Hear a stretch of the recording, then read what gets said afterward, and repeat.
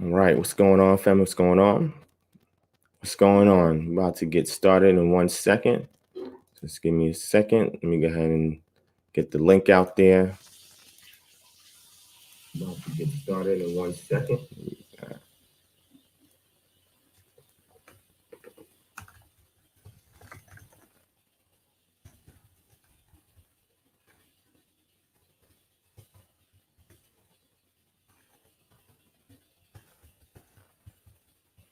All right, so while I set this up, let me go ahead and play some more music. Shout out to everybody that just joined in. Appreciate y'all. All right, let me go ahead and play some music real quick. Somebody just shared something with me, but I'm gonna play this real quick for y'all. All right, let's get it popping.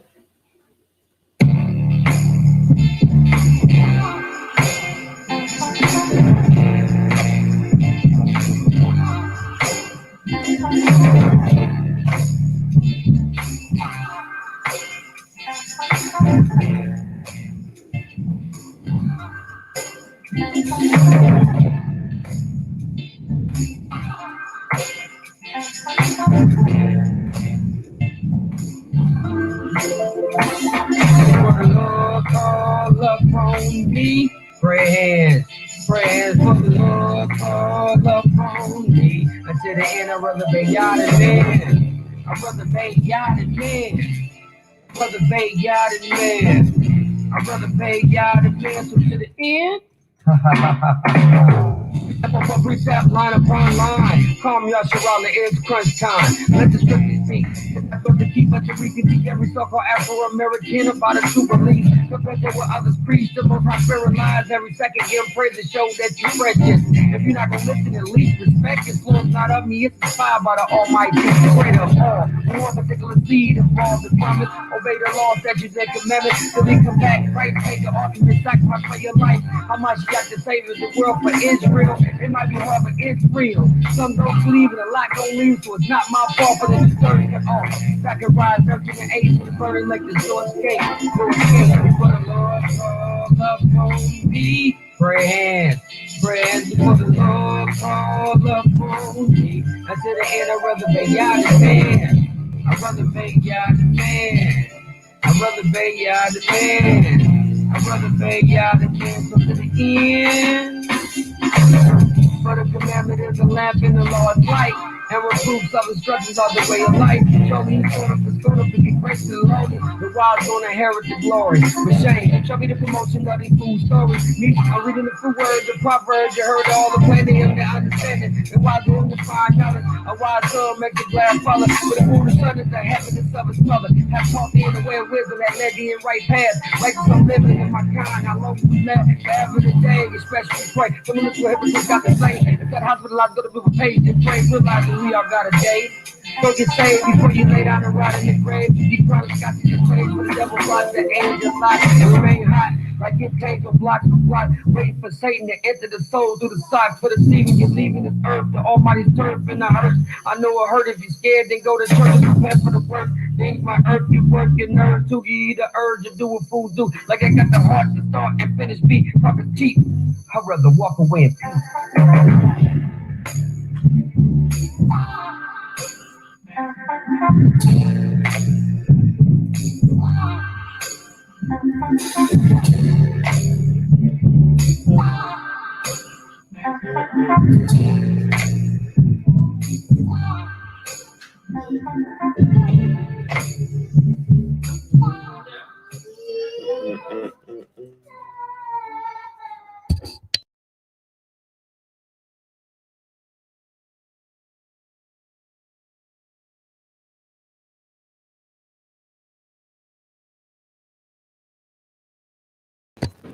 All right. So let's take a look here. Give me a second, y'all. All right. All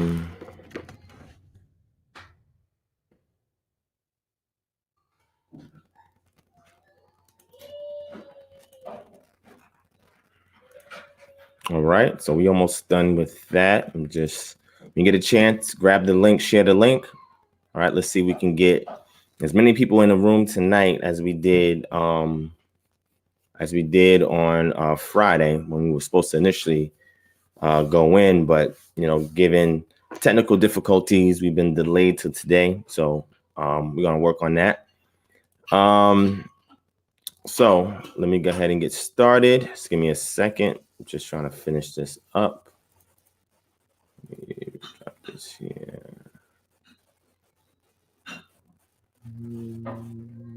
Let's see.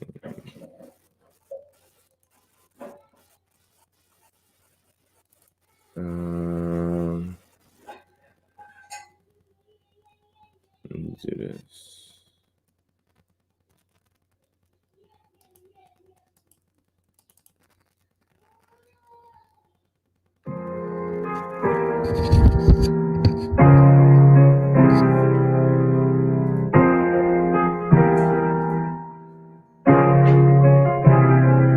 Say what the deal, it's the real. So I must keep it real, and I'ma let my gut spill up on this first verse about how the church say the world is ill and need to be healed. But sometimes I feel as if the church worse. Pastor keep telling these women they could keep sinning as long as they keep on digging up in their church purse. And he convincing brothers that they could keep sinning as long as they keep committing to all the church work.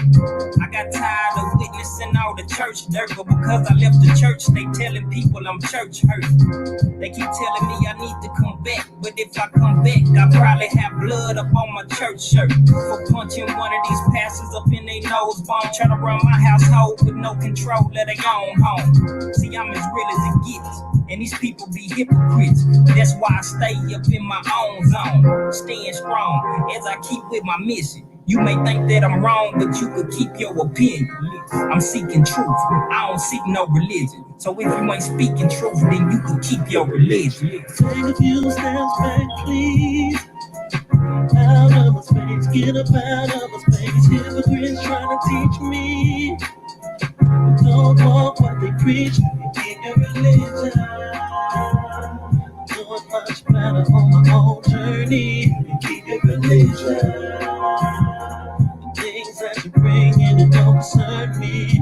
No, hold up, let me make this clear. So you know this the real, no reason to go back and forth with me no more. Hold up, let me make this clear. So you know this the real, no reason to go back and forth with me no more. I learned religion is the religion of demons creeping to a habit of body seeking a teacher, and I had to repent, fell victim as a seeker of truth. And yes, man, once upon a time my blood was flowing like a stream.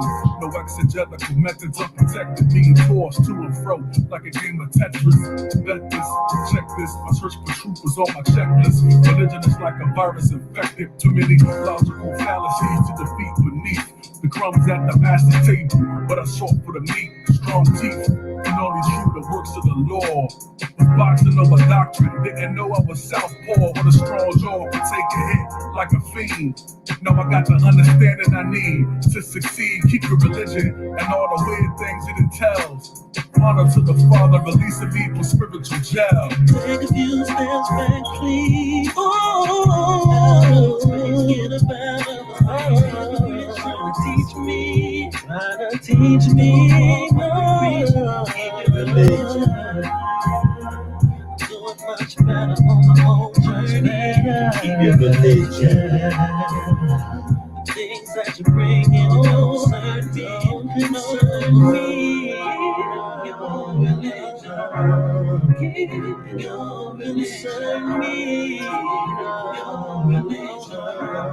Keep your religion. Woo! That was fire. That was definitely fire. That track right there is actually on the KHM, The Truth Works Mixtape Volume 1. All right. And a lot of the other tracks I was playing are tracks that we're vetting to put on Volume 2, which we're going to try to finalize in a couple of weeks and try to get it out this month. All right. So I'm still getting submissions in. We're still reviewing, vetting some tracks out. But man, when Volume 2 drops, it's going to be fire. We only get the best of the best, man. Shout out to my brother Shamad Talmid Yahoo in the building. That was him singing on the track. All right. Yeah, so those people looking at the shirt, man, this is the Depth to Dogma tees. If you want these, email us at kingdomharbinger@gmail.com. And I'll go ahead and have my admin. He can add it to, well, I'll put the email in there too. All right, I'll put it in there. Just give me a second. There you go. All right. And just give me 1 second. 1 second. And I'll be right with y'all. 1 second. Hold on. Let me throw this up here. Hold on. All right. Give me 1 second. I'm going to step away for a second. I'll be right with y'all.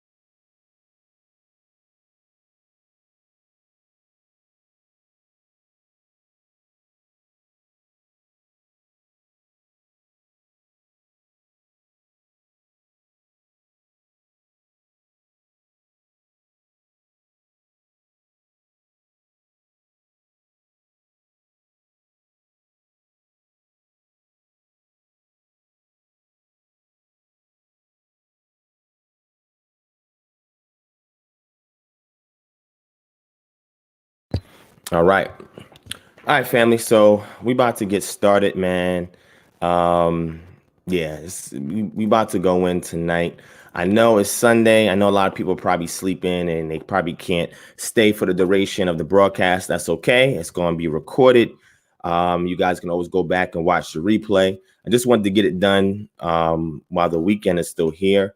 I was trying to do it Friday. Friday would have been the optimal time for me to do it, but we were having technical difficulties with Lightstream Studio. I'm here on StreamYard, and everything seems to be going okay.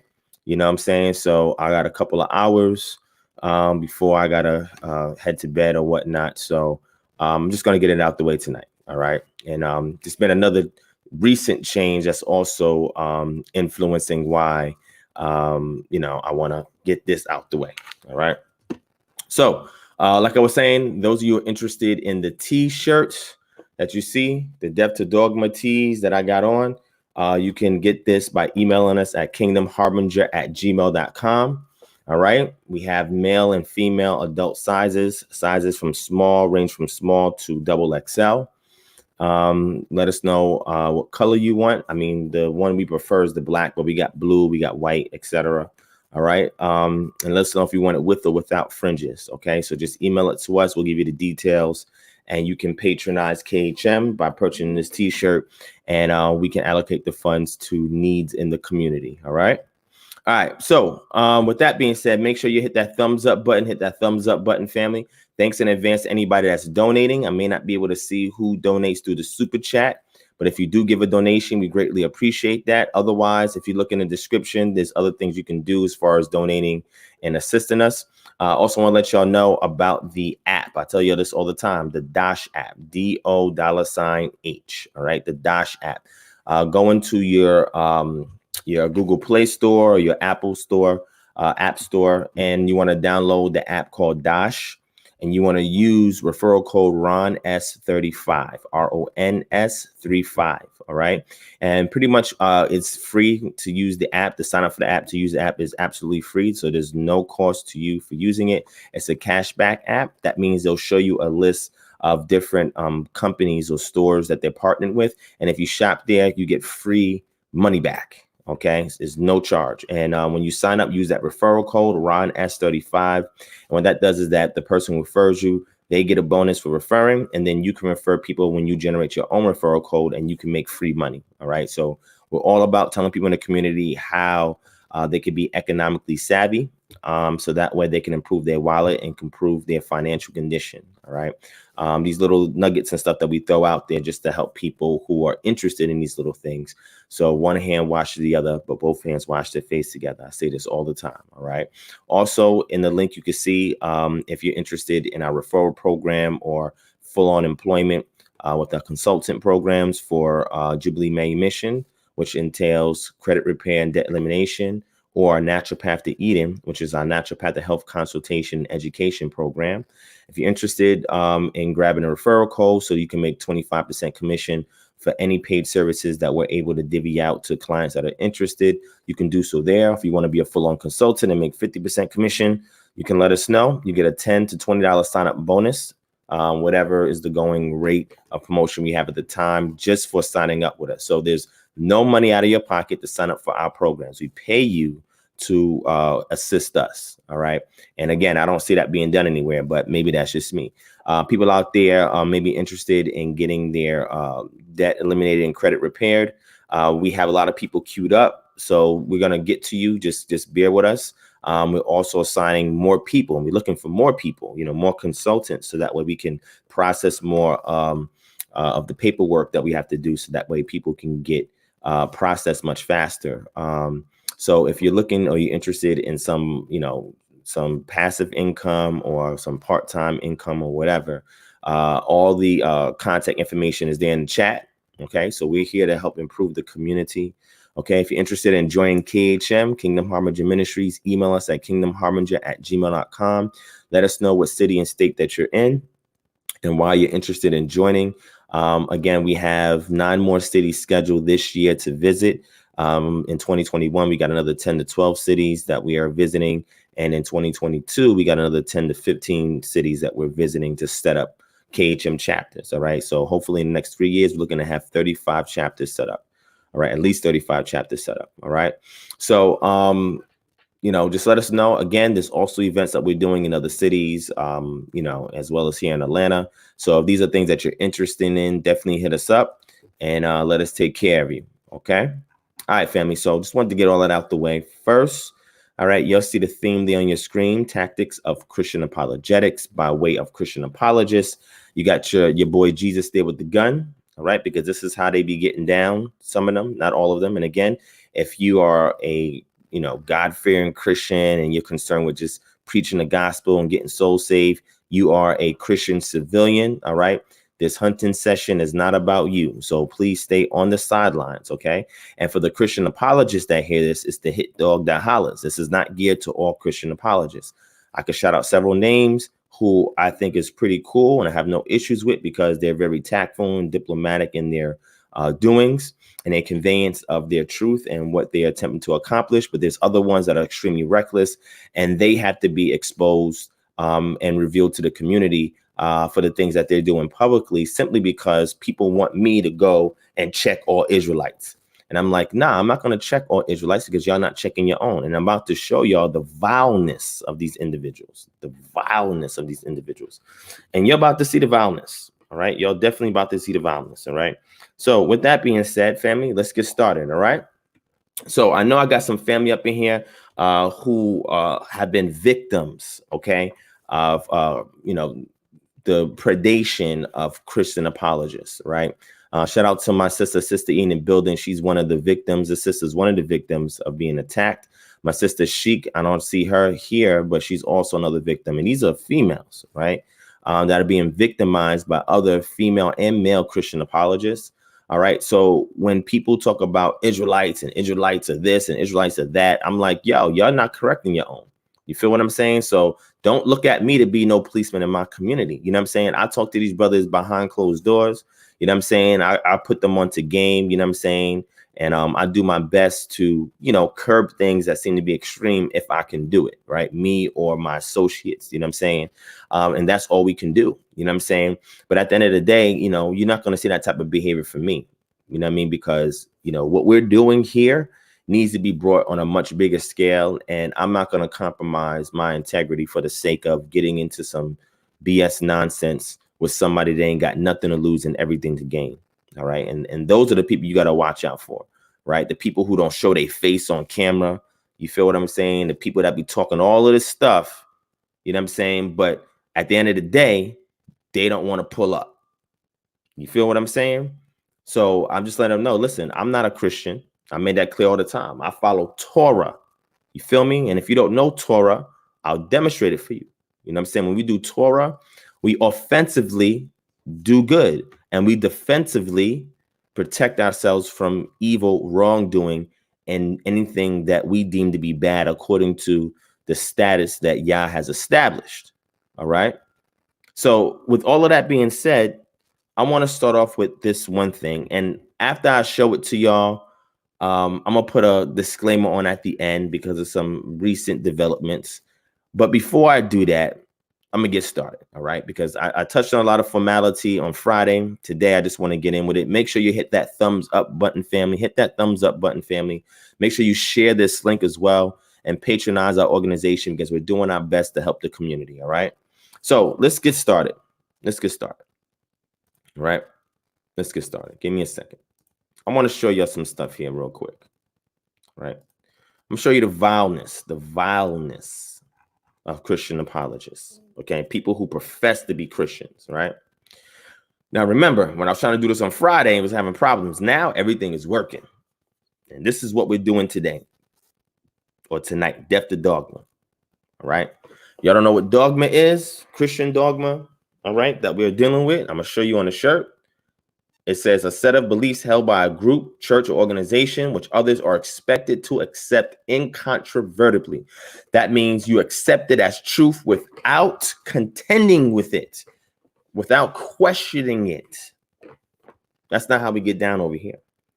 And there's going to be a plethora of terms that I'm going to toss out during the duration of this session that I want you to go back and research. And this is why I say Christian apologists, I tell them all the time, leave me alone. Recently, my brother G-Con did a whole 6-hour session on me because of the session I had on Friday. Why? Why did he waste his time?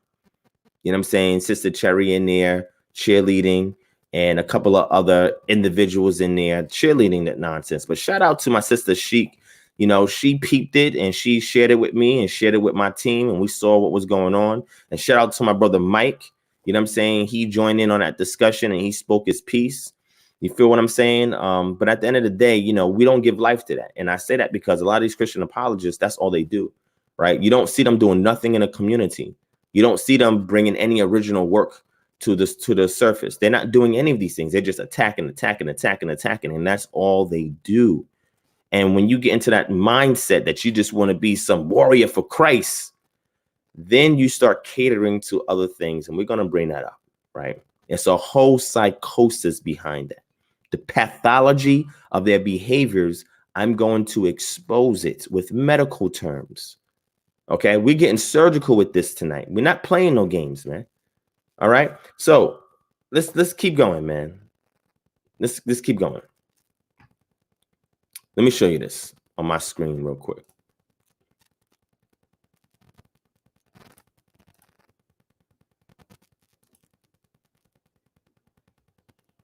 Let's go. Let's do it like this. All right. So there you'll see my screen. And like I told y'all, this was public. This was a public discourse. Okay. This was shared on a page on Facebook and as well as a YouTube channel. Okay. Robert Anderson and Andrew Hooper. Okay, they did their tag team session. I had a discussion, a very, very tactful, respectful, diplomatic discussion of differences with brother Michael Holloway. And they came and did a follow-up video to that discussion, trying to isolate certain claims that I made and trying to cross-examine them. All right. And that's what your boy G-Con called himself attempting to do. All right. People say, not people, but certain individuals say, oh, you running from me. I'm not running from nobody. All right. All of these people that say that, I've interfaced with them at some point or another. I'm just not going to waste my time with people that want to waste my time. I'm just not going to do that. and there's no benefit to me for doing that. You feel what I'm saying? So we're gonna keep going. We're gonna keep going. Yeah, Rodney is Andrew Hooper, aka Do Dirt. How you name yourself Do Dirt and you a Christian? To me, that's street terms. What you mean do dirt? You feel me? So I don't know. I'm from New York, so when I hear stuff like that, those buzzwords, it kind of like heighten certain things for me. So that's what I'm saying. That's what I'm saying. All right. So here, if you read the screen, this is a discourse that's going on within the chat of that video. All right. And like I said, I'm discussing this publicly because this was a public encounter. Okay. Your boy Mike Pereira is right there. All right. Now I'm going to go through the screenshots. And again, like I said, forgive me if they're not in order, but that's okay. They don't need to be. If the screen is too small, let me know. Hit 1. If it's too small, let me know. Hit 1. If it's fine, cool. If it's too small, let me know and I can blow it up a little bit more. But let me know real quick before I get going. All right. I want to make sure you'll see everything because we're going in tonight. Okay. We're going in. I'm going to give a whole diagnosis of the psychosis behind a lot of the mindsets that's being perpetrated by these Christian apologists. All right. All right. So y'all saying one, y'all can see it. All right. So here you see here, right? I was tagged in this video and I started making my comments. And then all of a sudden, like Candyman, I can't say Candyman because nobody mentioned his name. Mike Pereira, aka Faithful to God, showed up in the chat. Okay. My brother Emmanuel Fleming said you desperately want his attention because he was saying all of this stuff to try to get my attention. You're a grown man. What you doing all that for? If you were that significant to me, then I would be dealing with you directly. You wouldn't have to jump in a chat where I'm at to try and get my attention just so you can get some dialogue with me. It seems like, you know, an infatuated woman. Like it feels really awkward when men do stuff like that. You feel what I'm saying? But that could just be me. I don't know. I'm just saying that's how it feels sometimes. Right. But he goes on here and says, Ron, I don't like deceptive people. Right. This is what he's saying. OK. I said, of course, it feels like a jealous ex-girlfriend. G-Con exposed this dude that's filled with hubris, deceit, and clout chasing. This is what I said, right? And then I responded to Mike Pereira, and he says, or people who feign intellectualism, but make the sort of basic mistakes you do. So feigning intellectualism simply means you're putting on a facade that you are intellectual, and you're actually not, because he's saying that people who are actually intellectual can assess and discern the things that you're saying and be able to find the weak points or, disparities between certain claims that are being made and so forth. This is what he is saying. This is his claim. So I said, why are you here, troll? Right. So why are you here trying to get my attention talking about me? Like, why are you here if you don't like deceptive people? Right. He says, no, it's more like the bully who bullies bullies. This is what he says. And I said, you ain't no damn bully, bro. Stop it. If you are, I meant to say are, I'll send you a ticket to Atlanta to bully me. Let me know when you're ready. Very simple. Okay. And, I might discuss my pull-up record. I discussed it in the past 2 videos that I did. But, y'all know that I have a pull-up record that I pull up on Christian apologists. I pull up at least eight different Christian apologists.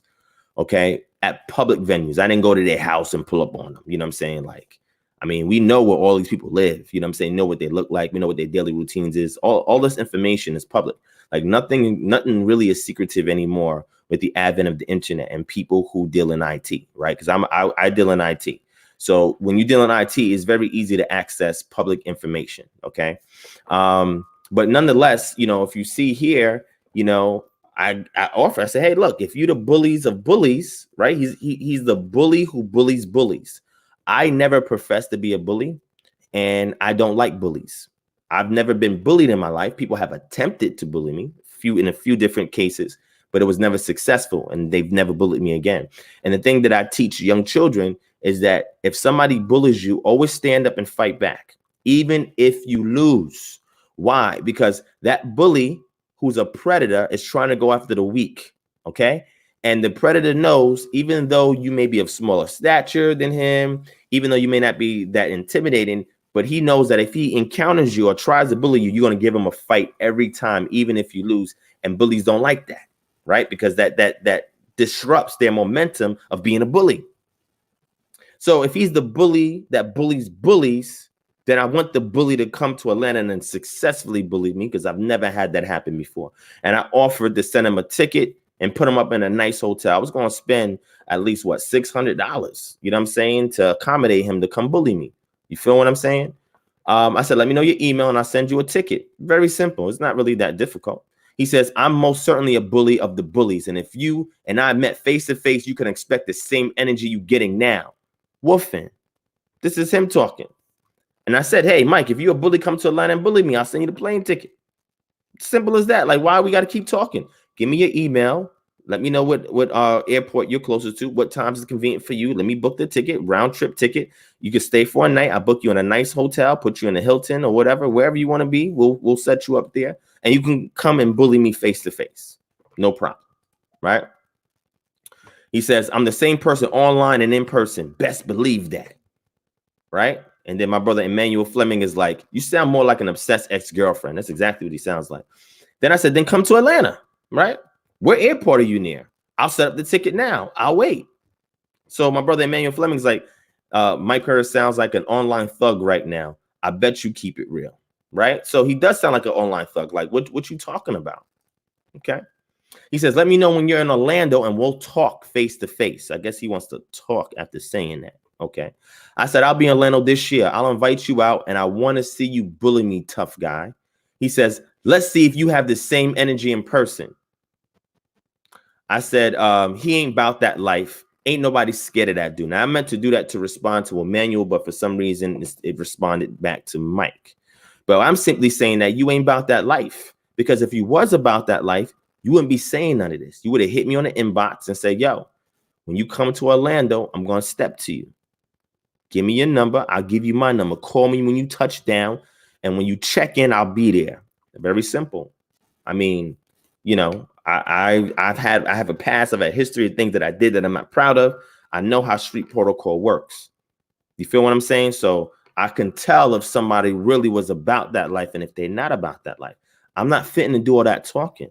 I'm fitting to give you the opportunity, right? Because now you have infringed upon my integrity and you're in here telling people that you're bullying me, right? So now you're going on offensive and I'm on a defensive. All of this is unnecessary, but yet this guy's a Christian. This is not a street dude. This is a Christian. Keep this in mind, family. So people are saying that, again, you can go back and check this entire video out and watch the entire dialogue as it's going through, right? So I said, he's super carnal and a racist, but we can go there if he a real bully. So I perceive him to be a racist. That's my perception of him, right? I'm not saying that, you know, that he is one. I don't know. But from my perception and watching his behavior, and again, I went to college for forensic psychology, so we're able to assess the behavioral patterns of people that have criminal behavior or the intent to commit a criminal act. You create a profile of their behavior patterns.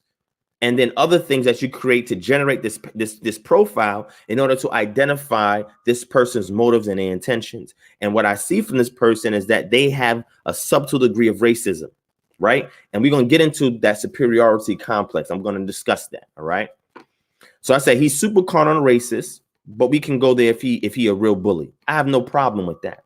No problem with that. People that know me know I have no problem with anybody that have a grievance. You meet with me face to face, man to man, and whatever your grievance is, man up. We'll talk it out or whatever. And I'm just going to leave it like that. And whatever happens, we prepare for it. You feel what I'm saying? We prepared. So whatever goes down, I'm fully prepared. I'm able to anticipate and predict any kind of worst case scenario. So anywhere I move, however I move, I'm always in a predictive state of worst case scenario. So I'm always prepared. That's all I'm going to say to that, right? So then Shamik says, that's my brother right there. My prayer, if he does decide to come through, he will not be alone. Even if you see him alone, trust. Let's stay on topic. Shamik, he see how I roll. You know what I'm saying? But it's okay. My thing is, I don't have to take nobody with me because whenever I bring people, like people get like all shifty and they get nervous. And so sometimes I just show up by myself and say, what's up? But best believe I'm never by myself. Like wherever I go, there's always people there, always people there. And all these people there that I'm talking about are always, they're not always Israelites, they're not always Christians. Some of them, they don't believe in none of that.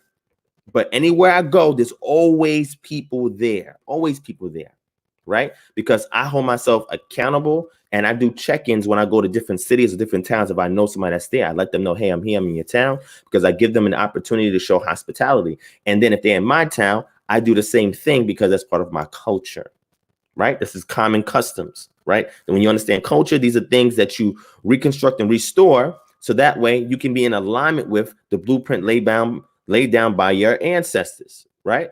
That was given to them by their patron deity, you know, based on their claims. So then my brother Emmanuel says, how you going to sit here and talk that talk? Get invited to show out, then say, I'll see you when you come around my town. That's bleep-ish. I'm not going to curse, but let's keep going, right? I said, I'll let you know. There's going to be a whole audience and it will be recorded, so we will see where his heart is at, right? So what I wanted to do was give him 2 opportunities to bully me, right? One in front of an audience and the second one one-on-one, right? And whatever one he want to do first is fine. But with the audience, we're going to live stream everything because we want to see, you know, how G'd up he is. You know what I'm saying? We're going to see that. Like, that's what I want to see. Because he wants to come out and bully me. And I want to test his heart. Like, what's your heart condition? You know what I'm saying?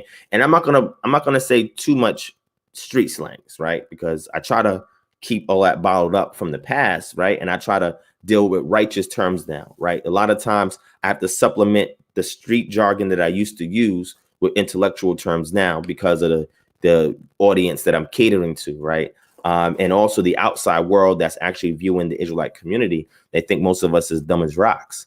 So when I make attempts to, you know, properly convey, explicate, or articulate my particular worldview, they try to deduce it or reduce it down to, you know, he's a humanist or intellectual or whatever, as if the claims that I'm making doesn't have any spiritual basis behind it. And they do these things because it's a tactic to kind of marginalize what I'm saying, so that way I would get overlooked and they can focus their attention on those who are the extremists. But we're not selling for that in 2020. And I don't need nobody's platform. I'll create my own platform to bring our grievances, our voice, and whatever else we need to get to the masses. I don't need no help from nobody to get this done, except for the people out there that support KHM and my KHM members. Only y'all. But outside of that, I don't need nobody else's platform to get this out there. I get calls, I get texts, I get emails from all around the world from pastors and well-renowned churches that reach out to me on the low and say, look, this got to be confidential. I just want to, this happens all the time. You know what I'm saying? People from the so-called conscious community hit me up. Hey, well, Kemetic community hit me up. Muslim community hit me up. Politicians have reached out to me, that have seen my stuff. Okay. People that used to be in the military, brothers who do special ops, they hit me up because they need help with health or issues. A lot of them have, you know, developmental issues because of their tours overseas. You know what I'm saying? So they hit me up and I go and I help them out, give them one-on-one free consultations. If you're in the military and there's something that we can do to help you in regards to health or some injury or something like that, we're here to help you. And as well, credit. And as well, we have connects in the VA. So we can try to help expedite your cases depending upon what state you're in and what you're dealing with. I have several lawyer associates who deal with the VA, right? So we try to help our brothers and sisters who are veterans, right? And those, I'm talking about brothers who are special ops, like they actually are in specialized regiments in the military. And they say, yo, Divine, man, thank you so much for helping me with this. If you need my help with anything, let me know.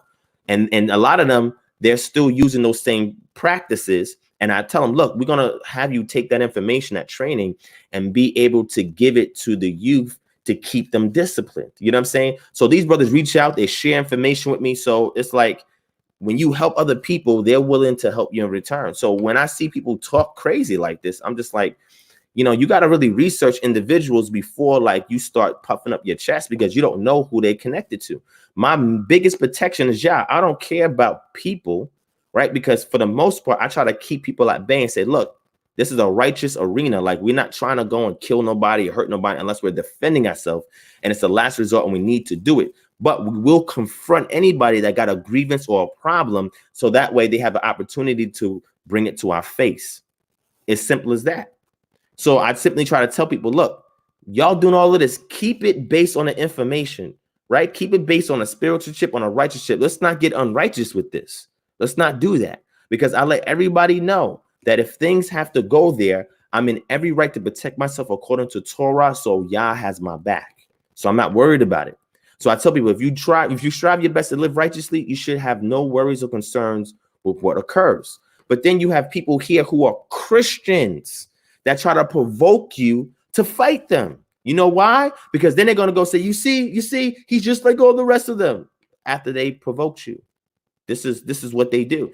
And it's so much so that after I go through all these screenshots with y'all, that's exactly what happened. Word started getting around where people said, oh, I heard that you wanted to fight Mike Pereira. I'm like, what? Where'd you get that from? I never said I wanted to fight him. I was giving him an opportunity to bully me. And if his method of bullying is a form of physical contact, then it is what it is. I never said I wanted to fight the brother, but y'all seen the screenshot. You can go back and watch the video. All the evidence is there. I don't have to make any of this up. Okay. So I said, I want to see this bully put hands on me since he want to be a carnal bully. This is what I said, right? My brother Quincy said, I like to see that too. He says, the same guy who took my words of bullying the bullies as something physical, you are a complete clown. This is what he's saying. I didn't say I took anything physical. I'm saying since you're carnal and you're a bully, then that's what carnal bullies do. They put hands on people, because if you was a Christian, you wouldn't be talking like this. If you was a Christian, you would not be talking like this in a public forum. Why would you put this out in public? I'm not a Christian. So the protocol that I abide by is slightly different than yours. Orthodox Christianity has a particular way in which they should deal. Israelites, we have a particular way we should deal. Okay. So after he says that, he says, I can tell you actually got bullied in real life. Really? You can tell that? So look, I'm from the Bronx area, right? South Bronx area. If you felt that I got bullied, you go ask people around, right? My street name back in the day was Dro or Hydro. That was one of my street names. Kilowatts was another one because I was doing production. I was killing the beat, but that's something totally different, right? You ask them and you see if somebody bullied me. Call this bully up. Find who these bullies are. Who are these bullies that bully me? Find them. I don't get bullied by nobody. I don't care if it's carnal. I don't care if it's spiritual. None of y'all is bullying me. That's not going to happen. And I just want to let these dudes know that that's not going to happen. You're not going to bully me.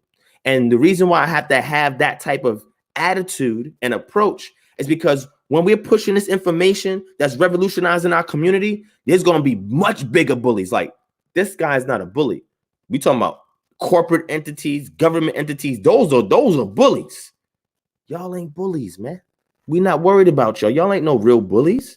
Those are the big bullies. So they talking this, but because you're a Christian, you're not going to speak out against injustice and oppression that's in society. You're not going to talk about that because you're a Christian, and so y'all okay with that. Just like my Christian apologist brothers who the same ethnic background as me, who don't want to identify as being Black, Negro, African American, Israelite, African, or whatever. They just say, I'm a Christian.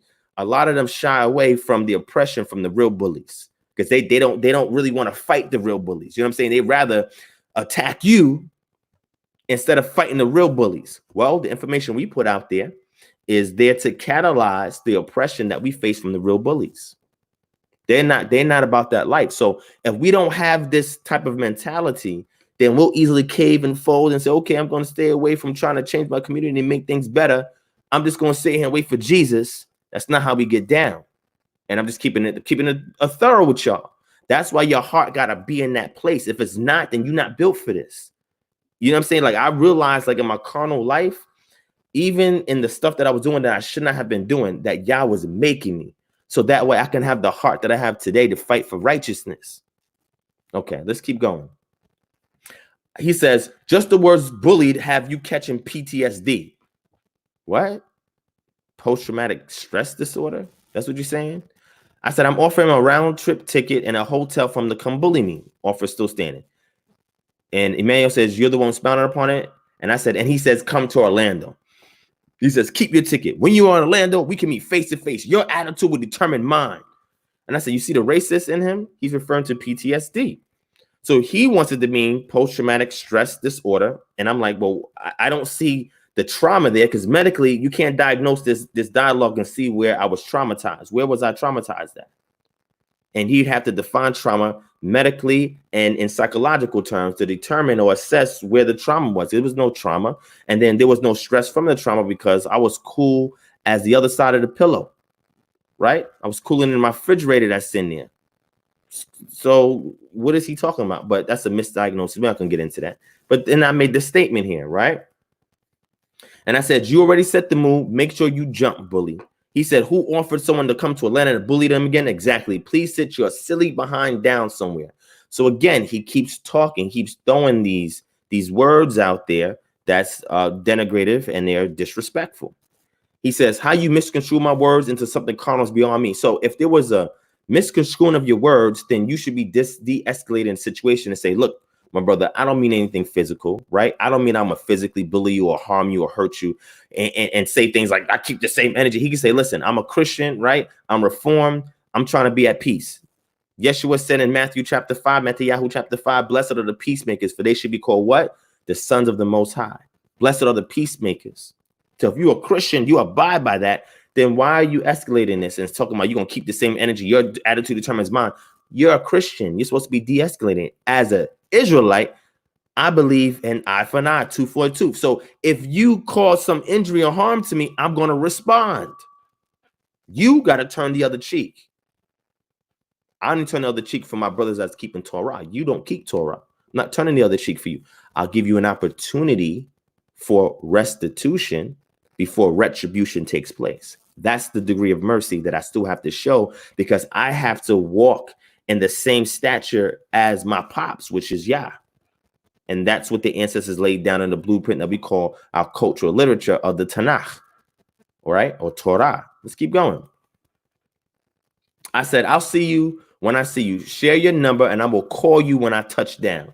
He said, but if that's what you want to do, let me know. So again, this Christian still wants to get amped, still wants to do something. If something happens, he's not de-escalating anything, right?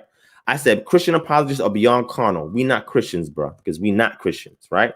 And again, I asked this brother, give me your number, right? Give me your number. He says, I'm good. Let Bleep know when you're in Orlando and he'll relay it to me. So now instead of him giving me his number, he's telling me to go to a third party and have the third party reach out to him and he's going to reach back out to the, who does that? You's a bully. Why are you dealing indirectly? And at this moment, I realized, okay, this guy's not no bully, man. I said, I already told you to come bully me face to face since you said you were a bully, right? But anyway, let's keep moving, right? He says he will serve as our intermediary. I said, you just wrote a check and I screenshot it because I have the evidence. I said, when I get there, jump, bully. So I'm telling him, look, if you a bully, I'm going to give you a chance. Do you? And if you're not going to do bully stuff, then just apologize and say, look, brother, I'm sorry, man. You know, I'm a Christian now. You know, I got to turn the other cheek. You know, I got up in my carnal nature, man, and I wasn't supposed to do that. And for us, the law is spiritual. So when somebody attacks us and we defend, that's spiritual. For y'all, it's not spiritual. But let's keep going. I said, blank is my friend. I want to talk to you directly. What's this third party stuff, bully? He says, I simply told you that I keep the same energy I have online, offline. Again, talking crazy. I said, if I believe you to be deceptive, he said, if I believe you to be deceptive, I will tell you to your face that you are deceptive. And I said, we will see. So I'm waiting on this. You know what I'm saying? Like, you know, I said, I'll see you when I get to Orlando. Inbox me your number because you're doing too much talking, man. Just give me your number. I'll give you my number. He says, and I said, I'm going to tell you to your face that you are deceiving, a racist, and that you ain't no bully. This is what I said, and I stand on that. He says, if you take offense to that and you like to escalate it to something else, that will be on you and will show your weakness. I will deal with it accordingly if it goes there. Now, I never threatened to do anything to him. All I did was offer him an opportunity to bully me. So he's using reverse psychology to try and make it seem as if I'm the one who's the aggressor. And he's playing the victim to say, well, I'm going to defend myself because it looks like you're going to do something. But I never said I was going to do anything. See, this is what happens with people who are not really bullies. Bullies don't talk like this. Bullies don't play the victim. OK, unless they're about to get arrested or something like that. But bullies in a discourse like this, they don't play the victim. He's playing the victim. And I'm not backing down from that. I'm saying, look, bully, jump. Do you? So I'm egging him on to do his thing because this is what he said he wants to do. And I want the entire community to see that these Christian apologists is carnal. They talk about Israelites. See, this is a bigger picture here. People may see this and say, well, Divine, what? It's a bigger picture. Because these Christian apologists act like they're holier than thou and they're super righteous. These Israelites are profane and attacking people. And I'm trying to show people that, nah, it's them. They're like that too. It's called projection and deflection. These are self-defense mechanisms you learn in Psychology 101. I identify these things. So I see what's going on here. So he says, you must be having reading comprehension issues. Blank is our intermediary. When you are in Orlando, let him know and he will let me know. Okay, that's what he says, right? I said, okay. I said, I'm not dragging him in this. Only you. Text me, blank your number, and I'll call you when I touch down. Very simple, right? Emmanuel peeped it, and he says, how do you tell him to let him know when he is in Orlando? Then when he says he will, you direct him to somebody else. That's funny, man. That's hilarious. He says, I've been bullying you for several years now, Ron. Who is the one who refuses to debate who again? Who is the one who looks for any excuse to avoid a formatted time debate? I can't debate somebody that has this type of negative energy because then this is going to turn into a fight. And then we're going to have to see each other in person. We're going to have to fight. I don't want to put myself in that type of predicament where I feel like we're going to have a fight after this. I'm not going to do that. And he's the type of person that brings that type of energy out. And this is why I don't debate people like that. I can't debate people that have no decorum, no self-discipline, no self-control. If you don't have these things, you can't deal tactfully, diplomatically, and respectfully, then we cannot have a debate. He feigned humility a couple of times to try and lure me into a debate, but I peaked his game. When I turn it down, then he riled back up to that aggressive state, and it didn't work. And when you see how this man deals with other Israelites, he talks over them. He responds back in disrespect when he feels disrespected. I'm not going to have a debate with somebody with that type of spirit. It can't happen. It's not going to happen, right? That's why certain people I pick and choose at certain times on when to do it, because I'm not going to do it with you and this type of energy that you bring in. It's not going to happen, all right? So then he says, you must think I'm sweet. You don't know me from a can of paint, homeboy. My brother Elijah, shout out to my brother Elijah Yisrael, because Elijah Israel was putting pressure on that dude, man. And he's like, you must think I'm sweet. You don't know me from a can of paint, homeboy. Who talks like that, homeboy? People still use those words? Like what? That's like some played out early 2000s New York slang. Like, where you getting that from? This how you know he's been disconnected. If he was about that life, disconnected from that life from a long time ago. Nobody talks like that, bro. Stop it. He says, I don't. You can find out the hard way if you like though. So again, he's saying to people, yo, if you got a problem, you can find out the hard way. Like, step to me. I'm about that life. Like, he's talking crazy right now. Why are you talking crazy like that, man? Why are you talking crazy like that? You know what I'm saying? So that's when I realized, hold on, let me bring it back up. My bad.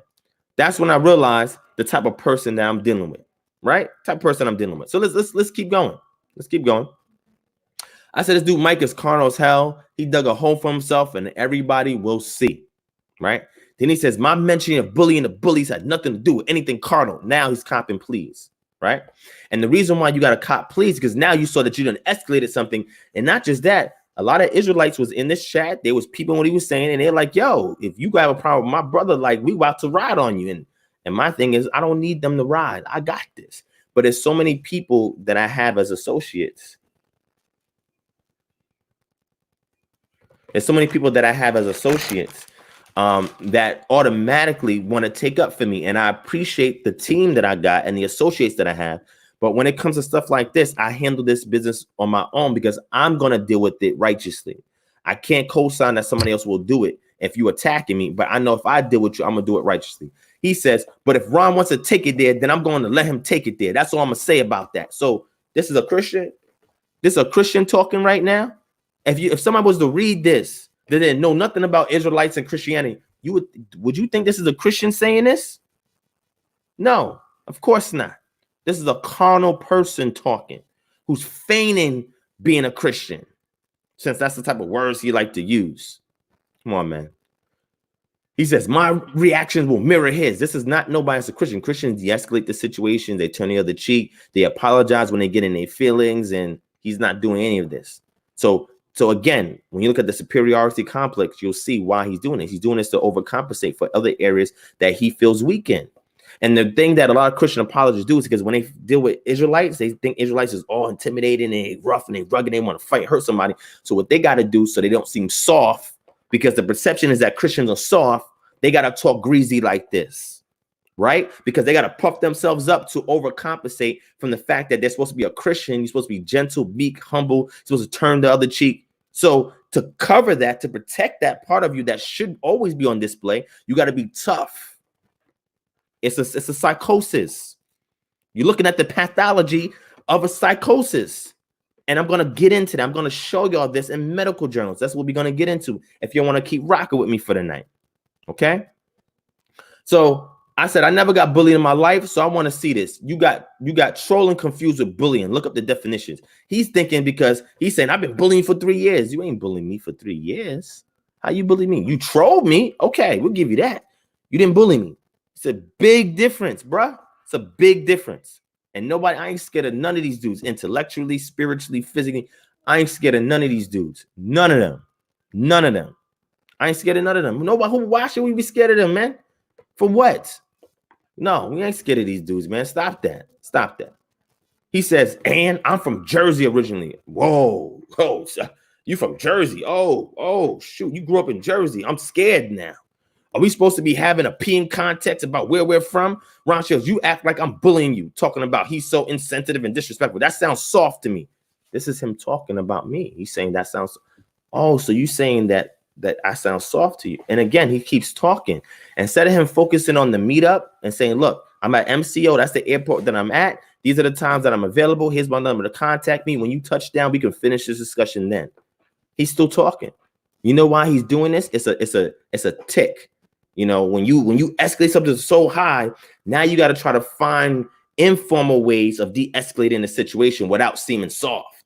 It's a whole psychosis, man. It's sad. It's sad. But let's keep going. He says, you 5 foot nothing, Duke.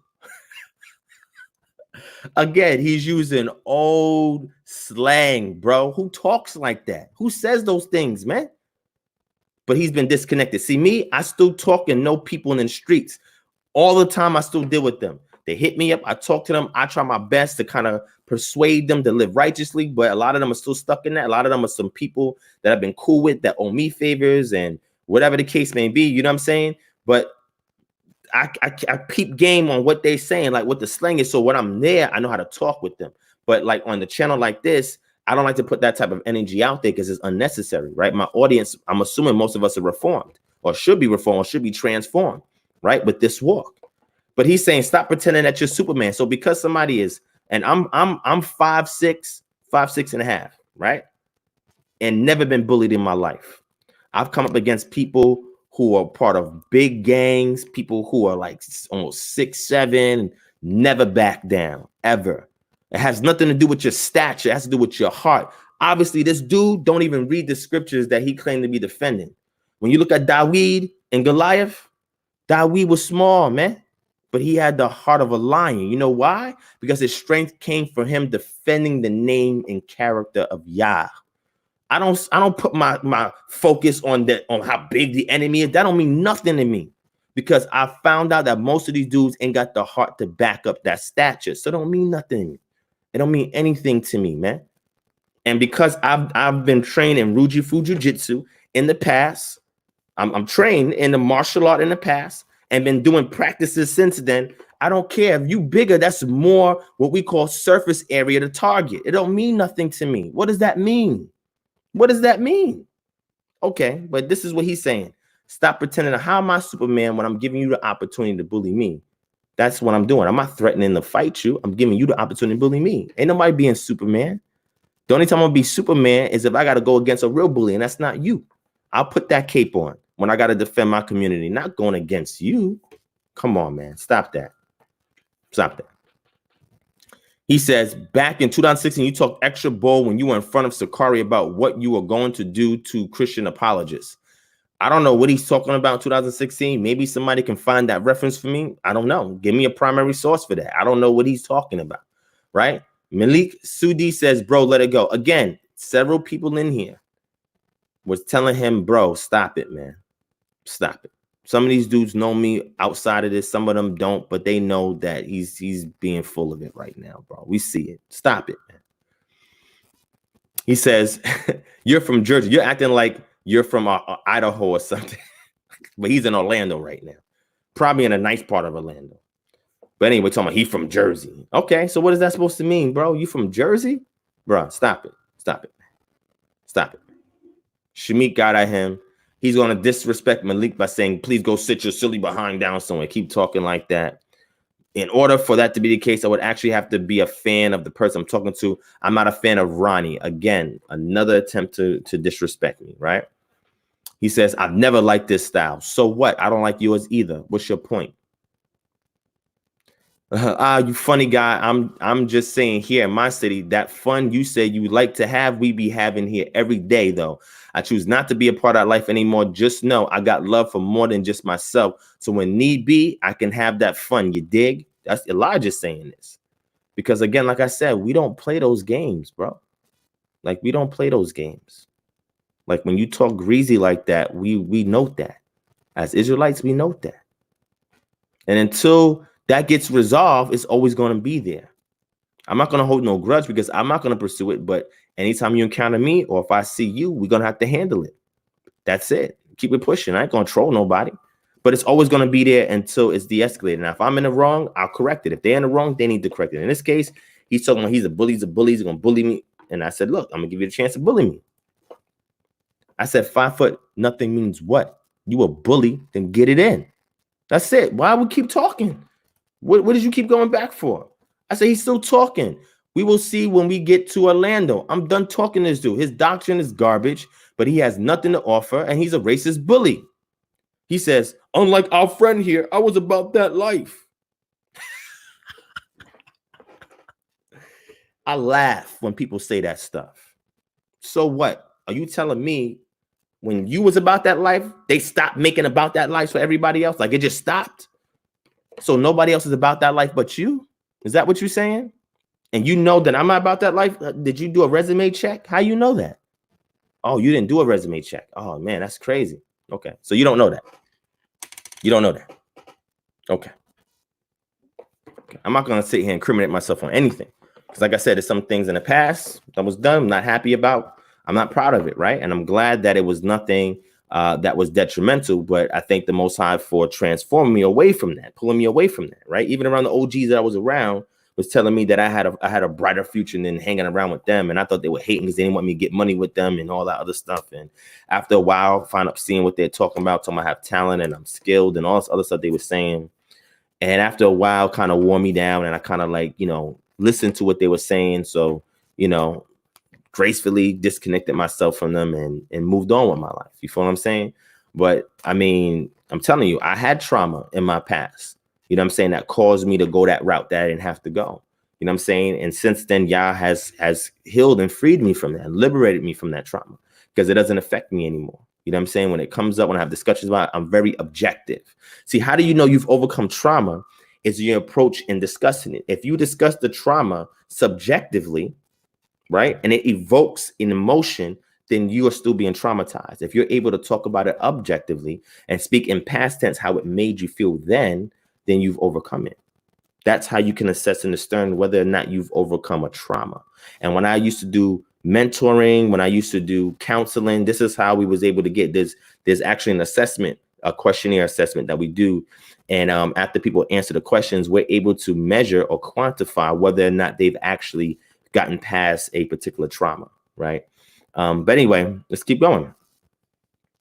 He says, are you saying I wasn't come to Cozy Corners in the Bronx and ask around Bully or Soundview or Boynton or wherever the place is where I'm from, like where I grew up at, but where I did my dirt at, those are other places, right? So we talking about Harlem, we talking about Jamaica, Queens. That's something totally different. Don't go around there asking about me and you have no business being around there. You know what I'm saying? Same thing in Cozy Corner. Don't go, but if you a bully and you don't care, then you go around those places and you ask about me. You know what I'm saying? I've been disconnected from that for a long time. You know what I'm saying? But I can put you in touch with the people that can verify and validate, people who are really like G'd up about that life. You know what I'm saying? Who really did time and who really got bodies and all. you can talk to them. Like I can refer you to them. You know what I'm saying? Like, and they just didn't want, and you know what? Even the OGs I was around, even though they was doing some stuff, they did not want that process to be repeated by people that they saw that had potential.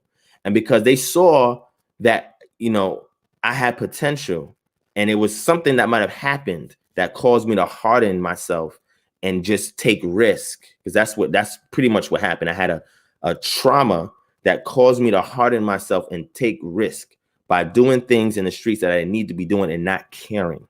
And I did a whole week. Like when I started to go to college for psychology, forensic psychology, I did a whole analysis of an evaluation of my past, and I saw where those things stem from, right? And I tried a secular route of resolving it, and I made some headway. But then when I transformed, I realized that this thing is bigger than me, and I was able to overcome that. You feel what I'm saying? So it's much bigger than that. I said, yo, you still about that life because you carnal. Don't say you was about it. You know what I'm saying? You ain't no Christian, and I will tell you that, bully, leave it there. Because you're still talking. He says, LOL, I have family in the BX. What does that mean? So what? You got family in the BX. What is that supposed to mean to me? That don't mean nothing to me. I said, and I have family in Florida. What's your point? If you want to meet NYC too, let me know. Wherever you want to do it at, bruh, let me know. Wherever city, town, county, hood you want to do it at, let me know. Just tell me. Let me know. It don't, that saying that don't mean nothing. What is that? That don't mean nothing to me. That don't mean nothing to me. You from Jersey with family in the Bronx. You ain't doing no dirt in the Bronx. What are you talking about? And whoever your family is, they're gonna know who my family is. It's that simple. Or who my associates is. So what is that supposed to mean? Again, this is the type of stuff that Christians should not be saying. Why is this Christian saying this to me? Isn't he supposed to be focused on the gospel? And isn't he supposed to have the fruits of the spirit? Isn't he supposed to be a peacemaker? This is a Christian saying this, family. Do y'all see the deflection and projection that's done with these individuals that like to talk about other people because they themselves are bullies? It don't work over here, man. Because I'm going to test your blood pressure. I'm going to test it. It's that simple. So he says, I have dudes I used to run with back in my old life in the Bronx. I'll just leave it there. So what is that? Oh, man. Okay. All right. Nah, bro. Ain't nobody scared of you or anybody you know. Because for every people that you know, whatever things that you've done, trust me, it was matched on this side. So there's no backing down. There's no fear. There's no fear. All of the stuff you talking right now don't mean nothing to me. Show up. Impress me and show up. That's all I was concerned with. Him showing up. Settle down, tough guy. Wouldn't want you to break a nail there. Again, disrespect. This is a Christian. I said, you mean you're going to wrinkle your skirt? Simmer down. I'll see you in Atlanta, Mr. Christian Apologist bully. And I'm going to end it there. Let's move on with the rest of the show. Because what I want to show you is that I was there. I was there in Orlando. And I would show screenshots of me contacting an intermediary, but I don't want to put his name out there. That's why I blocked it out. But I reached out to him several times to try and get this dude, because in that, if you go back and watch that dialogue on that video, I put my number out there. I said, yo, here's my number. Text me so I have your number. So when I get there, I can call you. Guess what? That didn't happen. That didn't happen. That didn't happen. That didn't happen. So I was in Orlando from Thursday, Friday, Saturday, Sunday. Tried to get in touch with him the whole time I was there. Didn't hear nothing back. The intermediary didn't hear nothing back, saying I think his phone is off and I can't contact him. And it's like, what? I've been promoting that I was coming to Orlando for a whole month and a half, almost 2 months.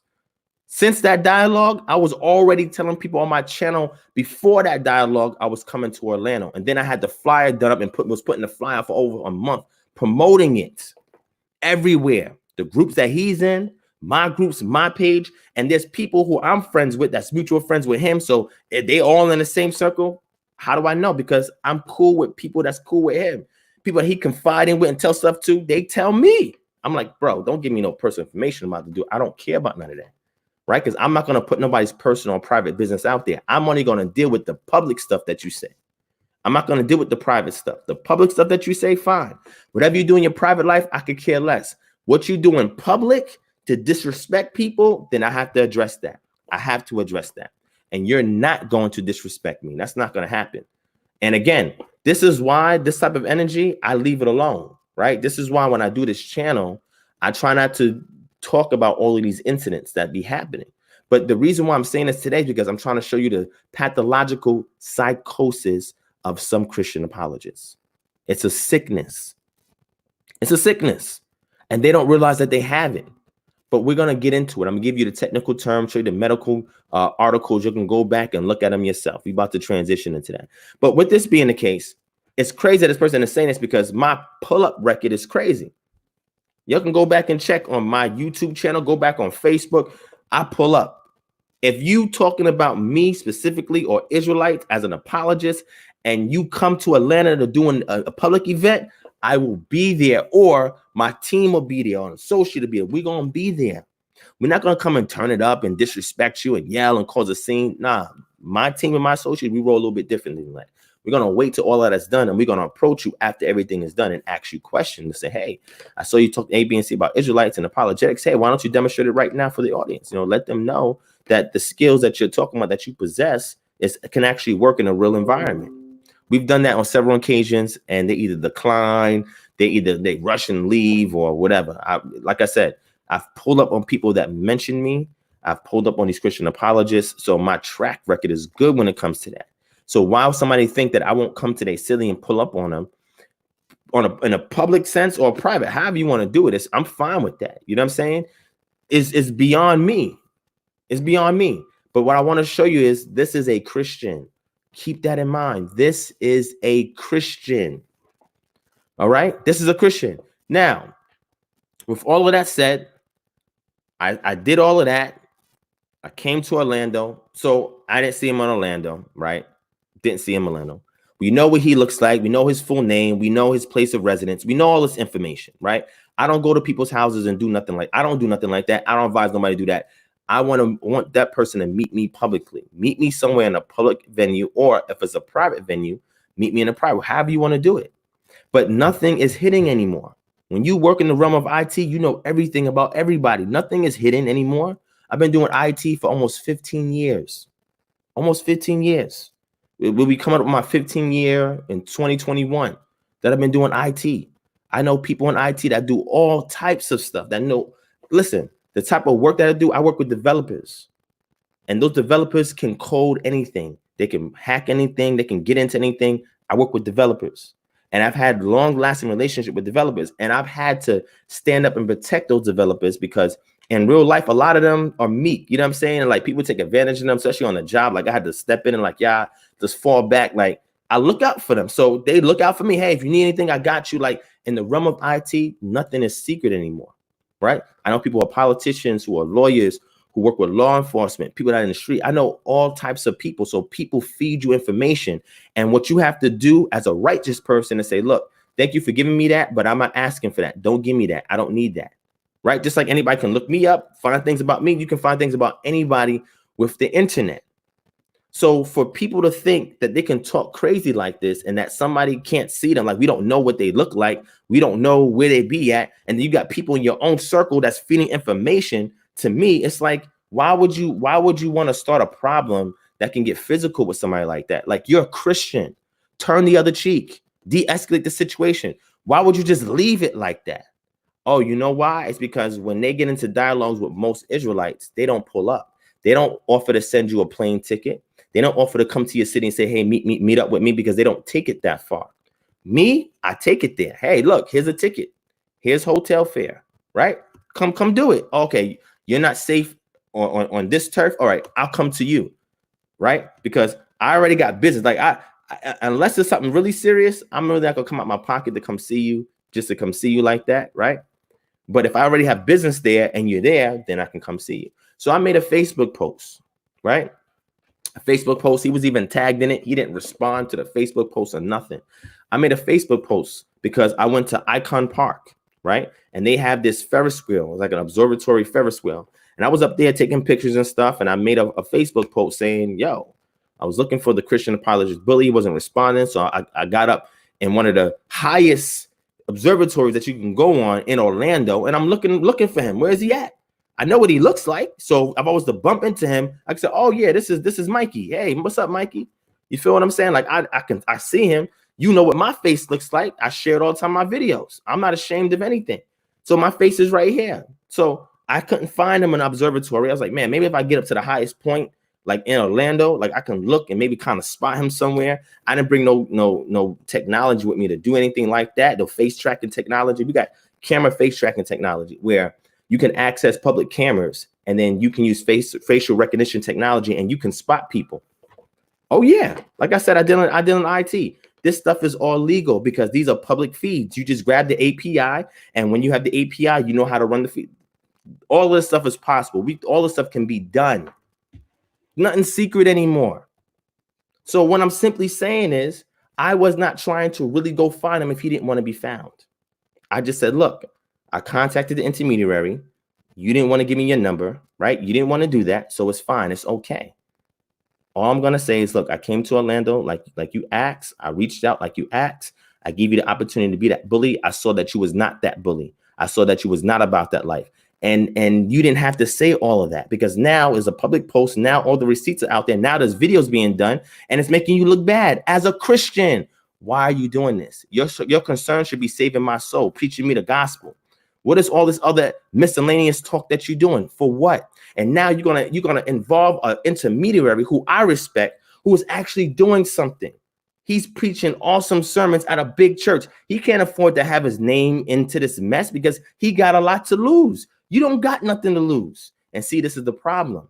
This is why I had to blank out that person's name. This is why I didn't even want to reach out to him. I had to humbly reach out to him because I didn't want to get him involved at all because he's actually doing something. He's actually concerned with people's souls, preaching the gospel, giving the information, helping the community. He's actually concerned with that. And I respect the dude. You feel what I'm saying? So why would you have me go to him to reach out to you and put him involved with your mess? For what? He has too much to lose.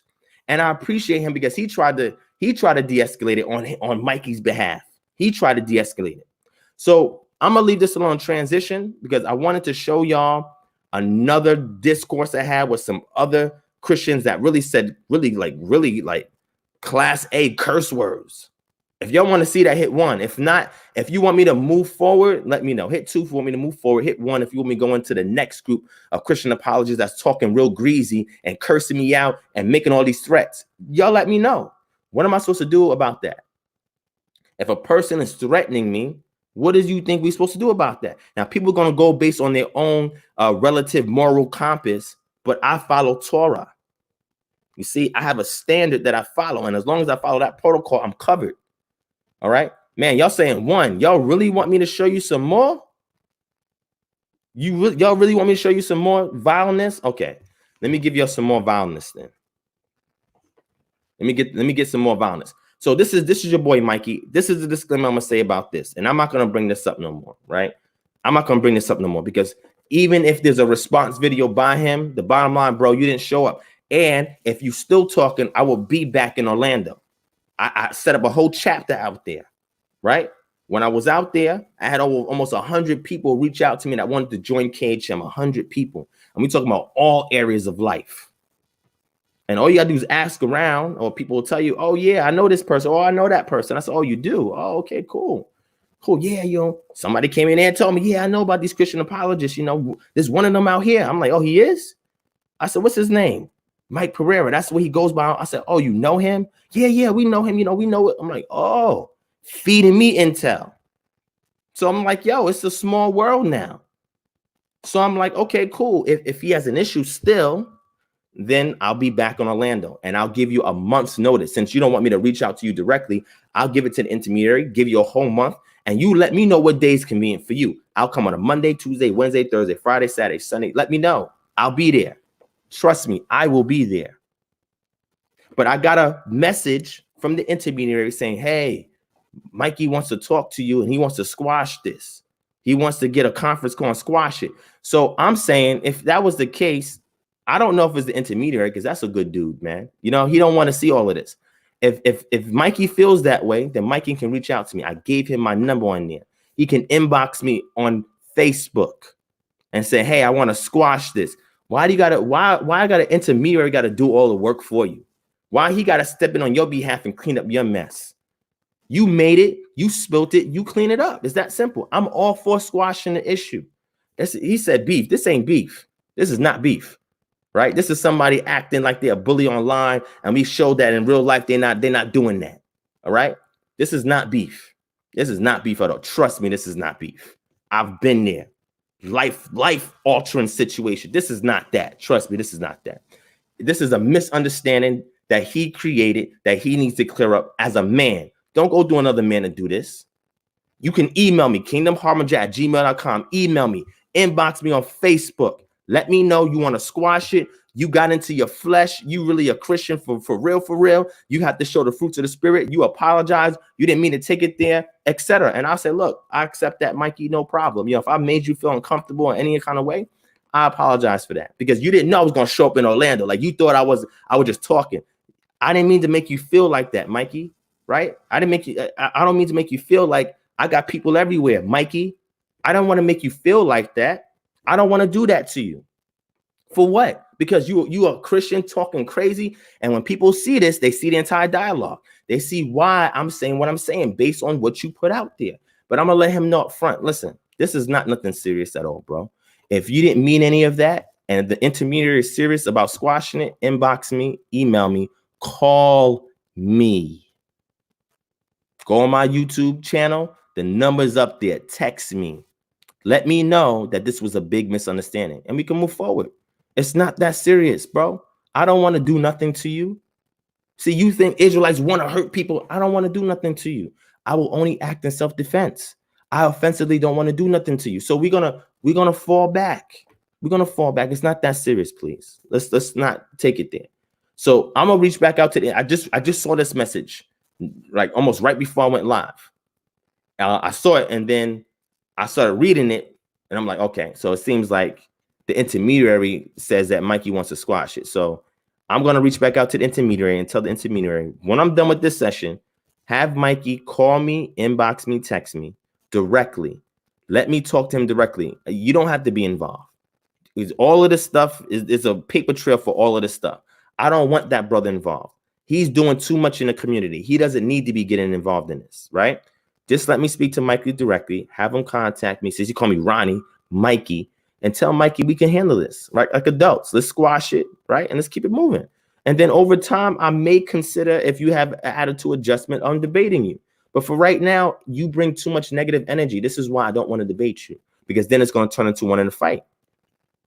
You know what I'm saying? Because you're really not a Christian. You don't uphold no Christian principles at all. And if you do, you didn't show it here. You got in your flesh. And this was like over a month and a half ago. And since then, you have not reached out to me directly to squash this at all. At all. But I will be back in Orlando. All right, I will be back there in Orlando. We're not going to use any face tracking technology to find out where you at, Mikey. I'm not going to run up on you or nothing like that. I don't do that. Maybe other Israelites may do that from other camps and groups. I don't get down like that. I'm going to give you the opportunity to show up. When you show up, we can deal like men and we can move forward. That's it. It's not that serious. It's not that. It's a respect thing. It's an integrity thing. And that's what grown men do. You have an issue with another man, you deal with him directly. You squash it. I look for opportunity to say, look, let's squash it. Right? Let's not take it there, because I understand what shalom means, but I also understand what eye for an eye means. Y'all don't believe that that's here anymore, but that's a different story. But yeah, a lot of these dudes, you know, they support the militaristic endeavors from this country and to other countries where they're actually killing people, especially civilians, through collateral damage. And y'all Christians, and y'all support that because you say, oh, these are terrorists that are attacking America. We got to defend ourselves. No, why don't you turn the other cheek? What's up? You got to be influencing the politics here so that we could turn the other cheek to these other nations and being an example to them. That's not how people live their life, man. It's not. So I'm gonna leave this alone, man. Like I said, this type of stuff from a Christian is utterly ridiculous. I have to show it because I want people to see that when they talk about Israelites, y'all need to see how they get down. This is really how they feel and really how they want to handle us. Really, forget the spiritual, gospel, intellectual thing. This is what they really want to do. They really want to harm us. They really want to physically hurt us. They want things to happen to our community. That's what they want. That's what they prey on. That's what they look for opportunities to invoke and provoke. That's what they want to do.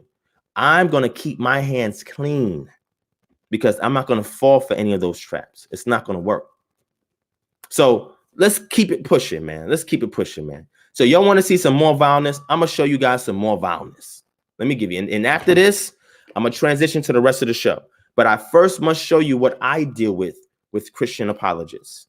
Because some of y'all might go, why Divine turning up? Right? Because I'm showing you the energy they bring into me. And as Torah, I return the same energy. And then once that energy is returned, then I give you that opportunity, that window to say, okay, look, let's squash this. It's not that serious. That's showing mercy. That's showing mercy. And you find this in the scriptures where it says that if you have to pass through a town and the people there are not people that Yah told you to war with, you have to entreat with them a treaty of peace. That's the mercy. And if they accept it, then you walk by peacefully. If they don't, then you got to respond. This is Torah principles, man. This is how we roll. So with that being said, let me show you the second one, and then we're going to move on with the show. Y'all asked for it. Fine. Like I said, at the end of the day, doing this doesn't excite me. This doesn't entertain me. I'm going in on Christian apologists today. I hope I don't have to do this again going forward, but if I have to, I'll do it again. I prefer just to teach the community, to raise up the community, teach us about our restorative, how to restore culture, how to be more close to the community, how to be autonomous, how to work together, how to actually go out there and fix problems in the community. You know what I'm saying? I want them to show me videos of them putting in work in the community, man. Show me what you're doing. You know what the cop out is? Oh, but I'm a Christian. You can't let your right hand know what your left hand is doing. They say that because they want to dismiss the situation because they don't want the obligation to have to go out there and actually put some real work in. Show me where people is going to come out to listen to you. Show me where hundreds of people are going to come out and pay attention to what you're saying. Show me the politicians, the police officers, lawyers, scientists, professors. Show me where any of them are willing to come out and hear you give a lecture, hear you talk about something. A few of those guys, I would say, yeah. But the ones that do, they're not talking crazy like that. They're not, because they got a lot to lose. They're not going to talk crazy like that. Show me where you can get an audience in real life. Create an organization. Show me people that want to follow your organization. Show me people that's going to drive miles and miles from other states to come and listen to what you have to say. When you don't contribute anything original, and when there's nothing that you have that can help people's immediate situations, nobody's going to make sacrifices like that for you. They're not going to do that, let alone put their life on the line for some issue you started. They're not going to do that. They're not going to do that. So these Christian, like I said, these Christian apologists, I just don't know what is going on in their head. I really don't know what's going on in their head, but I'm going to show y'all some more. So give me a second. Let me do this. And like I said, Mikey, if you want to settle this, inbox me, text me, call me. The intermediary, I will reach out to him, right? If you want to have that conference call because you don't want to talk to me directly as a man, then that's fine. We could do the conference call, right? It's no problem. If you want to squash it, we can squash it. I have no issue with that. Like, this type of energy, it doesn't excite me. It doesn't entertain me. It, to me, is a waste of time. I could have been on here teaching something else to my community. This is a waste of time. But the community needs to see the energy that you guys have. You guys ain't no real Christians, because I know Christians that used to be about that life and have been transformed by the gospel. So when situations like that, they look to be peacemakers. They look to de-escalate the situation because they know what they're capable of doing, but they know that they're not there anymore because God has changed them. Jesus has shown them the light. And those guys are stand-up dudes that have shown examples. Those are real Christians. I can't give y'all that same respect. I just can't. But here we go. I'm about to show you some more foolery. Since y'all want to see more foolery, I'm just showing y'all what I have to deal with. And y'all know I don't attack nobody. I don't disrespect nobody. I don't threaten nobody. I don't do none of that. So for them to come at me like this over misunderstandings, why? For them to think that I'm not going to be about that to defend myself, my integrity, my honor. What, y'all don't think I'm going to do that? Y'all think I'm going to sit here and be like, okay, quiet as a church mouse? Nah, it don't work that way. Because even if I don't say nothing, there's people connected to me that when they see you, they'll say something. And I don't want them to do that. I rather approach you. So Christian apologists, don't take it there. Keep it on the Bible, the scriptures, intellectual stuff. Let's just keep it about the information. Y'all not setting a good example if you're threatening people and yelling and cursing and acting obscene and being tough guys. And that's not an example to your community. Because now what you're doing is giving me a trail of public information that you've made public that now I can show people. Now people can see. They can go back and see it for themselves. Why would you do that? Why would you put yourself out there like that? It doesn't make any sense to do that. You know what I'm saying? And like I said, none of us are perfect, right? So if you publicly make a mistake, then you just publicly fess up to it and say, all right, cool. You know, it was a mistake. You know, I didn't mean to do it, and keep it moving. We are all subject to that in our personal life and our private life and our public life. We all make mistakes, and that's fine, right? But if you're saying that you're a Christian and that is the leverage that you have over an Israelite, then you must be about that life. As an Israelite, it's different, right? We're subject to moments and stuff like that. Like we have those things, right? We abide by Torah, right? As best as we can. So we have a different protocol than Christian apologists. So Christian apologists, I look to them to be the example. All right. So I'm about to show you my screen real quick. Hold on. Let me show you my screen. And like I said, I don't want to just implicate people for the sake of implicating people. Right. I don't want to do that. I really don't want to do that. But what I'm going to do is I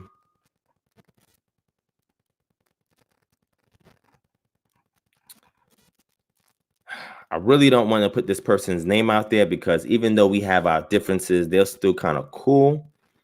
But I just want to show you. Hold on. I want to show you the vileness. I want to be cool. Let me show the vileness. Where is it at? Where's the vileness at? I want to show y'all.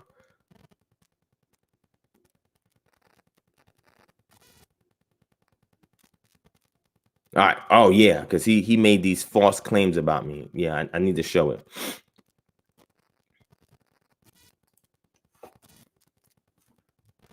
All right. So here's some more vileness. OK, and like I said, when people got things to lose, it's not good to have their name out there, to do stuff and have your name out there. For what?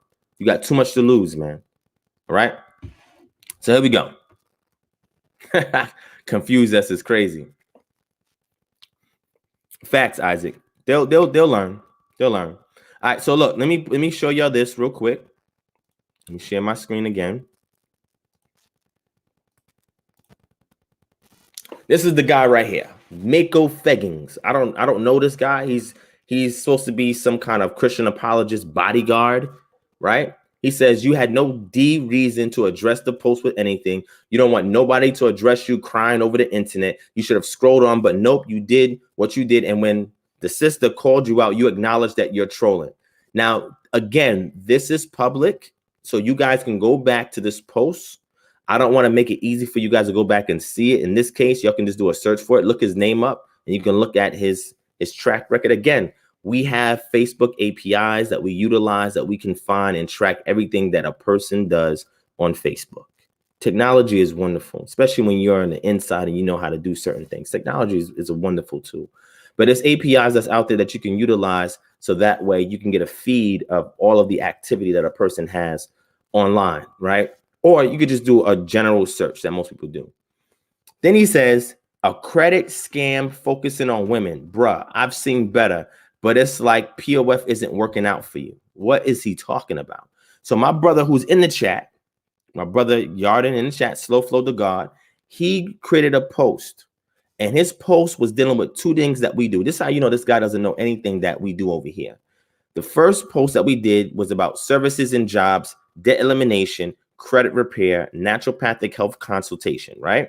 He put the job posting up there, debt elimination specialist or naturopathic health consulting, because these are actual employment opportunities that we give the community. And then he posted the other group that we have on Facebook called Ema to Ema for Yeladim. And that group is so that way mothers can talk to other mothers that have a need, and they can have an inventory of items that mother needs, And if they want to send it, they contact us, they ship it to us, we vet it, make sure it's clean, everything's okay. And then we send it out to that mother that needs it.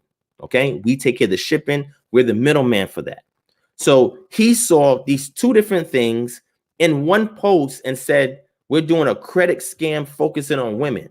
Now that's interesting. What I want to do is I'm going to give this guy $10,000 if he can find one person that I've scammed. $10,000. Find one person that I scammed. Since it's a credit scam focusing on women, find one of these women who I scammed for credit. I don't know what he means by that. Find one of them. $10,000 challenge to this dude. If y'all see him online, y'all reach out to this dude and ask him to produce one witness to come forth. See, in Torah, you have to have 2 or 3 witnesses. I want to see where his witnesses is at. Show us the witnesses, right?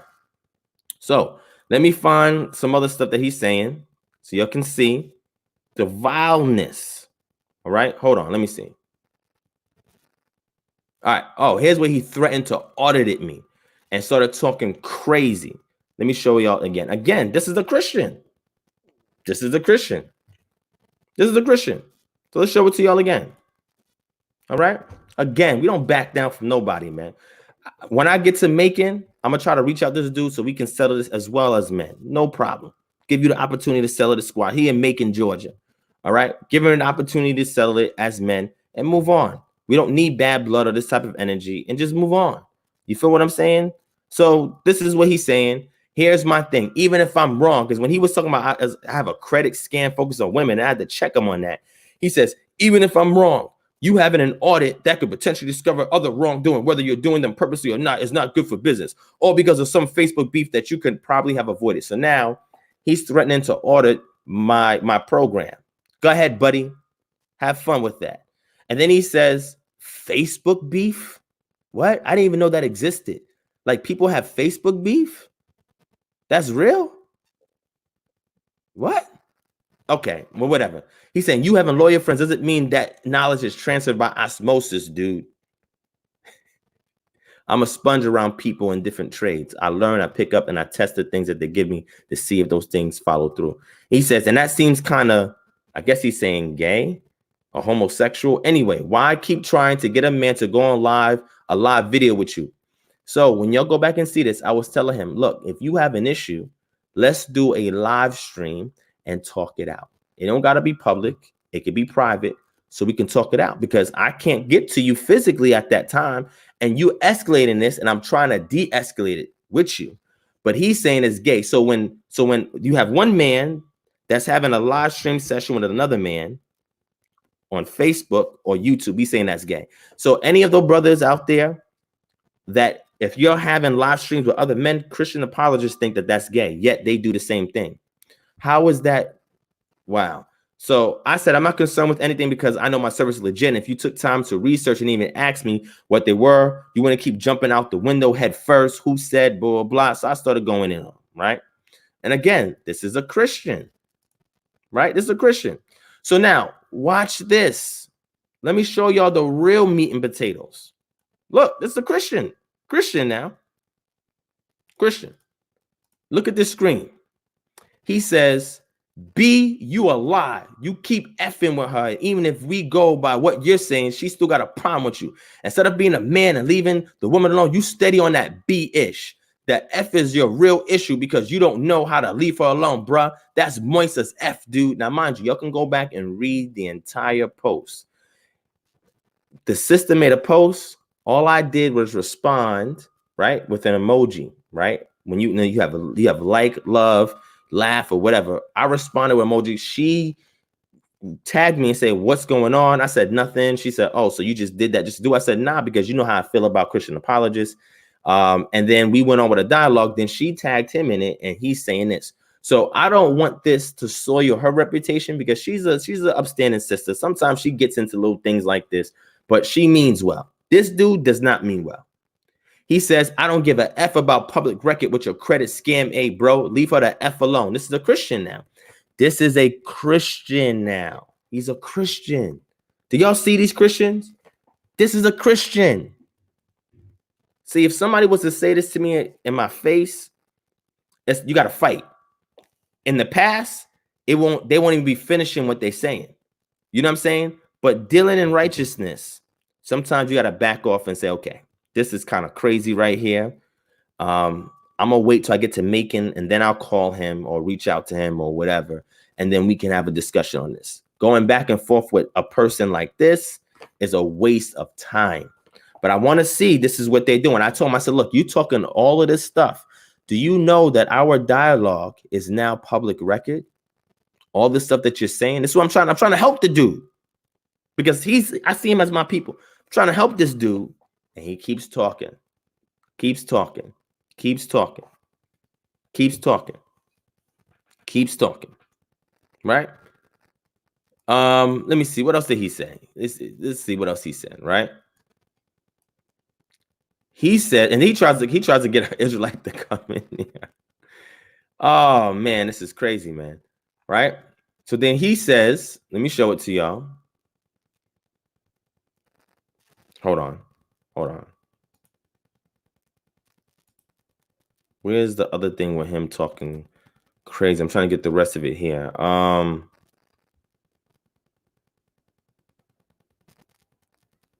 Here we go. Because he started to get called out for the stuff that he was doing. At that, backed off, because my thing is, I'll just see you in Macon. I'll reach out to you when I get to Macon. All this other stuff is unnecessary. He says, G-Rod and LaDonna, I don't care about y'all so-called judgments. If I see my people being harassed after being told many times to go about your business, I'm going to do what I got to do. And it's funny he's saying that because me and his sister's still cool. Anyway, he says, it's called living the word. I get on y'all too if the situation called for it. He says, doubt you ever was, so your point is mute. Y'all worry about who looks like a Christian, but see somebody being harassed, ignore that. Don't y'all fools stress me. Okay. All right. Oh, my sister called him out. Show you what she called him out real quick. She called him out. And she said, what a poor example of your Christian faith. Like, wow, I try to be unbiased as possible when Hebrews and Christians argue, but this is unnecessary. If you're going to rebuke him, do it with love and in the context of scripture. He got called out.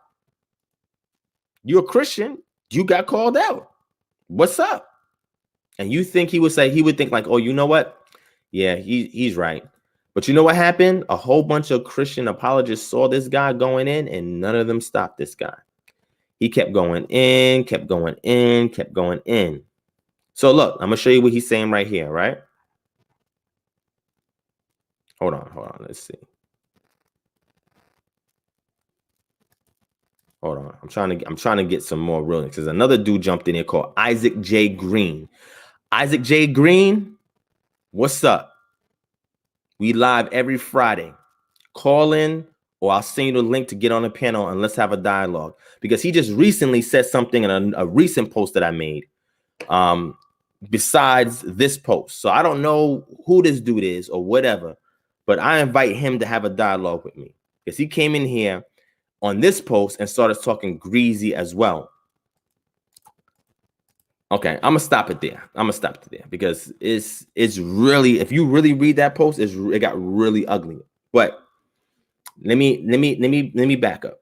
Isaac said, "Where's Macon?" Well, Macon is Georgia. Yes, that's going towards South Georgia, right? But anyway, so I don't. Who's that? Christopher Smith. Am I sending my email to talk live or write back and forth via email? Christopher Smith. Okay. I don't know what you're talking about, but definitely highlight me. I don't know what you're talking about. Right now. Let me go on with the rest of the show.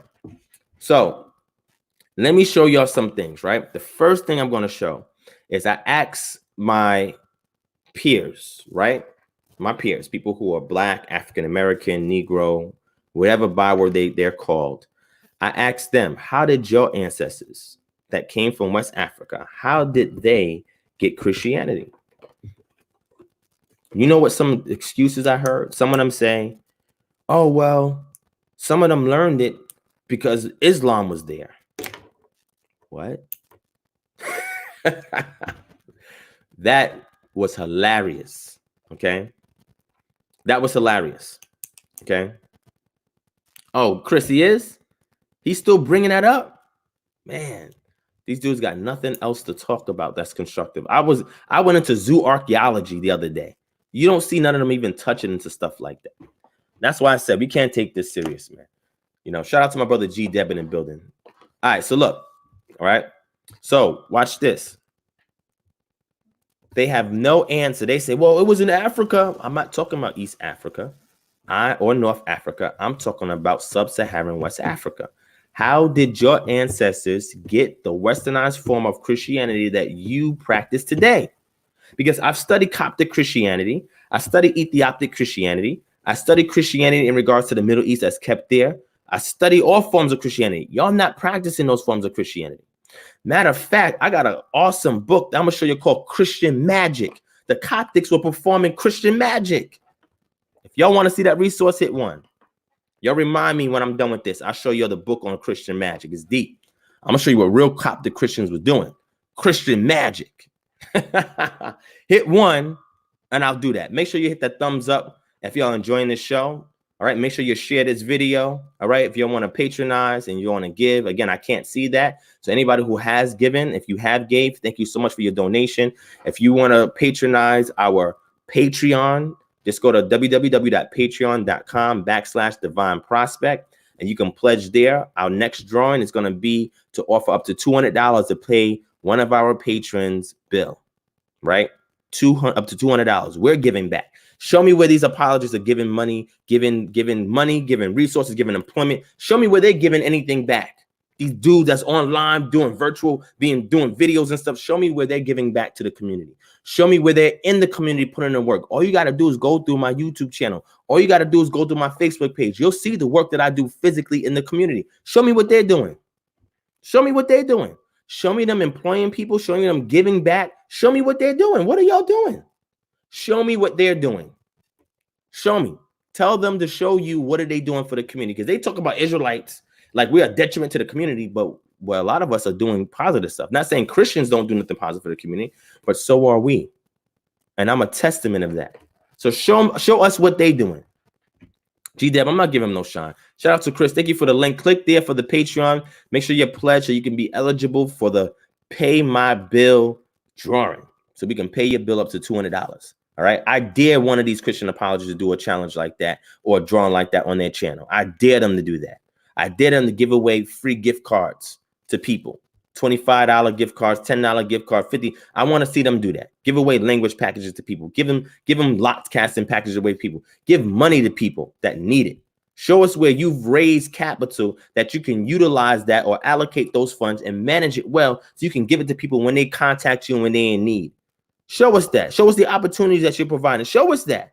Show us that. You a Christian, right? Show us that. Don't let me out-Christian you, and I'm not even a Christian. Show us that. Even when I'm enduring hardships, I'm still there to help other people. Tell them to show that. They don't, Jacob. But let's keep going. So I asked them, where did they get Christianity? I have tons of books and articles with all of the endeavors that Europe has done on the West African coast, and then using missionaries to make their way inland. So now that the traders and the British military, the French military can make their way in and conquer these regions in West Africa. I'm going to show you, because not only did they bring them over here, and they was not practicing Christianity when they got here. You can examine the Africanisms of their culture and see that has nothing to do with Christianity, but you can see it's a likeness there in ancient periods of Israelite culture. And this is something I've talked about, I've shared already, but you don't see none of these things in Christianity. So you can't tell me they have any vestiges of Christianity coming over here. They got it when they got here. Now you're saying, well, they wasn't beaten to it. Well, they utilized it because that was one of the few tools that they can use to actually fight oppression. So they used it. It was a tool. They used it. But they didn't sit here and say, you know what? I'm going to choose Christianity. And for the most part, a lot of them were crypto-African traditional spiritualists, which means outwardly they will act like Christianity, but privately they will practice their African traditional spiritual systems. We have a lot of case scenarios of that. We have a lot of that data. And if any one of those Christian apologists want to have a discussion on that, I welcome that. Let's talk about that. Let's see if these so-called Christians, let's see if some of them were still practicing their African traditional spiritual system behind closed doors. Let's see if they were doing that. Let's see. Okay. All right. So let's keep moving. Let's keep moving. Let's keep moving. All right. So when I ask them this, they cannot tell me how Christianity got to West Africa. Some of them identify that it came by these missionaries, these no good missionaries, most of them, probably a few of them, missionaries that brought a corrupted form of Christianity, westernized Christianity, to the natives there. And the traders that got involved and brought them over to Americas where the slave masters was practicing a Western form of Christianity. You know, we had the Mathers as well, the Mathers, you know, they believed in Calvinism and they was teaching a form of Calvinism in regards to the fact that the reason why blacks are slaves from the tribe of Ham is because it was predestined for them to be slaves. And that's the Christianity you're telling me that y'all practicing today? You're practicing that? How do you explain slavery if you're Calvinist? Was that predestined? Is that what you're saying? Because Calvinists during that time preached it. They're going to say, well, there was some Calvinists that were abolitionists. Well, there was some Calvinists that were abolitionists. There was. And there was some of them that said, no, this is really how you define Calvinism. But hey, that's neither here nor there. You can go back and look at Cotton Mather and so forth and do a research. I brought that out on this channel already. But I'm going to show you some sources right now. Let's get into some sources. After we're done with the sources, let's get into some terminology, and then let's get into some medical and scientific research articles so we can understand the psychosis that some of these people have, this religious delusion that they have, all right? This superiority complex that they have, this religious exclusivism that they have, okay? This is stuff that I've studied heavily. I've read books and articles on this stuff to kind of fully understand Dominion theology. We're going to deal with that. Christendom that they still perpetuate today is a form, it's a moniker, temporary form of the Crusades that they're still doing today. When you see Dominion theology, which gives them the right to influence politics, so that way politics has a Christian slant that favors them in the countries that are Christianized, and it becomes marginalistic and it oppresses those who don't subscribe to that way of life. We're gonna get into these terms. I'm gonna give it to y'all. I'm gonna summarize it. I'm gonna expound a little bit, and y'all go back and research. There's plenty of work on this. All right, I'm gonna bring it out. But let's first take a look at this and see. We want to know. Take a look at this and see how West Africans got Christianity. Right? How West Africans got Christianity. We know from research how African Americans or Africans in the diaspora got it. But how did Africans on the west coast of Africa? How did they get Christianity? Let's take a look. Let's bring it out. I'm going in the bag tonight, man. Let's go in the bag. I'm going in this bag right now. All right, here we go. All right. So I'm going to show y'all. Let me bring this up so y'all can see it.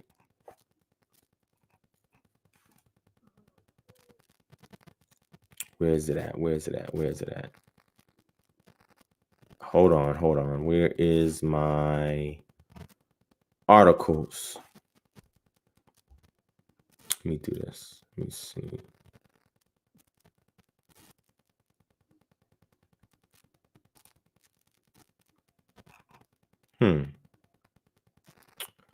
I don't see it, but you know what? Let me just, I'll just grab it because I put it in a PowerPoint, so it'll be easy to show.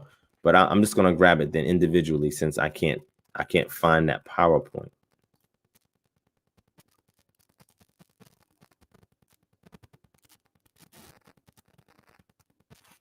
Oh, matter of fact, I found it. Never mind. I found it. All right. Here it is. Y'all follow me on this one.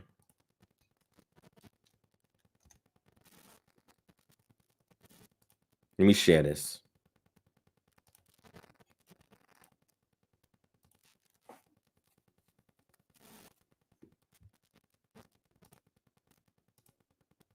Okay.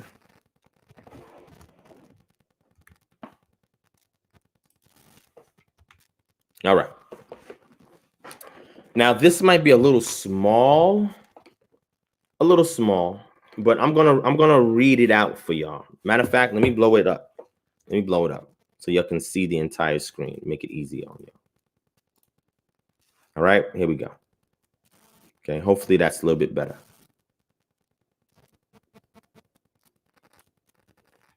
All right. So this is from the Journal of African History, 1971, pages 103 to 115, printed in Great Britain, right? This is an article by F.K. Ikichi, right? This is the Igbo person writing this, right? It's called Colonialism and Christianity in West Africa, the Igbo Case, 1900 to 1915. On the left, that's what I read in the center top. On the left, it says summary. A critical examination of the forces behind Igbo acceptance of Christianity during the first decade of this century reveals that British military imperialism and other forms of colonial exploitation were in fact basic to the decision of many Igbo communities to embrace Christianity. The adoption of the Christian religion, especially by the adult males, may be seen as a clear method of adjusting to the new colonial regime in which Christianity offered visible social advantages. Communities which embraced the new religion believed that by associating with the Christian missionaries, they would perhaps escape various forms of colonial overrule. The expansion of British political authority in the Igbo country, therefore, widening the frontiers of missionary enterprise. And as the Christian missions found the Igbos remarkably receptive to missionary propaganda, each was more than anxious to exert its denominational influence on the people. Thus, interdenominational rivalry, which we're going to see. I don't know if I'm going to read that much into it, but you'll see that Christian missionary groups were at war with each other on colonizing and converting the peoples. It's really sick. Especially between the Roman Catholics and the Protestants was acute. For various reasons, the Roman Catholic missionaries seem to have established a more preponderating influence than the other Protestant societies, all right? Now, in the center, it says Christian missionary attempts to convert the Igbos to Christianity began in 1857, but until the turn of the century, the number of Christian converts was not very impressive. You preach of the blessedness of the Christian life, the pioneer missionary John Christopher Taylor observed. None are elated, nor did they consider the regenerating power of Christianity as preached by the missionaries relevant to their needs. Do you understand that? That means when the missionaries came, they're trying to preach this gospel. They said, yo, we don't need that. What are you giving an S for? We don't need that. Believing that their traditional religion was better for them than this new religion, most of the Igbo people listened to missionary propaganda but remained outside the Christian church. Those who embraced Christianity prior to 1900 were mainly people who perhaps were alienated from the traditional society, and that's what the missionaries have done. They preyed on the people who were outcasts and gave them the gospel and used them to preach it to their community. Okay, it's a divide and conquer technique that is still going on today. All right. It says it was largely these, perhaps the Archdeacon Henry Johnson had in mind when he wrote in 1881, with some exaggeration, that there was a general awakening to missionary evangelism. So he said, oh, we're getting success because we're getting the outcasts. And the outcasts are not part of the society anymore. So, of course, they're willing to embrace anything that will give them some kind of leverage or advantage that they didn't have when he was in society. Okay. This is them preying on the weak. He assured his sponsors at Salisbury Square, it's proven itself to be more than a match for the ancient faith of the country. The heathens, this is what they call them, are looking on, bewildered and powerless to stem the torrent of enthusiasm that is flowing like a river towards the religion of the Lord Jesus Christ. As the records reveal, however, it was in the period following the extension of British political authority into the Igbo country that missionary evangelism prospered. Prior to that time, in fact, it may be safely said that most Igbos treated missionary propaganda with respectful indifference. But during the period under review, indifference to the Christian church seemed to have changed dramatically to a mass movement. In Igbo land, to be sure, it became fashionable to be called a Christian. So they had effective propaganda. You know, the same thing that you see Hitler do and the same thing you see communists do. All they did was use propaganda, and propaganda was effective. If you say a lie long enough, loud enough, hard enough, eventually people will believe it. All right. And if they're telling them that this Christianity is better than what you guys got, they will believe it. It says church attendance became a new status symbol. What then brought about this rather sudden shift in the attitude of the people towards Christianity? This article will attempt to show that British military imperialism and colonial exploitation that follow in its wake contributed largely to the mass movement of the 1900s. An attempt will also be made to show how the Roman Catholic Church, though a latecomer in the missionary field, succeeded in challenging the predominant influence of the Protestants, particularly the Church Missionary Society, CMS, keep that in mind, which preceded it by almost 30 years. All right. Roman Catholic Church was smacking up these Protestants, and they took over their influence, affluence, and their territory. Okay. Leslie Probin, who had been High Commissioner of Southern Nigeria, in one of his criticisms of the Christian missionaries, remarked that the failure of the Christian missions to convert the Africans lay in the missionaries' almost unrealistic assumption that the Africans could easily be persuaded to change their traditional religion by simply introducing the Bible in their midst, which means they couldn't have just given the Bible and say convert. It didn't work. The people were softened by British traders, by the British military. They softened them, and the missionaries kept coming, and they utilized the British imperial and colonialism that was extant in that region as a means to force convert or coerce the people to convert to Christianity. So when you have a situation where Christian apologists like, no, the Africans, they accepted it because it seemed to be better than what they don't know the history. They don't want to talk about the history because you know why? It undermines or undergirds what they're trying to promote to you. And we're here to turn that upside down. Okay. This is something he observed never worked because the Africans are a very cautious race and will not accept new ideas merely because they are presented to him by a white man. Indeed, continued the High Commissioner, new ideas, including Christianity, are acceptable only when the Africans see that they are obviously useful. But beyond that, he insisted they are not receptive. Another reason why me reverting back to the culture is going to show that Christianity is not useful for me. Like, why would I need Christianity in 2020 today? Somebody would have to tell me that. Why do I need Christianity in 2020? I didn't say, why do I need the scriptures or Israelite culture or concrete faith or anything like that? But why do I need Christianity? Well, this is why I cannot be converted, because you just know what can you give me for me to say I want to be a Christian? He says, but beyond that, he insisted they were not receptive. What Probin said of the Africans in general may be applied to the Igbos in particular. For although it has been said that the Igbos are remarkably receptive to change, their positive response to innovation is indeed determined by their uncanny sense of the comparative advantage involved. And this thing was cultural. So the Igbos that was in the Americas, they had the same disposition. Let's keep going. People do not accept change for change's sake. They do so essentially because of the anticipated rewards that follow any innovation. And when we get into neurotheology, we're going to talk about catering to the reward system of the brain and how people have rewired their patterns, their behavioral patterns of thinking when it comes to religion that links it to the lighting up of the parts of the brains, right? The lobes of the brains that's connected to the reward centers. It's the things that connect them and bring them closer to what is called Christianity. We're going to give you those articles today. I may not be able to read all of it. It's a lot of information, but I'll give you some breadcrumbs. Okay. Again, I got this down to a science. Let's keep going. Okay. It says, to quote an Igbo anthropologist, the crucial question is this: will the acceptance of this innovation make the individual or town get up? If the answer is in the affirmative, there's a great possibility of immediate acceptance. But to be retained, the innovation must work. The material and symbolic evidence of getting up must be demonstrated. It is against this background that we shall attempt to answer the question posed earlier in this paper. Now, watch this. Watch what I'm about to read for y'all, how crazy these people are. British military occupation of the Igbo country and the political and social disruption that followed were indeed far-reaching and quite unsettling. While engaged in the frequent military patrols, the soldiers molested the villagers, seized their animals, and often destroyed or ravaged their farm crops. The new social environment made it relatively easy for the so-called councilmen to impersonate either the soldiers or government officials and thereby commit great havoc in various communities. So what this is saying is you had some missionaries that would come in and act like they're actually military, British military, so they can force these people to convert. This is crazy, crazy. Why are these Christian apologists not teaching you this history? Why are they not giving you guys this stuff?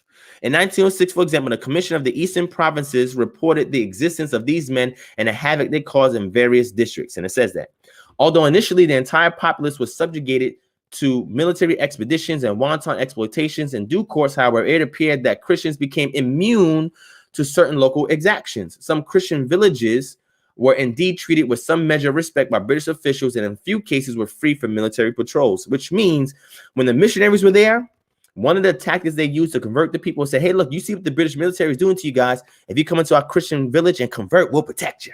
They won't touch you. They won't bother you. You see how this works, family? When they say, oh, you know what, the Africans made a conscious decision to give up their religion in exchange for Christianity. Where? Y'all don't know the history. Stop this, man. Stop this. I'm going to read this 2 paragraphs. I'm going to leave it alone. Then we're going to move forward. So it says, to most people, therefore, it became quite obvious that those who are associated with the Christian missions received preferential treatment. Fear and insecurity, coupled with the realization that Christianity has suddenly become a badge of honor, persuaded many people, then to reconsider their position vis-a-vis the Christian missions. Hence, it was that there was indeed a run to the church in order to avail oneself of the rewards of being a Christian. A remarkable movement towards Christianity, one CMS missionary observed in 1903, was a result of a strong belief that acceptance of Christianity would mean immunity from government expeditions. Who in that case would not want to have converted during that period of time to protect and secure the livelihood of themselves and their family? Think about this, family. Look how this works. To avoid such expeditions, which were dreaded because of their destructive effects, many people, especially young men, began therefore to associate themselves with the Christian missions. From various towns and villages, requests were sent to the Christian missionaries to come and open mission stations because they wanted some degree of immunity from the British military, molesting people, raping people, stealing their animals, bombarding them. Oh, we're going to see the artillery bombardment of these towns as well, days upon days upon days. I'm going to show you this, the advantage that these Christian missionaries took of the people being worn down by the military in order to convert them. This is subversive, family. This is deceptive. But people say to me, you know, black Christians, well, at least they got the gospel. Doesn't matter how they get, because Paul says, whether it's preaching pretense or not, at least they got the gospel. You condone this? Why would I want that form of Christianity when they're just taking advantage of my infantile state, of my defensive state? Why would I want that form of Christianity? That's not no power you giving somebody. Okay, let me keep going. Let me keep on. And I'm not even dealing with the Africans and the diaspora and the Africanism amongst them and the crypto Christianity that they actually. We're gonna get into that and the techniques that was used. We're gonna get into that. Not tonight. I'm gonna save another one for at home. All right, but let's keep going. Watch this, family. This is where the psychosis starts, right? The pathology is being able to trace the pathos, the actual bad element that is causing the disease, which is psychosis. You got to see the trauma that was placed on these people. When Africans that brought over here, they were traumatized. Trauma, PTSD is what led to conversion. Okay. All right. Let's keep going because they tried to hand them the Bible. It didn't work. They said, we don't need that. So you got to use other tactics and techniques to convert people. This is crazy, family. But let's keep going. It says, and within a short space of time, churches began to spring up even in unexpected places.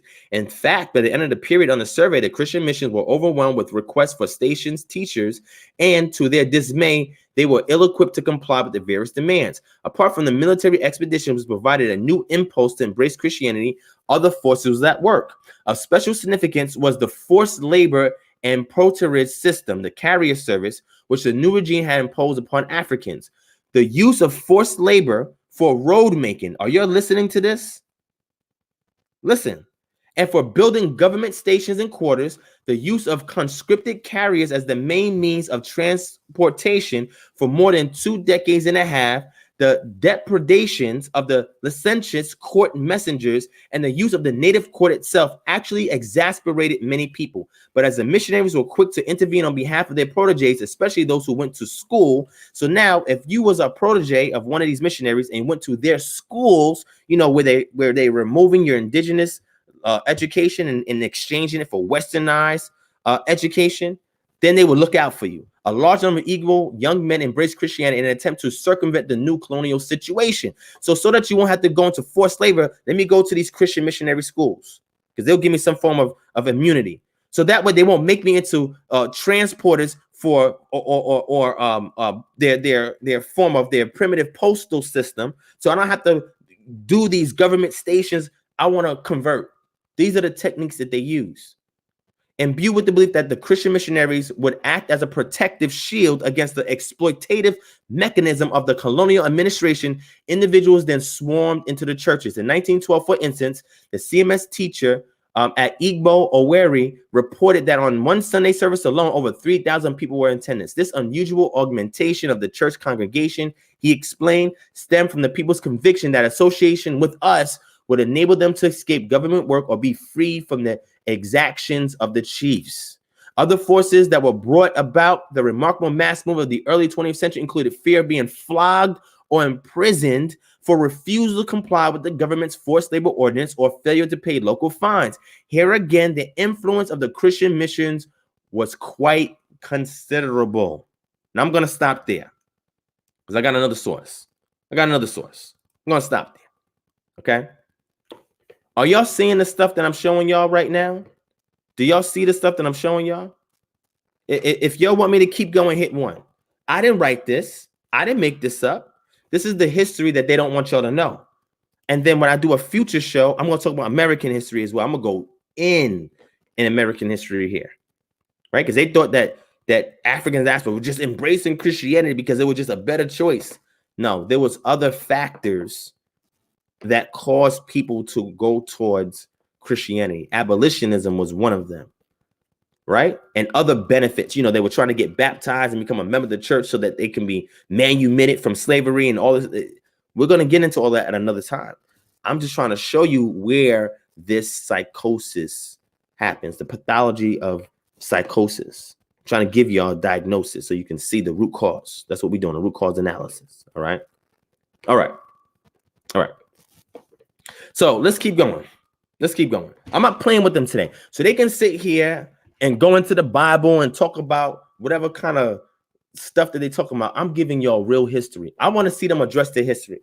Let them address this history. Have them go into their chat rooms and have them address all the information we're bringing out today. That's what I want y'all to do. Go into their chat and have them address all of this information that I'm bringing out right now. All right? Let's keep going. We're not done. Let's keep going. All right. Here's another. Let me go through it. There's another reference for y'all. I got tons of these, man. Tons of these.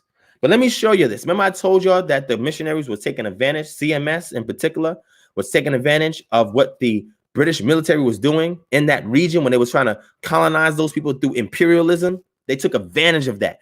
I'm going to show you how vile these missionaries are. Watch this. You're about to see this. I want them to defend their Christian brothers and sisters. Have these Christian apologists defend their Christian brothers and sisters right now. Have them defend that. I want them to defend this. Here we go. Let me share my screen. We're going to keep going. I got tons of this data, man. Tons of it. All right. Okay. All right. This is called Igbo Culture and History by Don C. Ohadike, right? The missionary factor. Having protected its traders with warships, the British government could no longer ignore the plight of its missionaries who also demanded assistance because they were British citizens.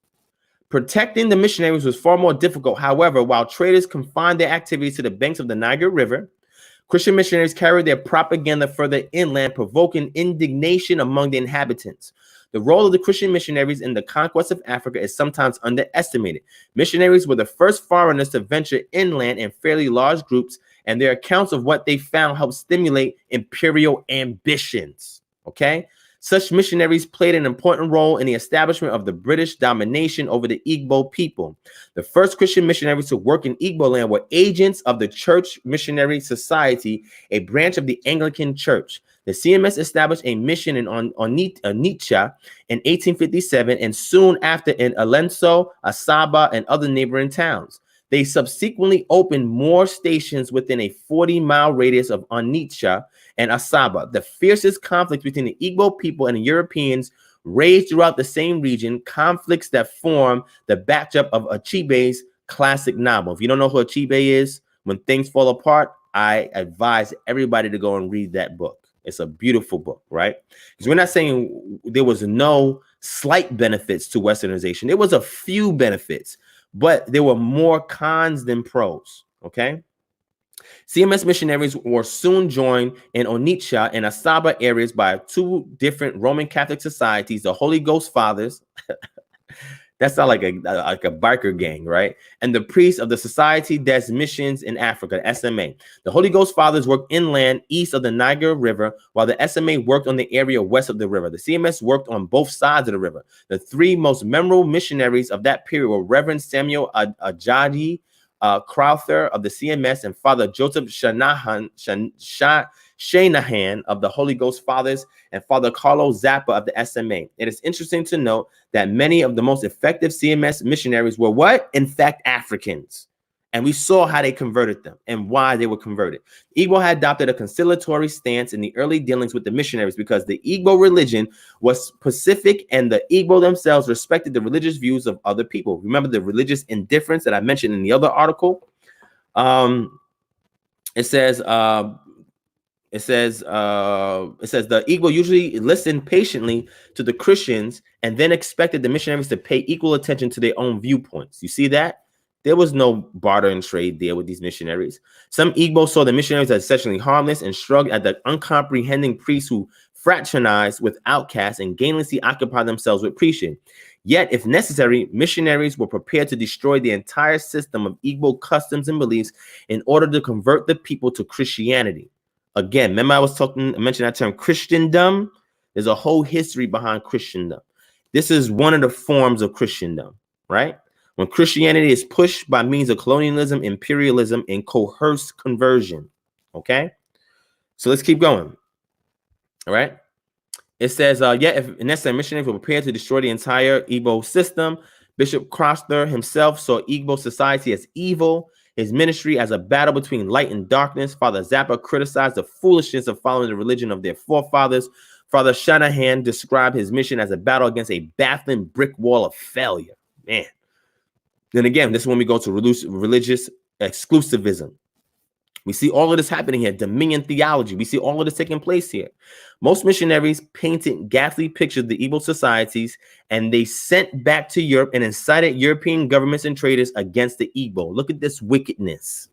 Missionaries expected British colonial agents to protect them, and ignoring possible provocation, the British raided many Igbo towns on the grounds that they had harassed the missionaries. You see this? Some foreign missionaries actually provided strategic information about the villages where they worked for colonial armies on punitive expeditions. Encouraged by the British military presence, missionaries intensified their attack on Igbo customs. The new converts themselves became bolder and more intractable. It took the Igbo a long time to realize that the missionaries were more dangerous than they appear. In Obasi, the chiefs accosted Bishop Crowther and protested the tendency of the Christians to ignore the objects of worship of their forefathers, to kill and eat sacred snakes and fishes, to pull down objects of worship and shrines. The chiefs demanded that Christian converts should confess the wrongs done to Igbo gods, pay for the damage, and promise not to repeat their wrongs in the future. In Alento, they murdered several Christians. In Ela and other villages to the south, they burned down churches and drove the Christians away. Feeling concerned between missionary intransigence and a reckless imperial drive, the Igbo people fought back. At this point, we can see a vicious cycle. The forces of the British Royal Company responded to these acts of violence with greater violence. The Royal Niger Company, please look that up, okay, agreed to give official protection to Christians and to attack local communities who threatened them. Incited by missionary complaints that the people of Asaba still practice human sacrifice, for example, company forces raided Asaba in 1880 and destroyed half of it. Despite their official backing and their initial welcome, the first Christian missionaries made slow progress in Igbo land. They had encountered a strong traditional society prepared to defend its customs. And that's what we as Israelites have to do today, is defend our indigenous customs and culture, what some of us call Torah. But you see, there was a bombardment that happened with naval ships on certain towns days upon days because of things that the missionaries, Christian missionaries, lied about to convert these people, because what they were doing was wicked and evil. Again, this is the psychosis All right, the pathology of psychosis that is occurring with this religion. Why would you want to just make a willful decision to just accept it like that? This is insane, family. This is pure Stockholm syndrome. Okay, this is serious. I want them, my contemporaries, to deal with this information. I want them to deal with the information. So let me give you some terms. Let me give you a definition of these terms. You can go back and research them. I can expound a little bit. But then once we go from these terms, I'm going to go to some medical and scientific journals so you can have more references to go research the psychosis of what's going on with these people. It's serious, man. It's serious, man. It's serious. And we have to take this as a serious issue. It is. Okay. All right. So let's get into these terms real quick. Let me bring it up. Let me bring up these terms for y'all.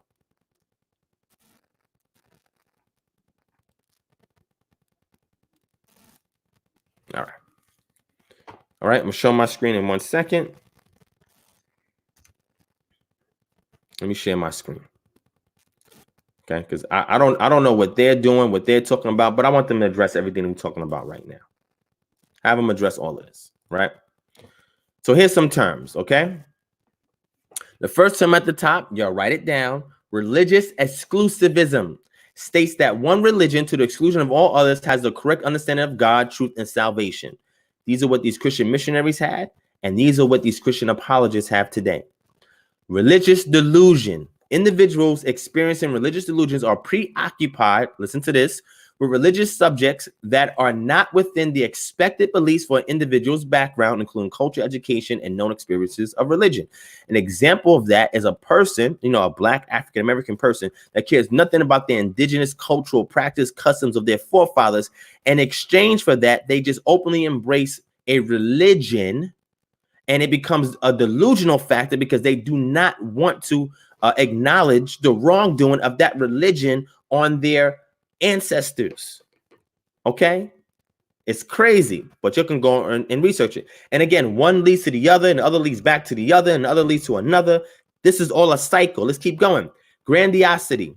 In the field of psychology, the term grandiosity refers to an unrealistic sense of superiority characterized by a sustained view of oneself as better than other people, which is expressed by disdainfully viewing them as inferior, and refers to a sense of personal uniqueness, the belief that few other people have anything in common with oneself, and that one can only be understood by a few very special people. Now, I'm not saying that this is only in Christianity and that all Christianities are subject to this. I'm not saying this. This is also in the Israelite community.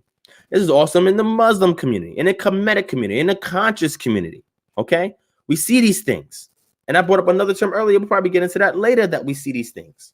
All right, superiority complex, an attitude of superiority which conceals actual feelings of inferiority and failure. So you know why African American Black Christians have to go so hard with the gospel? It's because inside they don't know who they are. And because they don't know who they are, they've abandoned that search. And now they're finding their identity in Christianity. Okay, so they have to put on this thing where, because of what happened to their ancestors and the fact that even if you're a Christian, if you're Black or African American, you are still inferior in the eyes of this society. Still. Because if you wasn't, then we wouldn't have things that are there to assist you. Like there wouldn't be particular grants that are given to minorities, or you wouldn't have affirmative action. This is all proof, or the Civil Rights Act that had to be voted on to keep. You wouldn't have these things in place if you was equal to other groups in this society. So they have to have this sense of being superior by being a Christian, so that way they can conceal those internal things that they can't really confront or deal with. Then you have Christian presuppositionalism, as a school of Christian apologetics that believes the Christian faith is the only basis for rational thought. These are the people that we're dealing with. It presupposes that the Bible is divine revelation and attempts to expose flaws in other worldviews, because they don't believe that Israelites follow the scriptures. So this is what they do. This is how they think. Dominion theology is a theocratic idea that regardless of theological cant, means, or timetable, God has called conservative Christians to exercise dominion over society by taking control of political and cultural institutions. This is why you see a lot of conservative politicians openly say that they're Christians, because they feel that their worldview is the only worldview to actually civilize this nation, protect it, keep it running the way it's supposed to. All right? Christendom. This is what I've war against. Not Christians. Maybe Christianity as an egregore for Christendom, but the term usually refers to the Middle Ages and to the early modern period during which the Christian world represented a geopolitical power that was juxtaposed with the pagan and especially Muslim world. Canadian theology professor Douglas John Hall dates the inauguration of Christendom to the 4th century, with Constantine playing the primary role, so much so that he equates Christendom with Constantianism. And Theodosius I, the Edict of Thessalonica in 380, please research that, and Justinian's secondary roles. Christendom has referred to the medieval and Renaissance notion of the Christian world as a social-political polity. In essence, the earliest vision of Christendom was a vision of a Christian theocracy, a government founded upon and upholding Christian values, whose institutions are spread through and over the Christian with Christian doctrine.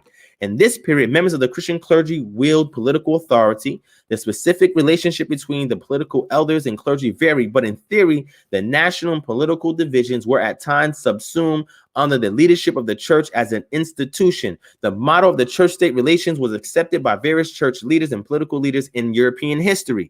The church gradually became a defining institution of the empire. Emperor Constantine issued the Edict of Milan in 313, proclaiming toleration for the Christian religion, and convoked the First Council of Nicaea in 325, whose Nicene Creed including belief in one holy Catholic and Apostolic Church. Emperor Theodosius I made Nicene Christianity the state church of the Roman Empire with the Edict of Thessalonica in 380. As the Western Roman Empire disintegrated into feudal kingdoms and principalities, the concept of Christendom changed as the Western Church became one of 5 patriarchates of the Pentarchy, and the Christians of the Eastern Roman Empire developed. So when you get into the history, and there's several books that are written on Christendom, I could show it now if you want. Matter of fact, I could show you one of them. I'll show you one of them.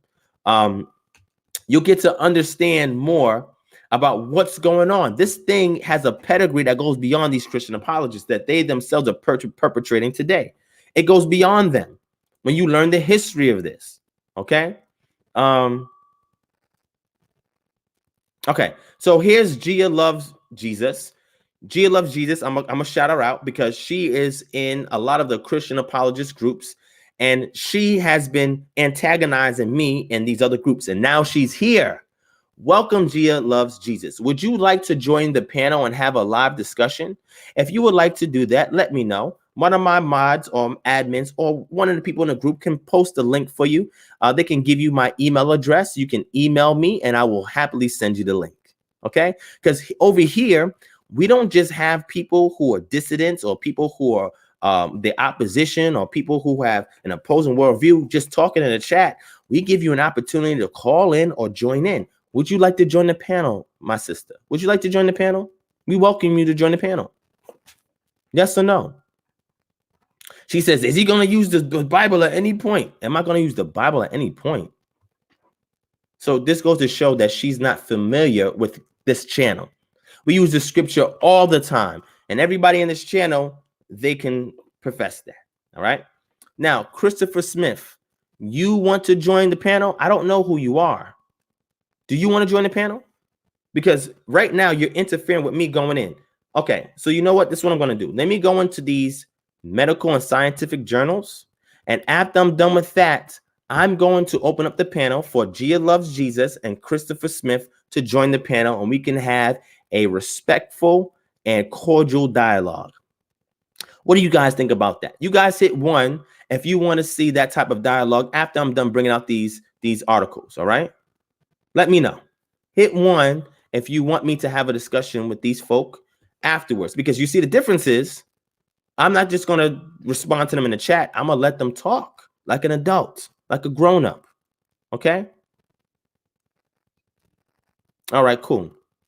And she says, use Bible. You see what they do? I talk about history and they say use Bible. I'm telling you the psychosis of certain elements of this religion and its effect on people of color. And they say, use the Bible. They don't address any of these atrocities. They don't condemn any of these atrocities because you know what? In their mind, hey, those dumb Africans, they got the gospel. All right. Those dumb Israelites, they need to get the gospel because they dumb as rocks. They don't know any better. They pagans, they heathens, country dwellers, non-believers. It's our job because we're superior to religious exclusivism. It's our job to convert them because if they don't have our version of Christianity, they're doomed. That's the mindset of these individuals that we're dealing with. Make sure you guys keep this in mind as we dialogue with them. Okay. All right. They say, you don't use the Bible, Divine. Y'all saw my Freestyle Friday. We went through the whole scriptures, right? We was in with the Bible the whole Maybe they came, you know what? It couldn't have been late because G-Con was talking about that discussion and she was in the chat. So how could she say that we don't use the Bible over here? Or you're going to use the Bible at any point? Yeah, if you jump in the chat, we will use the Bible. And not only are we going to use the Bible and show our thorough knowledge by exercising proper exegesis, by using hermeneutical principles for us to parse out the text and actually give you its real intended meaning from the author to the audience, we're also going to bring other witnesses outside the scriptures to validate the things that we're saying to you. It's very simple. We're going to give you a history lesson if you never had one. We're going to give you a lesson in medical diagnosis and science and anthropology and psychology, looking at behavioral patterns. And we're going to give you that. You're going to learn that if you want to be here. It's no problem. We're not one-dimensional over here. That's not how we rock. Okay? So let's keep going. Let's keep going. Let's keep going. Right? Let's go into these articles. Because, you know, they don't want to bring out the articles. Let's go into the articles, okay? And I brought up supersessionism and replacement theology in my other live stream, so I'm not going to bring it up today. I went over that with y'all already on my Freestyle Friday. So let's bring up these actual articles, right? Y'all want to see these articles? Let's bring these articles out. Let's bring these articles out. Let's deal with neurotheology. I'm gonna reference some sources. I want y'all to know what neurotheology is, and then we're gonna go into other things, right? The psychological characteristics of religious delusions. We're gonna go into that. Religiosity as a symptom of selected neuropsychiatric disorders. We're gonna get into that. Reward salience and intentional networks are activated by religious experience. We're gonna get into that. The illusion of moral superiority. We're gonna get into that. The neuroscience of religious and spiritual experiences. We're gonna get into that. Recognition and differentiational diagnosis of psychosis and as a mean of your religiosity. We're gonna get into that. Psychometric properties of. Let's just go. Let's bring up the neurotheology one first. Okay. See, this is the stuff they don't want you to bring up. They say just use the Bible. Just use the Bible. Okay. You bringing out all of this stuff, letting people know how we think. Just use the Bible. Just use the Bible. That's all they tell you. Just use the Bible. Let me show you this article. All right. Facts, Kevin. I agree. I mentioned that. You must have came late, Kevin. I mentioned that already. I said this is not just Christianity. I said it's also in our community and other communities as well. But we don't practice that over here. So this is why we're able to speak objectively about it. This is why we're able to show you data on it. Right? So let me go ahead and show it to you. All right. So here it is right here. Okay. Neurotheology. Let me bring this up on the screen. Matter of fact, I'm going to keep it here because it's easier to see it when I keep it like this. So let me keep it like this on my screen. All right. All right. So just so y'all could see it. All right. Neurotheology, the relationship between brain and religion. All right. Abstract. Neurotheology refers to the multidisciplinary field of scholarship that seeks to understand the relationship between the human brain and religion. In its initial development, neurotheology has been conceived in very broad terms relating to the intersection between religion and brain sciences in general. The author's main objective is to introduce neurotheology in general and provide a basis for the more detailed scholarship from experts in theology, as well as neuroscience and medicine. I also want you to research psychology of religion. Look that up. Psychology of religion. Look up neurotheology and psychology of religion. Neurotheology, also known as spiritual neuroscience, is an emerging field study that seeks to understand the relationship between the brain science and religion. Scholars in the field strive up front to explain the neurological ground for spiritual experiences, such as the perception that time, fear of self-consciousness has dissolved, spiritual awe, oneness with the universe.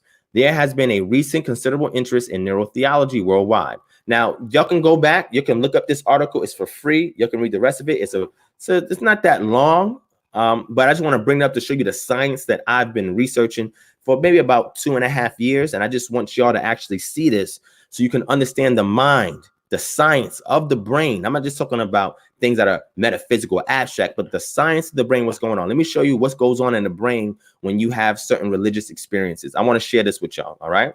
So let's go. Let me show it to y'all. Gia, I never said you've been diagnosed with anything. Why are you taking it personal? You see? Hit dog holler. So you obviously may feel a particular way because you may feel it applies to you. I never said this was you. Did I say this was you? The insecurity is coming out. There's no need for that. Let me finish what I'm saying and then we can move forward. All right. So here we go. All right, fam, let's stay focused on the information that we're bringing out right now. All right. Let's not cause any confusion in the chat. Let's stay focused on the information that we're bringing out. I don't want any distractions. I want everybody to see what it is that we're dealing with. Okay. So now the next thing I'm going to deal with, psychological characteristics of religious delusions. Okay. Let me bring that out. Again, you can get all of these articles for free online. And I read these things all the time. I love reading these things. It's just intriguing to me. All right.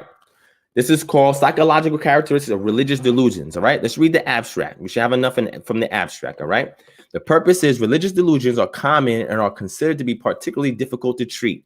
In this study, we investigated what psychological processes may underlie the reported treatment resistance. In particular, we focus on the perceptual, cognitive, affective, and behavioral mechanisms held to maintain delusions in cognitive models of psychosis, as these form the key treatment targets in cognitive behavioral therapy. We compared religious delusions to delusions with other content. Let's go to the conclusions. Levels of positive symptoms, particularly anomalous experiences and grandiosity, were high and may contribute to symptom persistence, which means they're saying that religious delusions is a form of psychosis. And they're trying to say, okay, what is causing the resistance towards treatment for this? And what is that?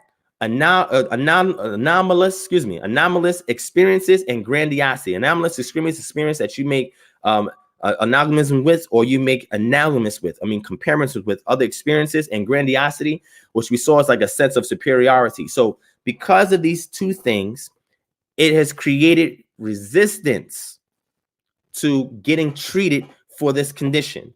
It says, however, contrary to previous reports, we found no evidence that people with religious delusions would be less likely to engage in any form of help. So that means some people do want help for this psychosis. Higher levels of flexibility may make them particularly amenable to cognitive behavioral approaches, but particular care should be taken to preserve self-esteem and value as aspects of beliefs and experiences, which means tread softly when you're dealing with people that uses religion as a protective agent, where all it's doing is concealing a medical condition called psychosis. And I'm not saying this is everybody, all Christians. I'm just trying to give you a mindset, because there's a lot of people out there that's like this. And it's not just Christians. It's also people, anybody with a religious mindset. All right. Let's keep going. Let's keep going. All right. Let me bring out another article. I have tons of these. Tons of these. Here's another one.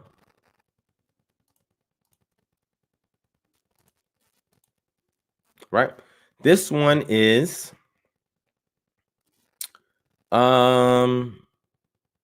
one I want to pull out now? Delusions with religious content, Christianity and mental illness. This is very important as well, because a lot of Christians like to blame mental illness on demons. Right. So I'm gonna give you this article. You can go and research it yourself. Right. And this one's called Christianity and Mental Illness, Evil or Sickness.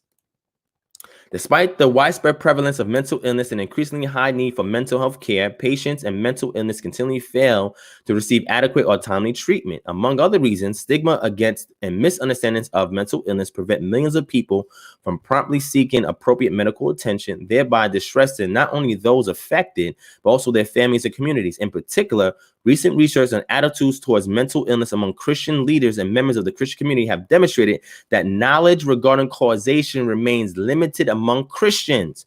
as well as that negative views towards mental illness are widespread in the community. In response, this paper highlights a considerable amount of stigma, misinformation, if not outright lack of knowledge regarding mental illness, its causation, and approaches to treatment among Christians, all of which are factors that can contribute to the under-recognition and under-treatment of people with mental health disorders. It aims to both improve the understanding of attitudes and views toward mental illness among Christian leaders in the Christian community, and to illuminate how these perceptions can prompt the under-recognition and under-treatment of individuals with mental illness. Again, this is the article right here, Santiago Almanzar, Christianity and Mental Illness, Evil or Sickness, from Psychology and Psychiatry, a review article. You can look at it in Chronocon Open Access. I'm on that site a lot, and I download a lot of these articles. Again, I'm just exposing you to article after article after article after article. Then pull up another one so you can go back and research it for yourself. All right. This one is, let me see. This is another good one here. This is called The Illusion of Moral Superiority, which Christianity teaches you, right? Abstract. Most people strongly believe they are just, virtuous, and moral, yet regard the average person as distinctly less so. This invites accusations of irrationality in moral judgment and perception, but direct evidence of irrationality is absent. Here, we quantify this irrationality and compare it against the irrationality in other domains of positive self-evaluation. Participants judge themselves and the average person on traits reflecting the core dimensions of social perception, morality, agency, and sociability. Adapting new methods, we reveal that virtually all individuals irrationally inflated their moral qualities, and the absolute and relative magnitude of this irrationality was greater than that in the other domains of positive self-evaluation. Inconsistent with prevailing theories of overly positive self-belief, irrational moral superiority was not associated with self-esteem. Taken together, these findings suggest that moral superiority is a uniquely strong and prevalent form of positive illusion, but the underlying function remains unknown. Then I have an article that connects the illusion of moral superiority to religious delusions. And then they do a study with Christians in regards to this, right? And I'm not saying all Christians are like this. I'm just saying a lot of Christian apologists, they fall victim to this, all right? Let's keep going. I'll bring up another article. Let's bring up another article. And I'm going to bring up just two or three more, and we're going to keep it moving, all right? Here's a CNN article. Religious thoughts trigger reward systems like love, drugs, right? Most Americans, about 89%, say they believe in God, and some have felt God's presence while listening to a sermon or sense time stand still while they were in deep prayer or meditation. Now, a new study shows through functional MRI scans that such religious and spiritual experiences can be rewarding to your brain. This is why it's so addictive, okay? Why it's so difficult to pull yourself or disconnect or untether yourself from it, all right? And when preachers preach, this is what they cater to. And this is why their members are stuck in this high that they cannot take themselves away from. Okay, this is why I can't preach like I used to preach, right? I have to give people substance now, some sustenance via substance behind the words that we're saying, the references that we give. And you got to take a different approach, all right? They activate the same reward systems between your ears as do feelings of love, being moved by music, even doing drugs, according to the study, which was published in the Journal of Social Neuroscience on Tuesday. Now, I'm giving you a secondary source, but I also have the primary source of this study, okay? These are areas of the brain that seem like they should be involved in religious and spiritual experience, but yet religious neuroscience is such a young field, and there are very few studies, and ours was the first study that showed activation of the nucleus accumbens, an area of the brain that processes rewards, said Dr. Jeffrey Anderson, a neuroradiologist at the University of Utah and lead author of the study, Billions of people make important decisions in life based on spiritual and religious feelings and experiences. It's one of the most powerful influences on our social behavior, he said.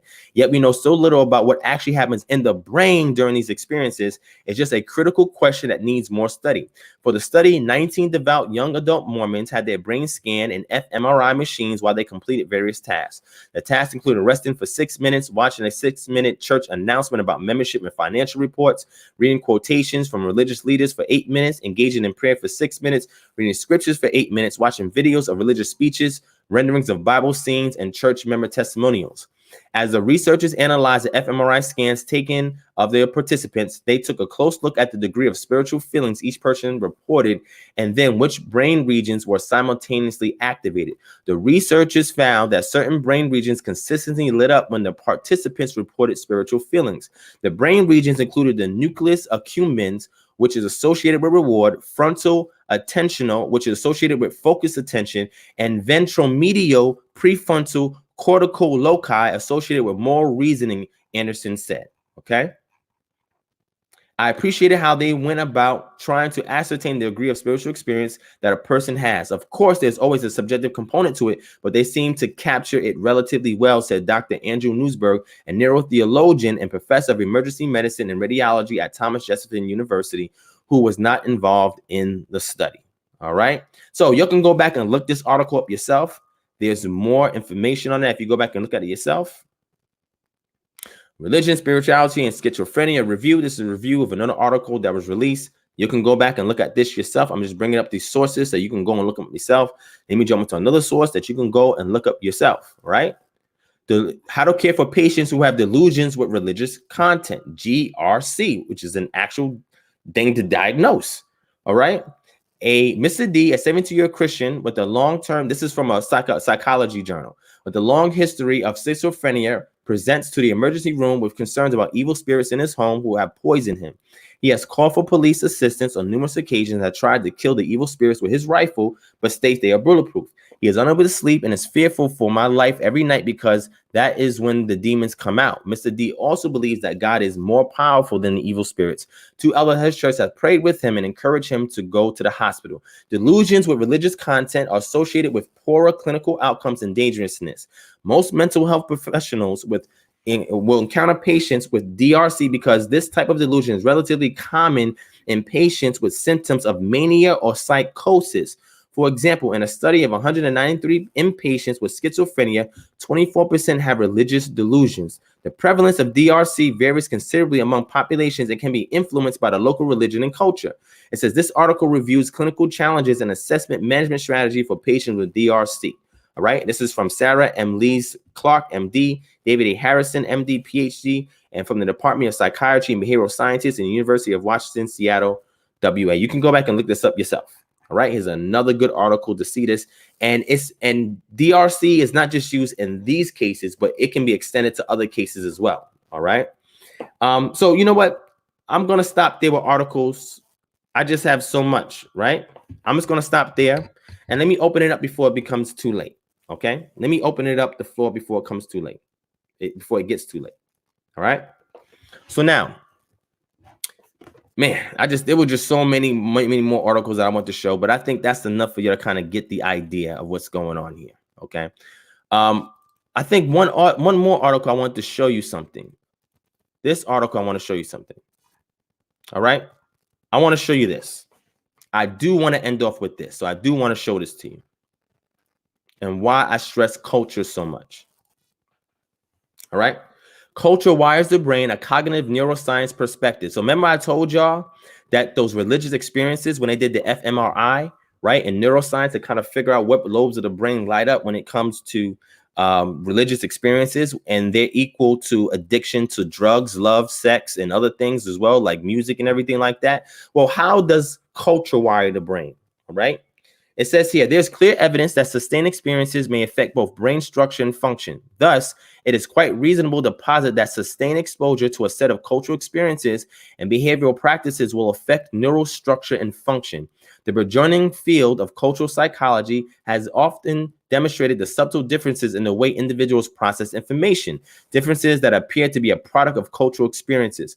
We review evidence that the collectivistic and individualistic biases of East Asian and Western cultures, respectively, affect neural structure and function. We conclude that there is limited evidence that cultural experiences affect brain structure and considerably more evidence that neural function is affected by culture, particularly activations in the ventral visual cortex, areas associated with perceptual processing. Now, if you go down to this, pretty much it shows you the difference between a Far Eastern culture and Western culture and how things are processed in regards to culture, with the Westernized culture being influenced and affected mostly by, Christianity, and other means. Okay. This is clear evidence that cultural values and experiences shape neurocognitive processes and influence patterns of neural activation and may even affect neural structures. The study of the cultural brain is a critically important topic that demonstrates how fundamental cultural values and practices are at influencing thought. An important direction for cognitive neuroscience of culture would be to develop broader frameworks that go beyond Eastern, Asian, and Western cultures and to consistently consider the possibility that observed effects may not be determined by cultural values or experiences, but may instead result from differences in diet, health, and even genetics. The focus of quantifying degree of identification with cultural values and its relationships to the brain structure and function is important, as it provides validation that cultural values are controlling effects in light of many other sources of variance between different cultures. There is a clear need for multimodal imaging, the integration of structural differences with functional data, as well as understanding of neural activations that occur when eye movement differences are found. The developmental trajectory of cultural differences also seems like extraordinarily important domain that is relatively unexplored, right? And I think I have a correlating article that goes more in depth, that it gives you the MRI analysis of the brain when cultural decisions and perceptions are made. Some of it is in this article, some of it is in another article. But when you read this, you'll see, and this, I think this a little small on my screen, you'll see how this it wires you, how religion wires you, how culture wires you. It's a very fascinating study when you take some time to look at it, all right? So now, let's focus on what we're discussing right now, family. What I want to do is open up the floor. Gia loves Jesus. Here's my email address, okay? It's right here.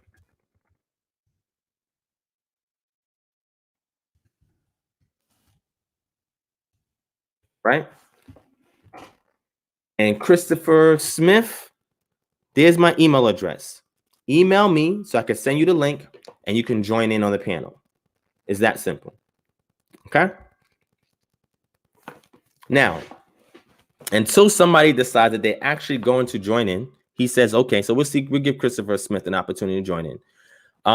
I simply want to bring information out to you and tell you this is not just specific to Christians. It does not apply to all Christians. It does not apply to all Christian apologists. It's the ones where you can make a medical diagnosis of.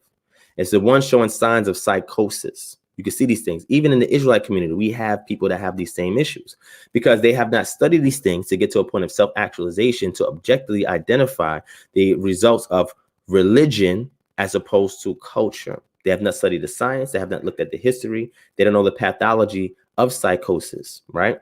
Or schizophrenia or other things. These are serious things that need to be evaluated in all communities. The reason why I bring it up is because a lot of my opponents, they show signs of these things that I'm telling you about right now. And they need to actually get these things diagnosed, okay? And I'm just giving you the information that you can present to them to have them address. And again, this is not anybody, but the people that respond to it are the ones that are feeling guilty about it. It's that simple. And Kevin G, you're correct. And I agree. And this is what I'm trying to explain. All right. So Gia Love Jesus says, this is very interesting, Ron, but I'm about following Jesus Christ, not the wisdom of men. And you see, this is what Christians do. You present to them objective data on a particular subject matter that pertains to them. They take it personal. They dismiss it and say, I just want to deal with the Bible and Jesus. It's very difficult to reason with a lot of these people. It's very difficult to reason with them because they don't want to acknowledge the history. They don't want to acknowledge the science. And even in scriptures, when you show them stuff, they don't want to acknowledge it. So it's like you use 3 witnesses and they still don't want to deal with any of it. What else can you do? You know what I'm saying? What else can you do? All right. But I tell you this, when I have sessions on this, there's people that hit me up, Christians that hit me up and say, wow, I didn't know this. Thank you for this information. And then they embrace identity and they look to be Israelites or find some other way in life. But it helps them. It helps give them an exit strategy when they felt they've been duped and deceived. All right. But I sent the link out. I mean, my email address. Email me.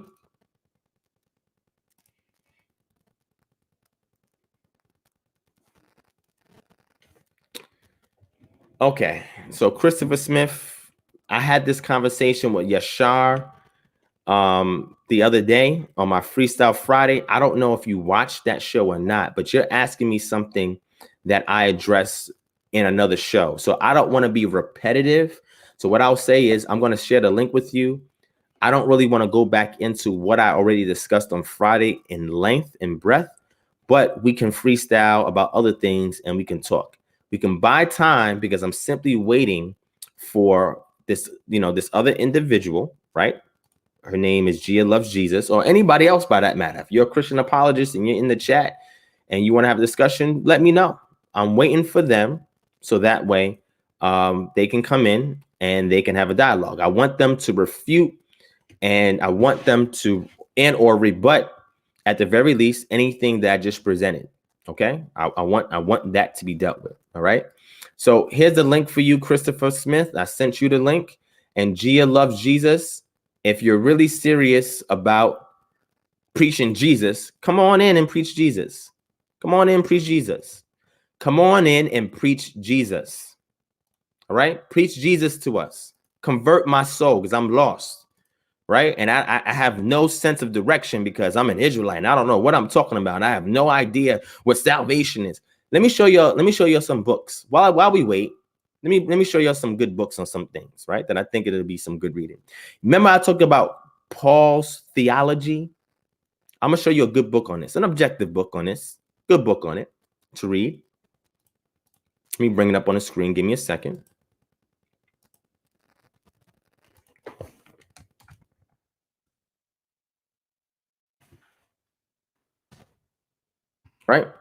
Right. We forgot Pauline Christology. That's the name of the book.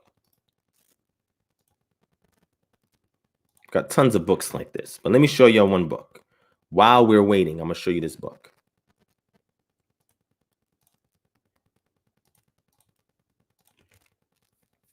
Right? It's called Pauline Christology, an exegetical theological study by Gordon D. Fee. This is a very lengthy book, but when you get through it, it's awesome. All right, let me do this. All right, so as you go through it, it goes into various things, right? It gives you introduction, Pauline Christology, what it is, the theological difficulty, Pauline Christology in the 20th century, Pauline Christology, some basic matters. It goes to analysis, his Christology in 1 Thessalonians, a preliminary look at the data, Jesus as Messianic, eternal Son of God, Jesus as Kyrios of Septuagint Yahweh text, other Kyrios phrases that echo Septuagint usage, Christology in 2 Thessalonians, Christ the Lord invoked in prayer, Christology in 1 Corinthians, a preliminary look at the data of Christ, pre-existent Lord and agent of creation, Christ as pre-existing with Israel, Jesus as Messianic, eternal Son of God, Jesus as second Adam, Jesus Kyrios, Jesus the Kyrios of Septuagint passages, Kyrios, Jesus and divine prerogatives, text that implies subordination, Christology in 2 Corinthians, Christology in Romans, Christology in Galatians, Christology in Colossians, Christology in Philippians, Christology in pastoral epistles. Then part 2 goes into the synthesis, Christ the divine savior, Christ pre-existent incarnate savior, chapter 13, Jesus as second Adam, Jesus, Jewish Messiah and Son of God, Jesus, Jewish Messiah and exalted Lord. I mean, this thing goes in depth. There's 693 pages that does a thorough analysis of Pauline theology. So when you hear me mention these things, I'm not just making these terms up. There's books written on this. Books written on this. All right. So how about y'all take some time, purchase these books and give them a read. Okay. Check them out. They're very enlightening. Even if you're being objective to see it, it's a very thorough analytical work that I enjoyed. And when I have discussions, I pull from sources that I've read and I use arguments and approaches based on things that I've read. Okay. So now we got our brother Chris is in the building. Let me go ahead and bring him in. All right. Gia Loves Jesus. You have been preached the gospel before. Don't throw pearls to swine. What? Are you going to join in or you're not? You're not interested in Jesus. You are a mocker. I don't know if she's talking about me or somebody else in the chat. I don't know, but Gia, we're giving you an opportunity to join in. Email us so we can send you the link so you can join in and you can throw all your slander towards me if you want. You can denigrate me if you want. You can belittle me if you want. You can go over here and say that I'm lost and that I need salvation. I don't know what I'm talking about. I'm gonna give you an opportunity to do all of that. Okay, feel free to come in and make yourself at home And all the things that you would say in private about us, I'll give you an opportunity to say it publicly, okay? All right. So, Chris, I'm going to let you in. What's going on, my brother?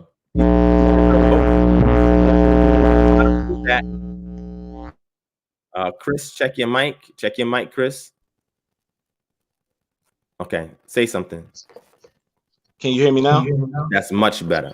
Okay. Much better. I was just saying it's a blessing to be on, man. I watch you a lot, and I know that you're working for Yah.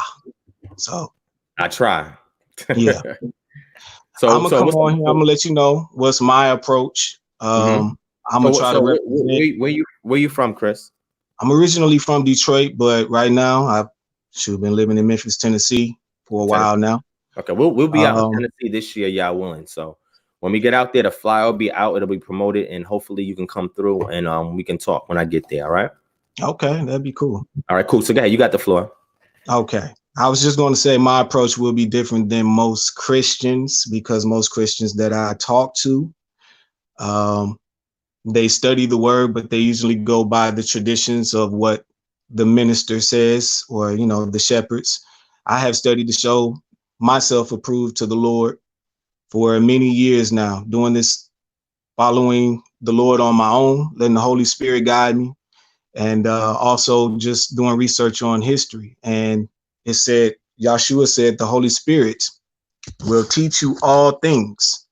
And that's what's been guiding me. Now, I've had personal experiences with God. I know everybody can say that. My testimonies can speak for itself.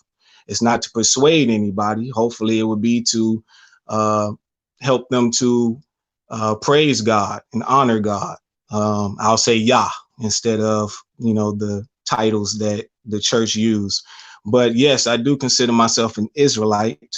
And yes, I do consider myself a Christian. I know we talk about there are no religions. I do believe there's a true religion and there are many fakes out there. I believe our beliefs is the true religion, and Satan is the one who has created all these false religions, or you can say demons or devils. I always believe there's an authentic, there's always a real. We always practice that in our culture, in our community. Anyway, there's always a real. And that's what I look at as far as the Israelites. That's our nationality. That's what I believe. That's who we are. That's who he created us to be. And I also believe that our faith base, you could say the Torah, which still exists within the teachings of Yahshua HaMashiach. I don't mind if you call me Christian. I'm okay with that. And I usually say it so that, you know, I can help people to understand where I'm going with this. I let them know that I am a follower of the Messiah. So basically what I wanted to say to you about the many things that you spoke of concerning scientist studies or doctor studies, I believe that's on point for many people, but I also believe in the word where Yahshua said to the world will look foolish and be presented as foolish. So their studies won't be able to define us or even capture what we mean by the spirit and living in the spirit. We live by faith and operate not just by the physical, but in the spirit, in the mind, in the heart, and in the spiritual realm. So I also wanted to talk to you more so about the history of West Africa, because there's a lot of history that's not being taught, that's documented when you go and study the Spanish Inquisition. And you learn that, you'll learn that many of our brothers and sisters who were forced into Christianity, yes, they were. It was really Catholicism. Christianity, or Christians, our people, the Israelites, existed for 300 years before Constantine even converted. I know that Catholicism would try to claim anything and everything. They try to claim the Torah. It's no difference. That's what Satan does. He can't create. So he tried to claim everything. So I will speak for the church, the body of Christ, and I will speak for the kingdom. So this is where my stance is. I wanted to say this is my approach, and now we can have a dialogue going back and forth. That's okay. Okay, so I have no problem with that. Yeah. I'd be more than happy to have a dialogue with you, my brother. What I Yeah. also want is for a Christian apologist or a Christian that's in the chat Yeah. to email us at kingdomharbinger@gmail.com so we could bring you on the panel and you can state your grievances. Okay. We have several Christians that's in this chat, but none of them are emailing me so they can get in the panel. So I don't. And when I say Christians, I'm talking about who don't identify with the Israelite identity. Okay. They're in the chat, but they're not looking for a dialogue. So me and you will talk, Chris. And so hopefully one of them decides they want to do that. If not, then I'll just end off this session with talking with you. And then I'll pick this up another time on next Friday. And hopefully after they review this video, they'll want to come and have a dialogue. Okay. All right. So did you see the Freestyle Friday session I did this past Friday? No, I missed it. Okay, it's cool. There's this brother that was on, and he came, his name is Yashar, and he proposed the same thing to me as well about the term Christian. Yeah. And I explained to him that if he wants to identify as a Christian using a colloquial term of Christian, that's fine. But I identify for him that I don't use that term to identify myself because that's not what the earliest disciples of Yeshua called themselves. Right? They didn't call themselves Christians. They were called Christians, and then over time they associated themselves with that term because if you was called that during the time of persecution, you would be killed, right? Or you'd be persecuted in some way. So Peter says in 1 Peter 4, he says, if you suffer as a Christian, then do so to give glory to the Most High in that name, right? So he's not saying y'all are Christians and it's okay to be Christian. He's saying if you suffer as a Christian, because this was a stigmatized term that was placed on the disciples of Yeshua, firstly when they went to Antioch, and then it stuck over time, but it didn't become a badge of honor until we get to the period of Justin Martyr and later, right? It became a badge of honor. Now, Yashar said that Ignatius himself was during the apostolic period. He said that he received it as a badge of honor, but he was in a minority because most of the Christians were fearful for their lives, and a lot of their doxology that was practiced was done behind closed doors. It was not done openly, right? Because for fear of persecution. So now today, I guess when people assume that term Christian as an Israelite, they're saying, no, it's okay because, we're going to be persecuted for his name. And I'm like, well, his name is not Christ, right? So if you're going to be persecuted for his name, then be persecuted for his name. His name was Yeshua Bar Yosef. That's what he would have been called in first century Palestine because the people at that time were speaking Aramaic. So that's what they would have called him. He would have been called Yeshua HaNatzori, right? Yeshua the Nazarene. And that was a sect that grew out of where he lived at, right? From his place where he lived at, where people started to follow him from that region and called themselves Nazarenes. And it came to a term where even that term Nazarene just means somebody that lives in Nazareth became associated with a follower of Yeshua. Then you had terms like the way that comes up, which is not new because we saw that same term is used amongst the Qumran community near the Dead Sea, right?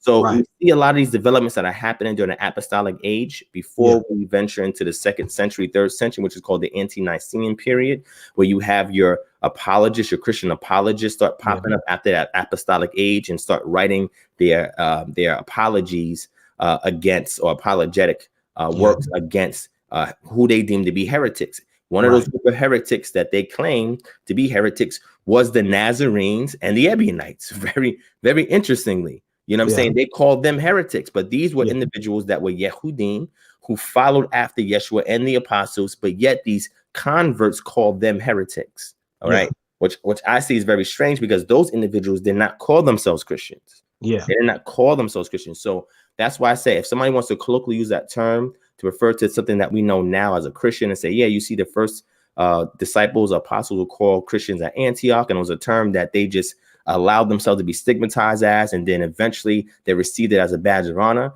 I use that same an analogy of that as Africans that are brought over to the Americas that are being called nigger, and then over time they work to be a good nigger, and then after the Civil War, post slavery, now when we get to our time period, nigga becomes a term of endearment. That now people are okay with calling. Like now it's fashionable to be a Christian. Real Christians are not getting persecuted in America. Real Christians are getting persecuted overseas in the Middle East, in India, and Pakistan and Afghanistan and Yeah. Saudi Arabia, places Yeah. that you cannot call yourself a Christian at. And Christianity is waning in popularity in Europe. Yeah. Can I say something? Sure, go ahead. Okay. I agree with everything you said, except for this part where you said Christians aren't being persecuted in America. I believe that the original Christians, and like I said, it's just a term. No, they didn't call themselves that. We know that.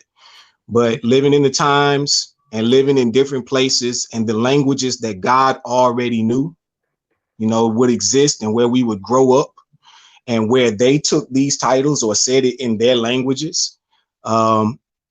Here in America, I believe that the Negroes, the Israelites, are the true Christians, the ones who follow the Messiah and keep the laws. We are being persecuted. I consider us the true Christians. Yes, you can say it's just a Greek term. And I'm not saying that's what we have to identify as you said. I used to just say follower of the way, the Messiah. You know what I'm saying? But what I'm saying is my argument, I guess here is like a lot of the things that you were teaching or that you were talking about as far as Christianity. And this is what I try to say with our brothers. We have to start distinguishing between Christianity, or the title Christian, and Catholicism. Most people can't separate the two. Now, what was going on in the 1100s or the 1100s to the 1700s, and even now, Christians, white Christians at the time, as well as the Negro Israelite Christians in Europe, were being persecuted by Rome. And the Negro Christians were definitely being persecuted when they were forced on the west side of Africa. And the ones who migrated to West Africa. Wait, hold on 1 second. All right. Let me just stop you. All right. You said that Negro Christians migrated to West Africa?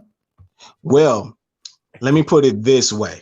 Mm-hmm. Not all the Israelites, not even the majority, or the Yahudians or Yahudins who left Rome in 70 AD, the ones who came to West Africa, not all of them were followers of the Messiah. They still practiced the Torah. I'm saying there was always a small sect. Well, can you name one of those sects for us so I can just go back and research it? I just want a point of reference so that way I can research what you're telling me right now. That there was a Christian Israelite sect in West Africa that I can look up. Well, the best thing I can do is go back. Hopefully I can come back on here and I can tell you about some of the sources where some of the historians who said when they came to West Africa and they began to try to force Christianity on some of them, they already had practices. They just didn't call it Christianity at the time. They still was following. Some of them were already following the Messiah. They was already keeping the Torah. Wait. So they was following the Messiah in West Africa before the missionaries. Not all of them. It said there were some. There might have been some in Nigeria. There might have been some in Angola. Yeah. That's so new. Please bring I know this is where I was going with this, bro. When you learn about the Spanish Inquisition and you go back and you listen to and you also learn about the historians who were writing from the 1700s and up.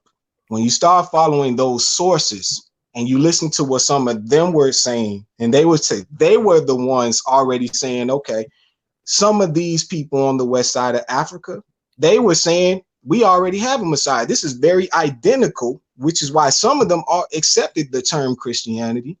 Now, many of them, the religion was forced upon them, especially from the Spanish Inquisition. Those were mainly the children that were taken, forced into Christianity, and were sent to the island of Saint Thome and different parts of the west side of Africa that the Spanish and the Portuguese had owned. Mm-hmm. Yeah. And those were the younger people, but I'm talking about the ones who were already there on the west side. When they began to go and try to as missionaries, there's a historian, I can't remember his name, but I got quite a few sources. I'm going to go back and find it, do my best to find it and send it to you. I don't want to come over here and you think I'm lying. No, I don't think you're lying. I'm simply saying if you have a reference, share it, because from all of the stuff that I've researched of West Africa, and missionaries going there, and cartographers, travelers, and historians who were Arabic or who practice Islam, because we have a litany of Some of them that. did. I don't see, I haven't seen where any of them said that in sub-Saharan West Africa that they were practicing any form of Christianity. I've never heard of that before. Yeah, they said, the historian said that at the time they were practicing Islam. Some of them were practicing the Torah already. Okay. They had already had certain manuscripts or certain things that they kept, but most of them went by oral traditions. And they said that some of them were already practicing the Christian faith. And I don't know about that. Now, watch this. There's H. Maul. H. Maul has a map. H. Maul has a map, a geographer. He has a map that he drew of Africa, which he called the majority at the time Ethiopia. And where it says Negro land, it shows he has a writing when you zoom in close on that map.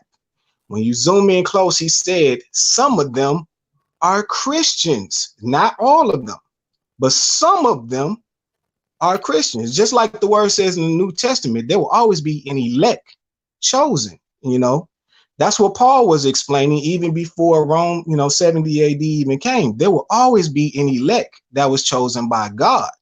So it's not far-fetched that some of them that were in Europe at the time, where some of them were already Christians, the ones that were in the Spanish Inquisition that were already Christians were killed anyway.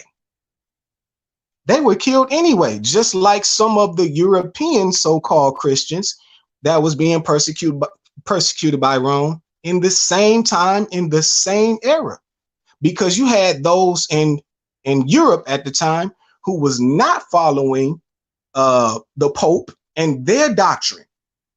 This is why I say, man, there's a history of the Spanish Inquisition and those historians that give you a whole lot of information that tell you what Rome, the beast, was doing to our people, as well as to the Israelites, as well as to the so-called followers of Christ that were in Europe at the time.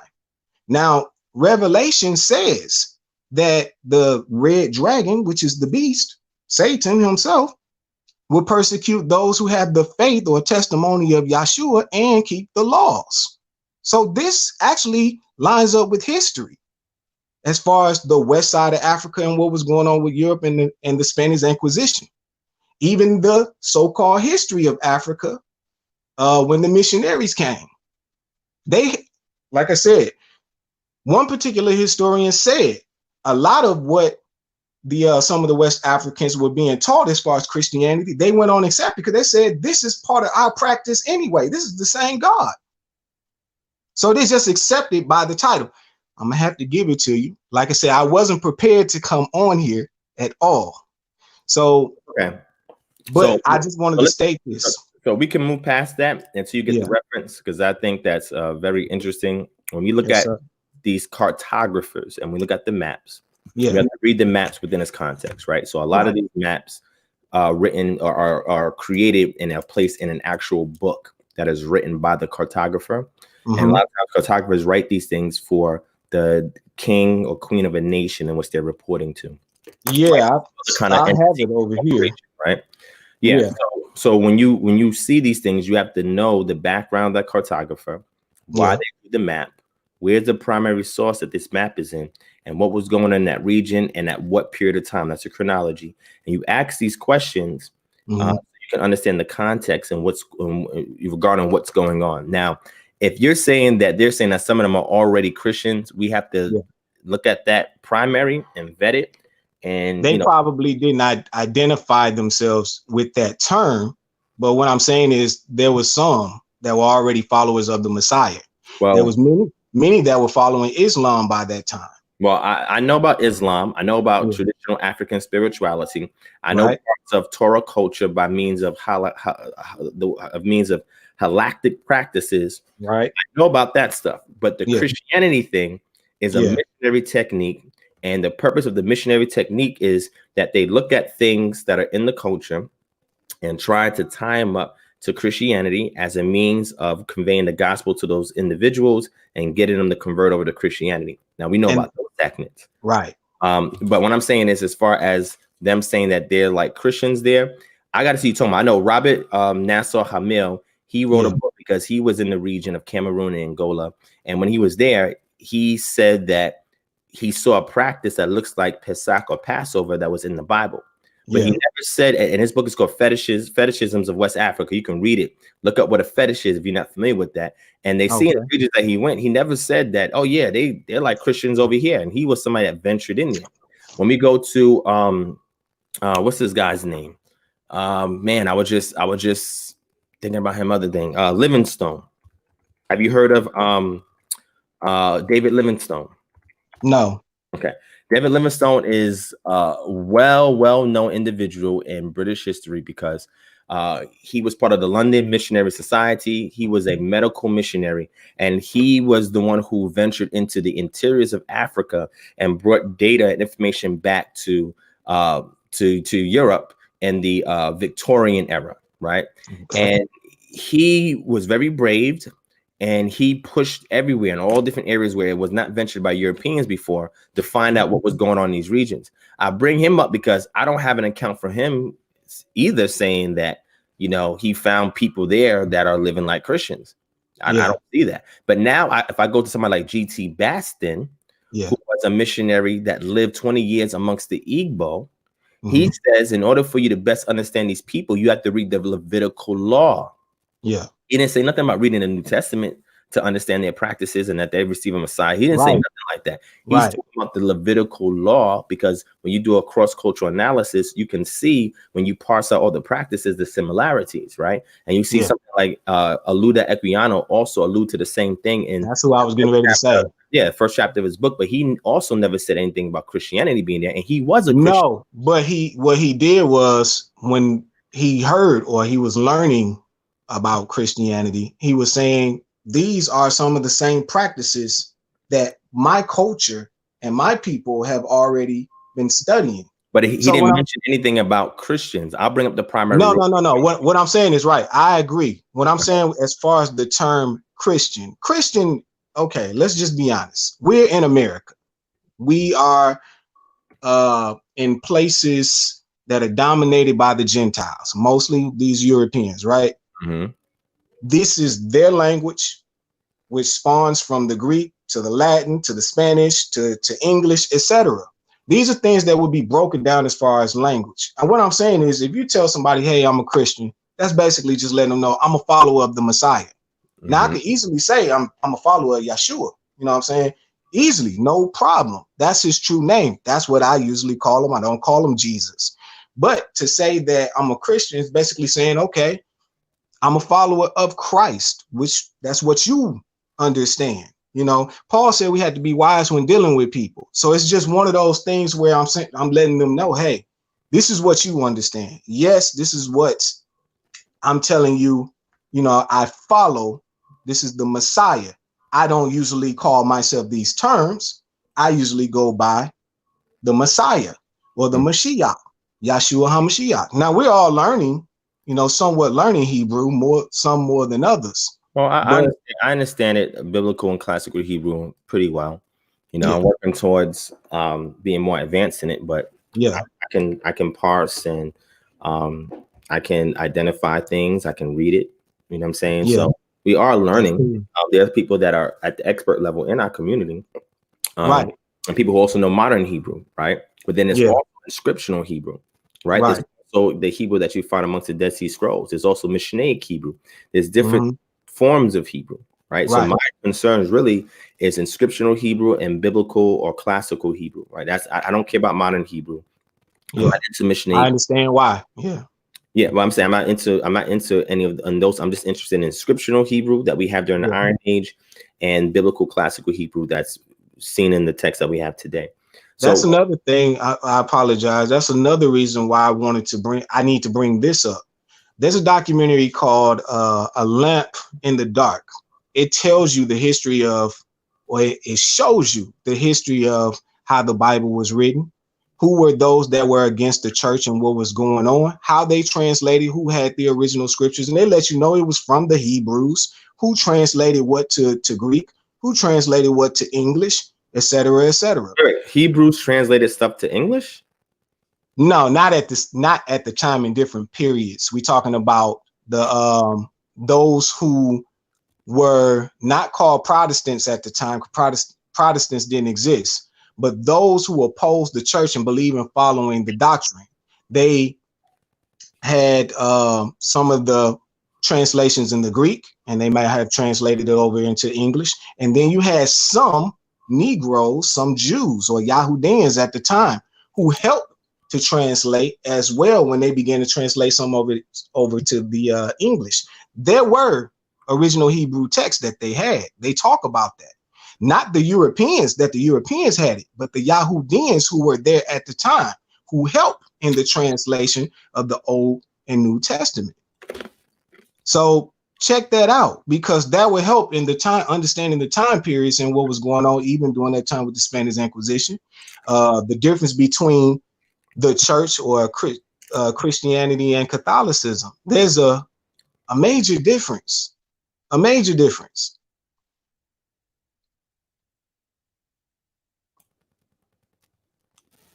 Okay, I'm here. I'm just saying there's so I've debated Christian apologists, Christians, and Christian scholars, right? Yeah. I've interfaced with them, and I've learned about the compilation of the text and how the text was compilated, codified, numbered, even the numbering system that we have in it today. Because when you look at Greek manuscripts, there's no numbers there, right? Right.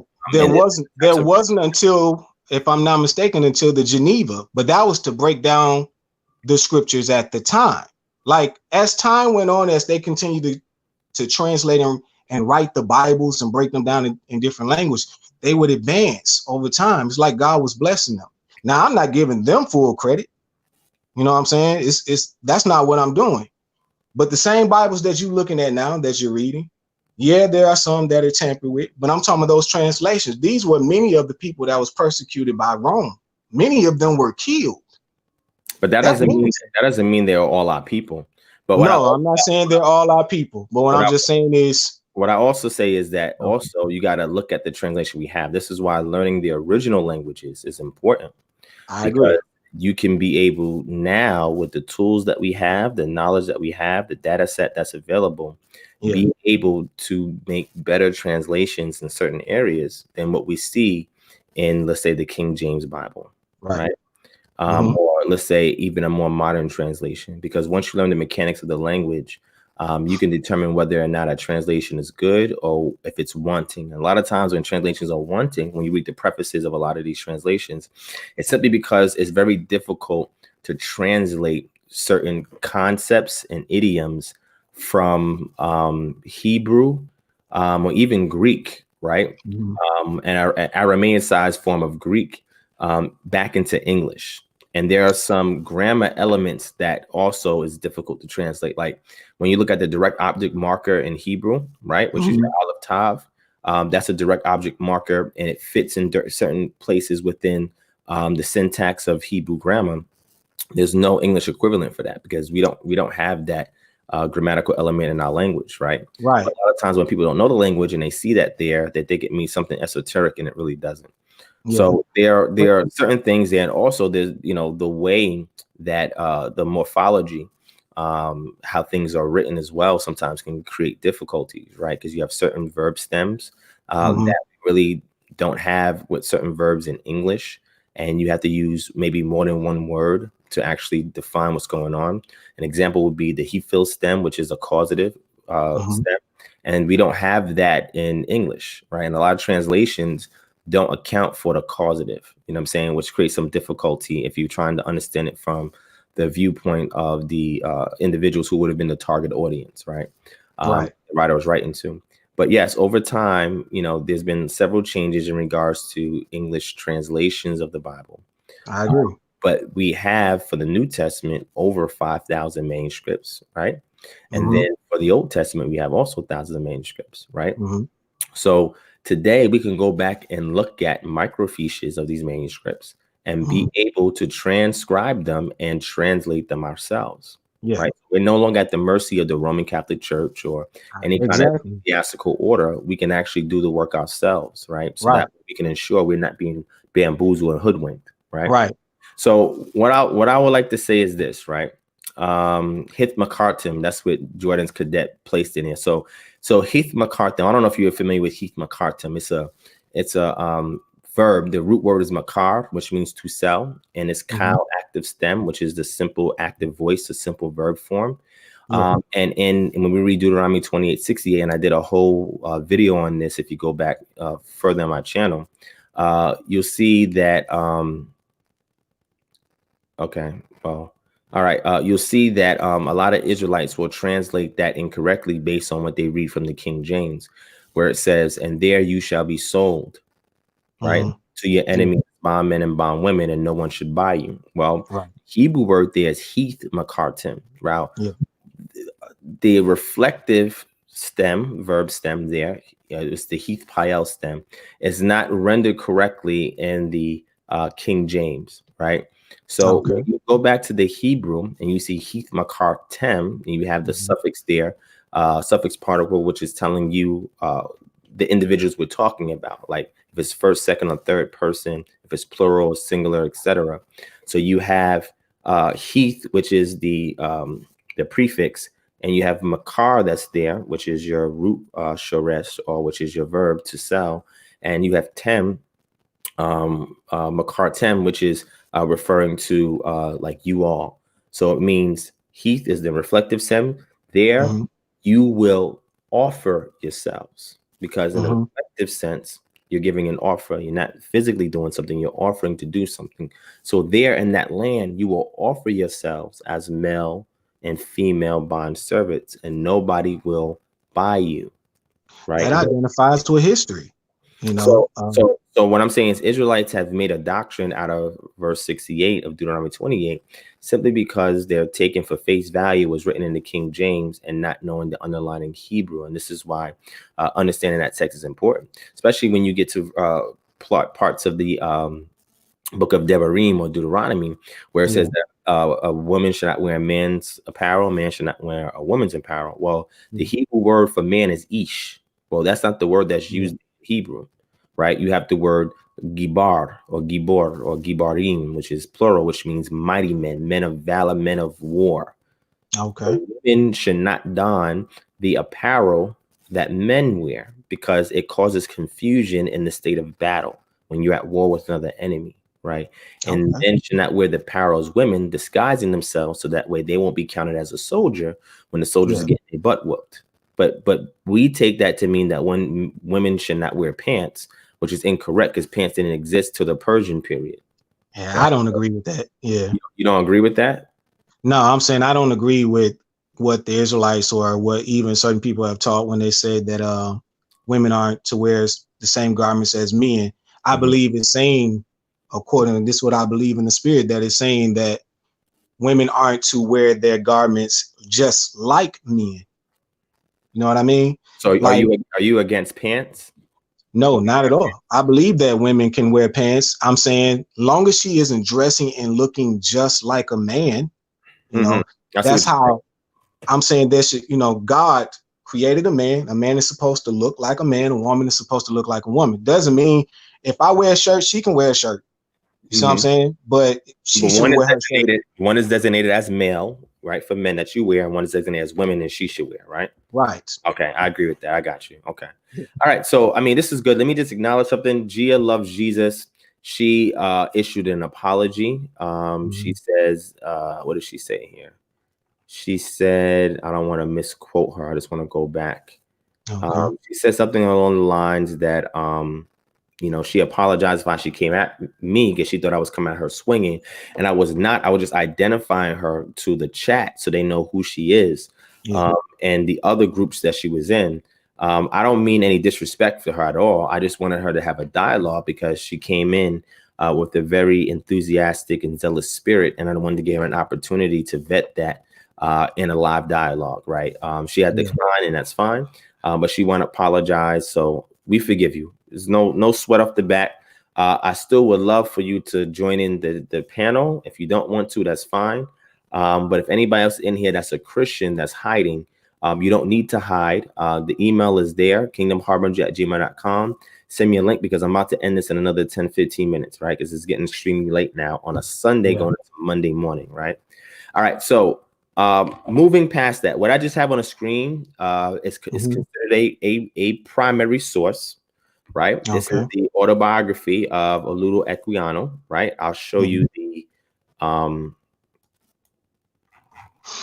interesting narrative of the life of Oludo Equiano, or Gustavus Vassa, the African, written by himself, right? So this is the actual transcription of his book, and this is considered a primary source, right? Because we reference Equiano, and we have to go by his words based on what he says.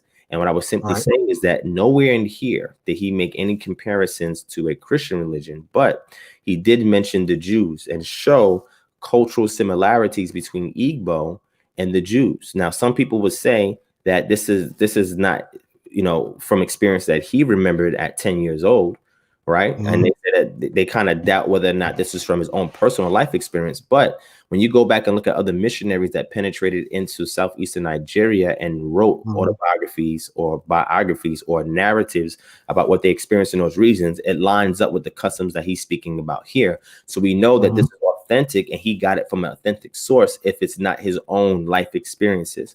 But when you read here, you'll see him make all of these comparisons, but he never references anything about Christianity. Now, I'm not saying that you're wrong, right? Yeah. I'm just saying what was his beliefs? Where did he grow up, and what was his beliefs? He didn't grow up as a Christian. He grew up in traditional African spirituality, right? So I'm saying when he was taken as a slave, or when he was taken. When he was taken at 10 years old, he didn't have no beliefs per se. He was not at that time. I'm saying as he grew up. When he got older, he converted to Christianity. He was. That's Christian. What I'm saying.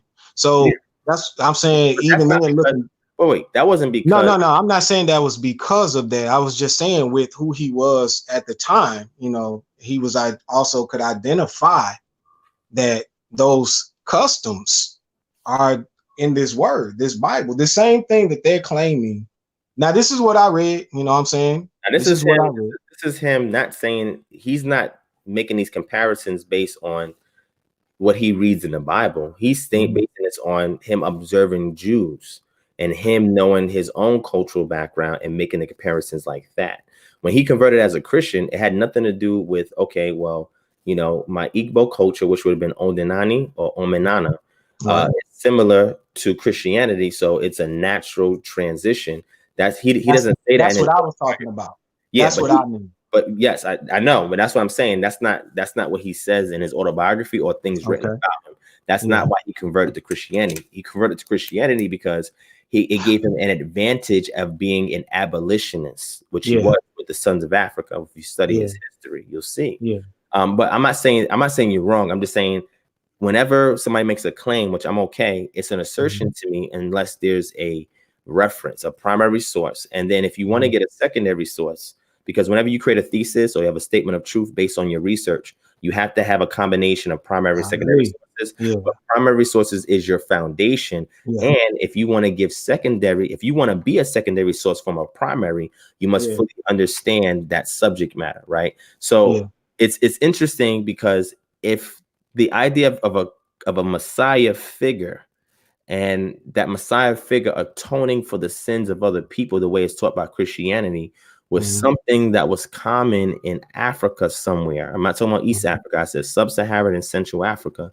I just want to know the sources. You mentioned a cartographer. Say he created a map, and he must have put in a footnote that their practices are similar to what we do in Christianity. We need to know what tribe of people. He actually said that. He said, "Can you bring it up?" I can't bring it up on the screen, but I'll read what he said. No. If you got it, just give us the information. I could pull it up in like 2 minutes. Well, I downloaded it on my phone. What's the photographer's name? Give me his name. His name is H. Mall. H. Mall. Sounds familiar. What's his last name? Just H and then Mall, Moll. And it's a map that he drew in the 70s. I think it's 1711 or 1724. And do you have the primary source for that? Like, what book did he write it in? A book that he wrote? Or No, actually, man, I'll just be honest, just doing research, just looking at old maps of Africa. And I actually came across this and was trying to look at some oh, of basically Negro land. Herman And Mole. That's what you're talking now, about, right? Herman Mole. yes, Okay. on the you map, it just say H Mall. So yeah, it'll say that on it. Okay. And which map of his you're referring to?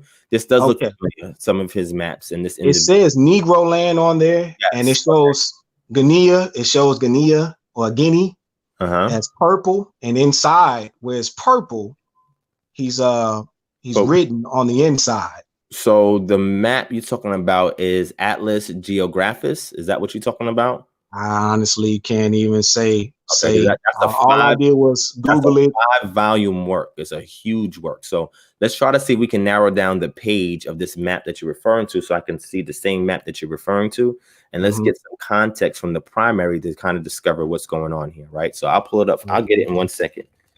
I'll get it in Okay. 1 second. Can I just read while you're doing that? Can I just read what he wrote? Yeah. All right. He says, I am credibly informed that the country about 100 leagues north of the coast of Guinea is inhabited by white men, or at least a different kind of people from the blacks, who wear clothes and have the use of letters, make silk, and that some of them keep the Christian Sabbath. 17 in the 17 The Christian Sabbath? You talking about Yeah. Sunday? Yeah, because if you go and study before Constantine became a Christian, I know you won't agree with this, but I didn't intend to get on this subject right now because most brothers and sisters won't agree with this. Before Constantine even converted, he's seen that there were Christians, so-called Christians at the time. Like I said, this is before Catholicism, because Catholicism started through him. He's seen that these Christians kept the first day Sabbath. And this is what I don't ever hear in the community. Do you agree with that? Yes, I do. Because according to here's why. So here's why. I'm going to tell you Sabbath? why. It's not according to what Christians say today. Okay, go ahead. I know that church try to claim, the Catholic Church try to claim everything. According to the word, that we're followers of the Messiah. And even he has a scripture in the New Testament where it said, even he is Lord of the Sabbath. Yeah, but you got to read that carefully. I do. Now, this is where I'm going. This is where I'm going with this. Yeah, I know you're gonna say no, something. no. I'm gonna be quiet. I'm gonna let you rock it out, and then we're gonna just go through it. But go ahead. Okay. Now, and maybe you can help me with this. You know what I'm saying? I'm open. You know what I'm saying? This is our Lord. This is my Savior. This is our Savior. This is our God. I don't know if you agree with that. Now, yeah. So if he rose on the first day, that's significant, because one is dead, and to rise, the resurrection, that was an incredible thing that took place. Now, I know we can talk about Lazarus, etc., but we talking about the Messiah who rose on the first day. And you break down the teachings of Peter and Paul, and they're telling you, we rise with the Messiah. This is our Lord. This is our Savior. Now, whether you want to identify with him as God or not, he said that God sent him, and whoever accept him. I just want to see where Sunday's a Sabbath. That's all. Well, it's not going to say Sunday. Even if you look at the old map, Hebrew calendar, the days don't line up at all. The months start in the middle of the Hebrew months start in the middle of these months. The days began on a different day. So as far as calling it Sunday Sabbath or Saturday Sabbath, we really can't go by that. You either call it the seventh day or the first day. Now, I know that you're more of a scholar on this than I am, but this is what I prayed, and this is what, when I prayed to Yahshua, this is what I received from him. Time and time again, I follow him. He rose on the first day, so I rise on the first day. This is my Savior. This is my Elohim. So where's that the Sabbath though? The Sabbath is actually called the Lord's Day. Not rise. It means to rest, not rise. It means to rest, not rise. Well, If you go to also Hebrews chapter 4, verse 8. Go ahead, bring it out. You want me to read it? Yeah, I'll put it on the screen. All right. It depends on the translation that you may have too. No, it doesn't matter. You can bring out any translation. It doesn't matter to me. Okay. Yeah, it's cool.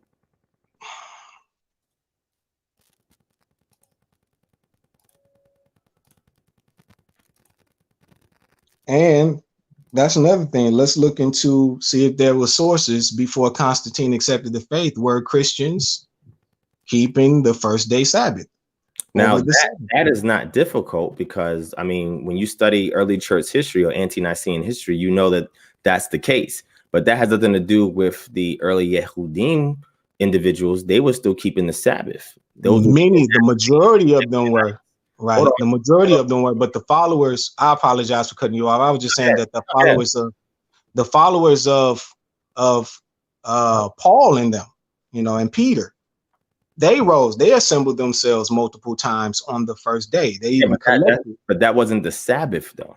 Listen, I can come together and say, hey, in context, Paul was coming together on the first to break bread and raise money to support other Christians that were being persecuted. They were also communing and breaking bread. You do that. I do that when the game comes on Sunday. Right? Nah, he said Yeshua said to do this in remembrance of him. This is for his congregation. Sunday? No, for the body, whenever they come together to assemble themselves. Like I said, it doesn't have to be Sunday, because according to the Hebrew calendar, the Saturday that we have now is not Saturday. The Saturday that we have now is not the seventh day, according to the Hebrew calendar. So and the first day. So let's slow down for a second. Let me slow you down for a second, okay? Right. I know I hear a lot of people saying that, but I just want to give you something to look into. Are you familiar with the conquest of Alexander the Great to establish himself as the preeminent ruler during the Grecian period of about 331 to 334 BCE? Are you familiar with that? Yeah. Okay. So what did he do when he got to Babylon? What did he do? Because, you know, in Greece, they had the Athenian calendar, the Macedonian calendar. So when he got to Babylon, what did he do? Now, I'm not sure what he did in Babylon in detail, to be honest. I'm also just thinking about the conquest of Alexander the Great, more so than what he did in detail in Babylon or in India, certain places that he was, or that he. Now, I say that for a reason, because the pre-exilic Israelite culture had a different way to recognize, to reckon time that was more relative and less absolute. Okay, with the exception of maybe regnal years, right? But when they went into Babylonian captivity and they came out, they adopted the Babylonian way of reckoning time, right? Yeah. So if one is to say, okay, all they did was superimpose Babylonian names and days onto the calendar they already had, they were pretty much synchronized the two, right? And they used it. So now, when we have a situation where Alexander the Great comes on the scene and, you know, he conquers the Persians and then he makes his way into Babylon, he encounters the Chaldean priest there and he learns about a way of reckoning time, right? That's the moon cycles, right? Yeah. The reason why I bring this up is because what he did was he adopted that way of reckoning time from the Babylonians and synchronized it. And now what happens is Julius Caesar comes on the scene and establishes his calendar, which is based off of that calendar. And the Gregorian calendar that we have today is also based off the Julian Caesar calendar. So when we talk about fixed days of the week, we have to go back and ask the question, well, when Alexander the Great conquered Babylon and the Chaldean priests, he got counsel from them in regards to the reckoning of time and established their calendar that they had that then got changed by Julius Caesar. We have to see if the days that he fixed on his calendar, right? Because a lot of them circle around the moon, lunar calendar. Were they in alignment with the Babylonian days? And if so, when the Julian calendar came on the scene, was that in alignment or synchronized to align with certain days in the Grecian calendar by Alexander the Great? And then when we got the Gregorian calendar that we did today, is that based off of that calendar? And if you can line it up back from Gregorian to Julian to Alexander the Great, all the way Yeah. to Babylon, and then the Israelites adopting the Babylonian calendar after captivity, then can we say with some degree, with a small margin of error, that you can kind of safely say that what we have today is similar to what was found in the 1st century CE? It was. I mean, you can make that claim, but at the same time, the Julian calendar was the calendar that was being used during that time period in 1st century Palestine. Right. And I'm agreeing with you. According to my studies, now I did study well on this as well. According to my studies, the Babylonian calendar was still different from the Julian calendar. And the Gregorian calendar that we go by now is very similar to the Julian calendar we have now. Okay, what I'm saying is calendars, you have lunar calendars, right?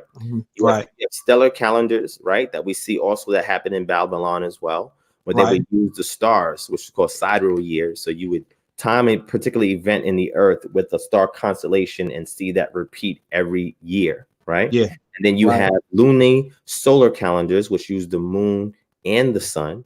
And then you have solely solar calendars.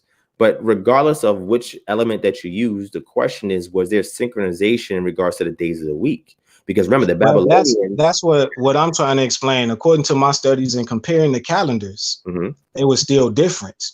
The Julian calendar that was created was still different from the Babylonian calendar. Still different. The days, the months, that it was still different. The names of it?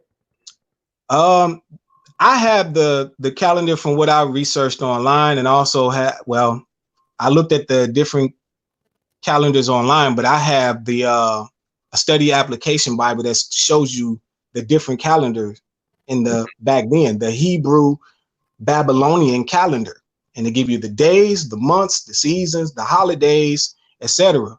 And on it's different from what the Jewish or the Israelis calendar or holidays they celebrate today. It's somewhat different. The feast days, the holy days is somewhat different from theirs. That's because they have a lunar calendar superimposed onto a civic solar calendar, right? Right.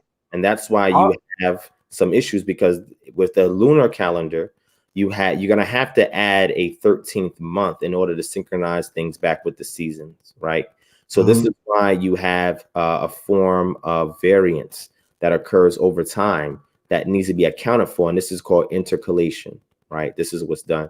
So I don't mean to get off a tangent on this, but what I simply want to know is in 1st century CE Palestine, where the Aramaic speaking Yehudim lived, I wanted to know what calendar did they follow, because, they had to pay taxes. They had to be part of the census, right? Not consensus, the census. And they had to do other tax in regards to trade, business, tariffs, etc. So the question is, was they following the civic calendar, or were they following a calendar that was radically different from that civic calendar, which would have been the Julian calendar at that time?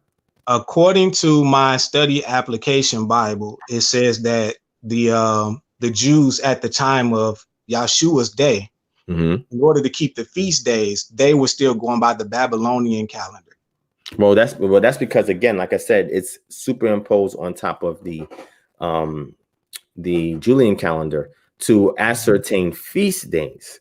Yeah. But now it still said that the Romans, the Romans were going by their calendar even during the time in the land. And the Jews were familiar with both, but they were keeping their calendar. So when the text was written, when you read the New Testament, which is written in Greek, right? And it's making a reference to the resurrection of Yeshua. And it says towards the first day of the week. And we go back and look at that word Sabbaton, which is interesting. The question that I have for you is that first day of the week, according to the Julian calendar, what day would have been? Would it have been Saturday, Sunday, Monday? What day would it have been? I don't believe it was Sunday. Okay. Now, honestly, this is where I say where I believe everything gets lost. Okay.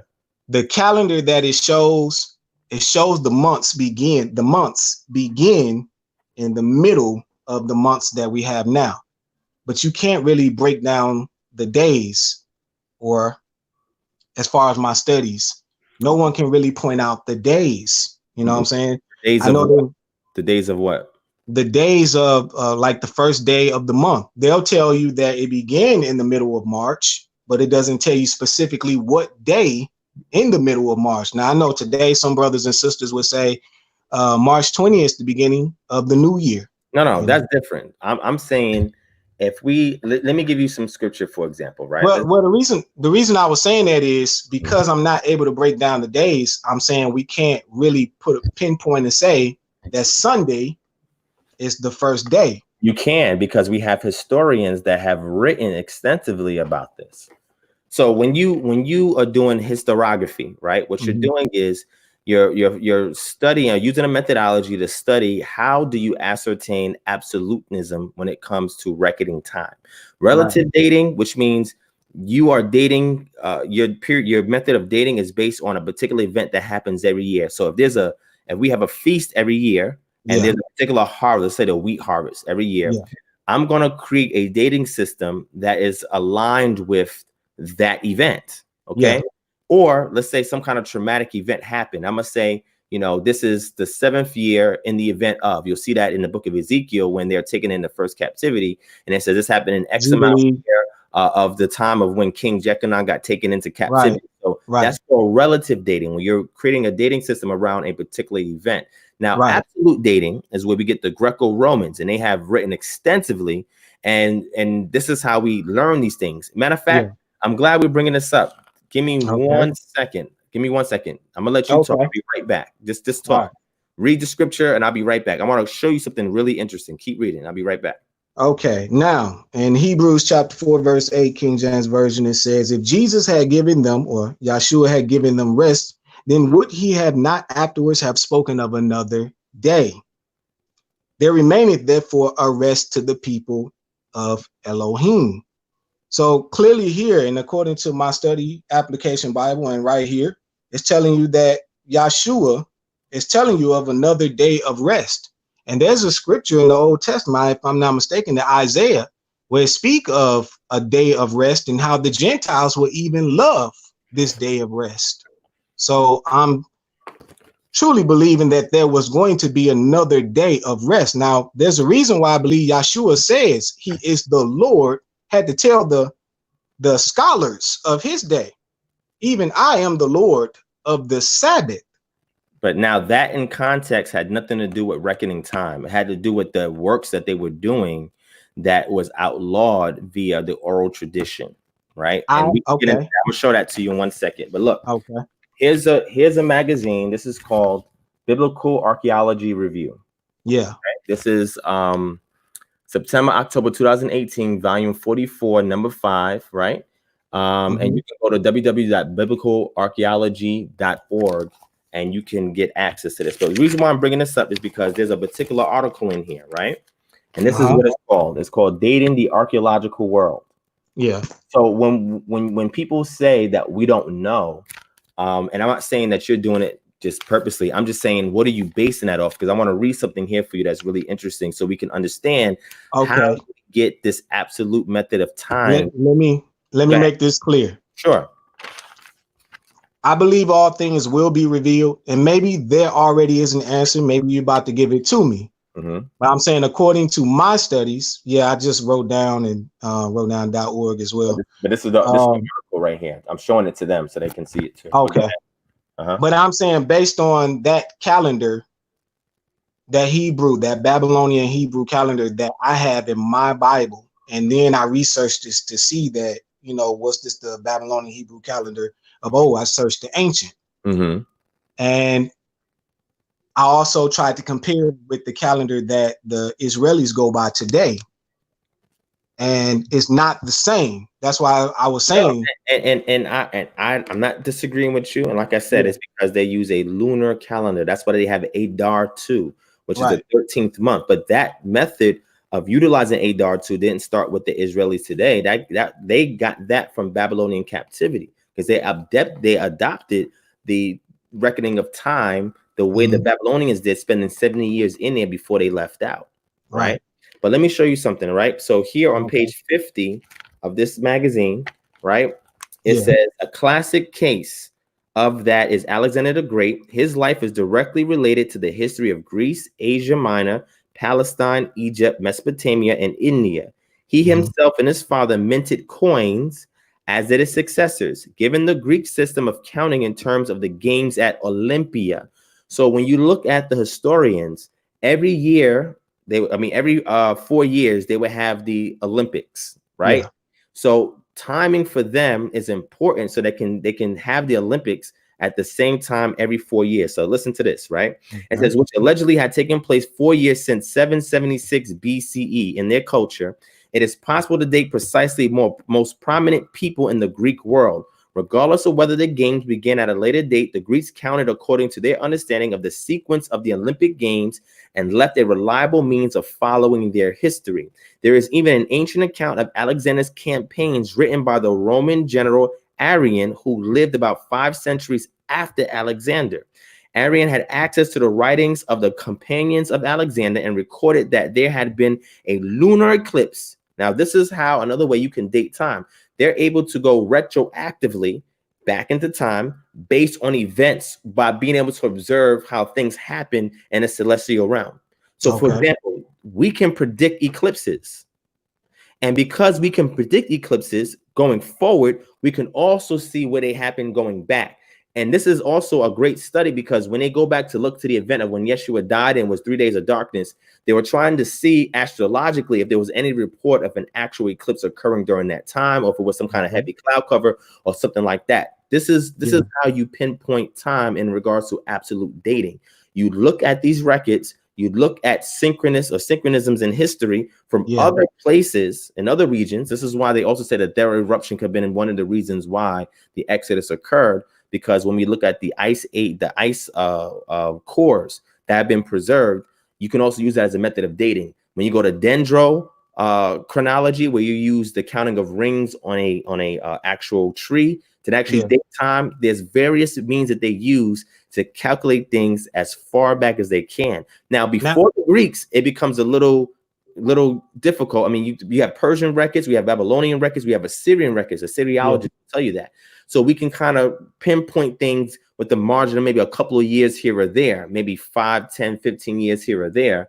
But actually into the Greco-Roman period is much more exact, because that's how they did their reckoning of timing. So in here, when you read this article, it explains to you in depth. And here you can see it here where they show you how tree rings and dendrochronology is used. You can actually time when certain events occurred and at what day of the week it occurred, with the consistency of synchronizing and matching retrospectively our calendar today to the Julian calendar that you can see in 1st century Palestine where certain events occurred. So we can tell that the first day of the week during that time would have been our Sunday, and Saturday would have been the day prior. So if you're saying that Sunday is the Sabbath and your reference text is Lord of the Sabbath, which had nothing to do with reckoning time, but actually showing that they didn't have the authority to tell I think they can't do on a Sabbath. Yeah, basically what he was explaining on doing that was letting them know there's one that's greater than the Sabbath. Sabbath was not made for man. He was letting them know that he is the Messiah and he is greater than the Sabbath, and he is the Lord. You're saying, I have authority. No one else could say that. That's the point I was bringing up with that. So with him dying and rising, he had already told them he was going to die and rise on the 3rd day. That 3rd day happened to be the so-called 8th day, according to Luke. And then the 1st day, according to his own apostles. So I don't know. I mean, listen, you may be very well right when it comes to the Romans keeping record. I'm just going by when I see that Babylonian calendar and understanding how they were keeping the feast days and how totally different it is according to the Israelis, and how it seemed like according to the word they were only saying that he rose on the 1st day, including Luke, who was a Gentile, including Paul, who wrote to the Gentiles that he rose on the 1st day. No one explained that he rose on this particular day. Now, that's what I'm saying. That's where I look at it like, okay, can they really distinguish the days, especially if they were still keeping their Babylonian calendar and the Romans were still keeping their, you know what I'm saying, keeping their Julian calendar at the time. So that's where I go. That's where I'm coming from with it. So let me show Maybe you. it is. Well, let me show you something. And again, this, like I'm open to scrutiny. So if I say anything on here and people go back and research and say that you're wrong, I'm okay with that, right? Likewise. But what I like to do is show sources so people don't think that I'm giving my opinion. So if I cite something from a source, yeah, and they would have to prove the source wrong, right? So this is a secondary source that I'm showing you because they're citing primary sources, right? Even though they have a lot of the primaries here in pictures, right? Such as a king's list here that we have in Kemen or Egypt.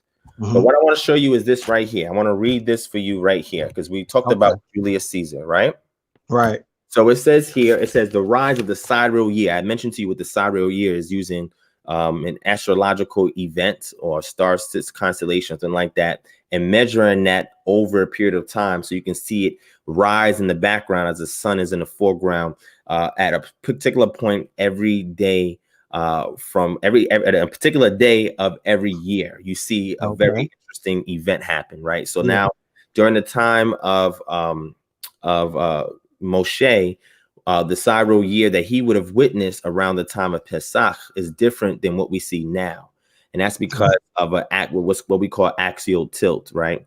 Where because of the tilting of the globe at every 2,160 years, you're going to see a different constellation in the background as the sun is rising on the I would say March 21st, 22nd, 19th, 20th, around that time period.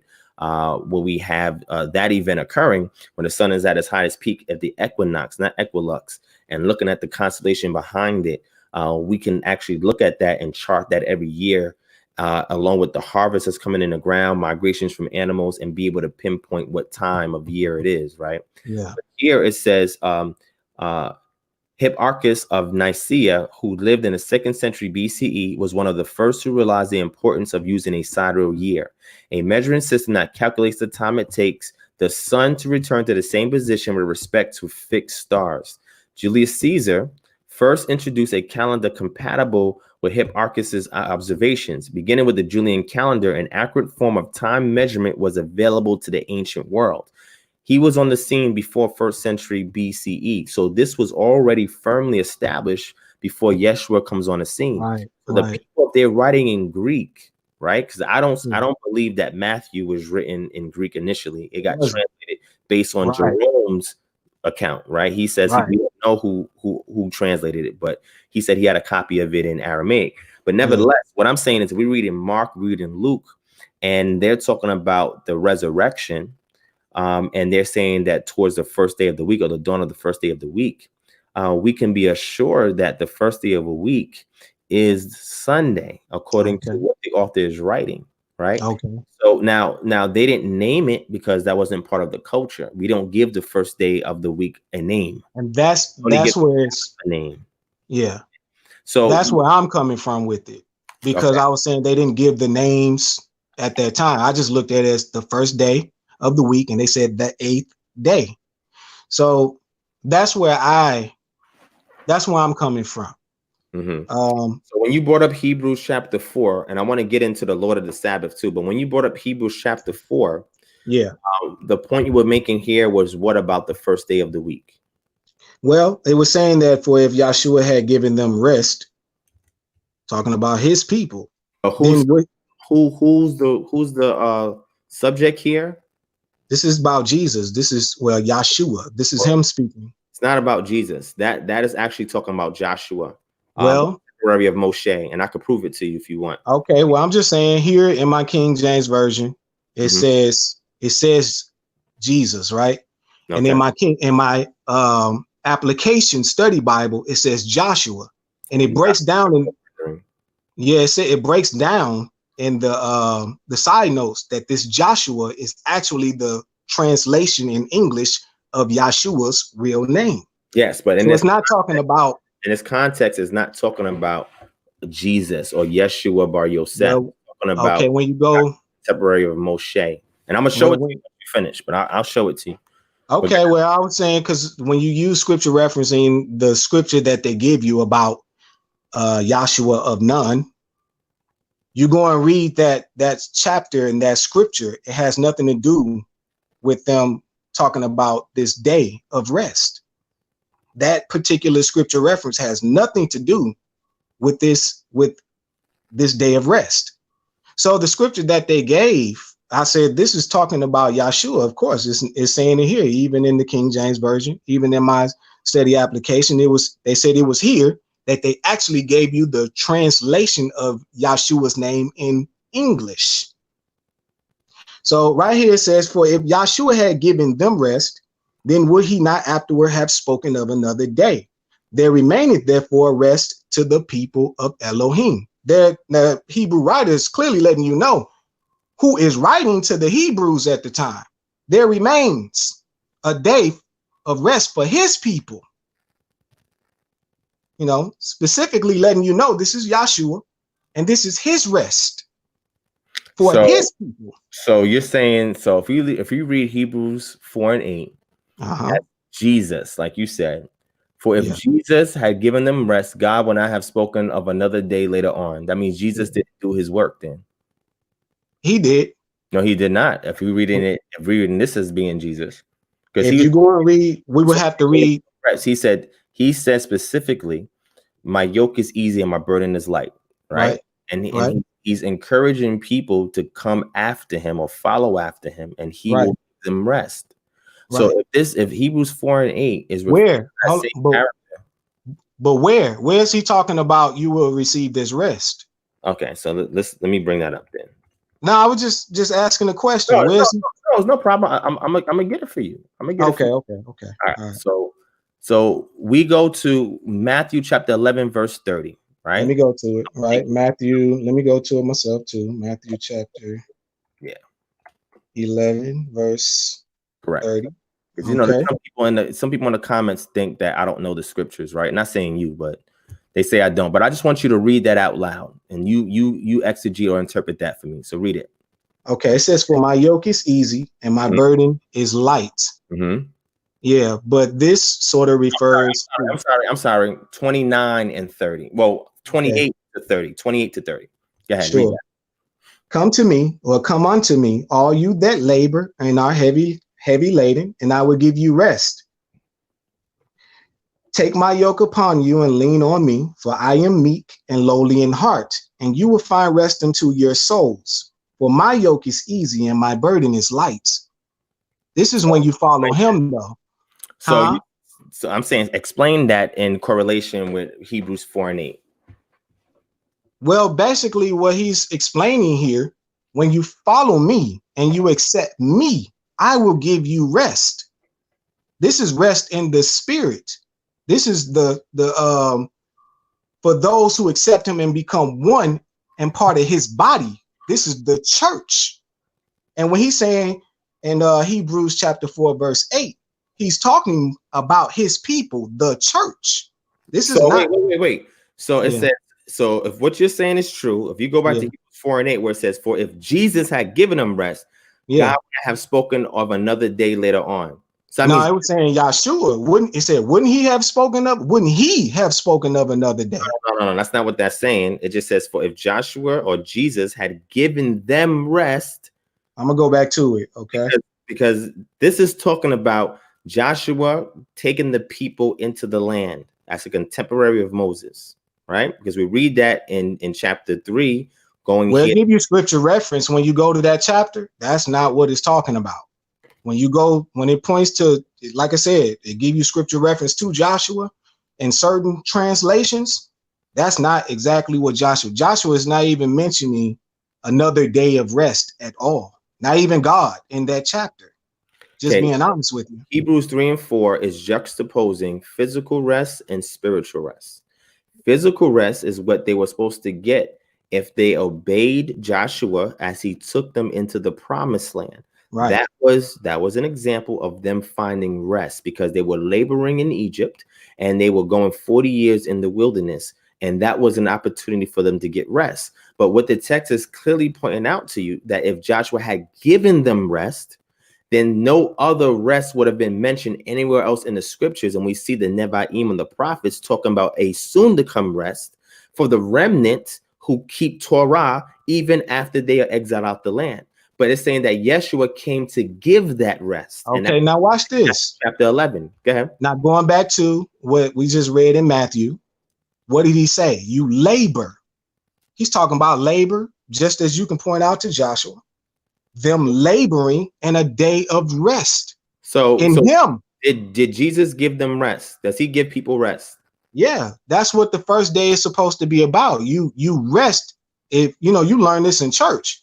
The first day, and you learn this also through the apostles, the first day is you assembling together, not for the sake of just assembling. You're assembling in the body, well, as a body for him. And he says, I give you rest on this day. Show me where they assembled to rest from their labors.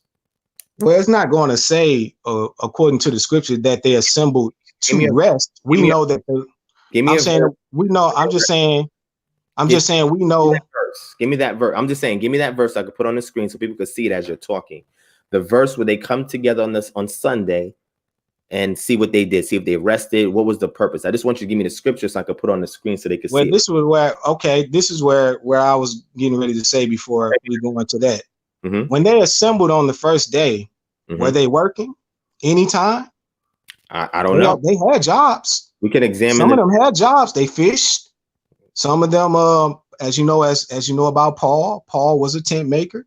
Did they ever work on the day that they assembled on the first day? It's not going to tell you verbatim.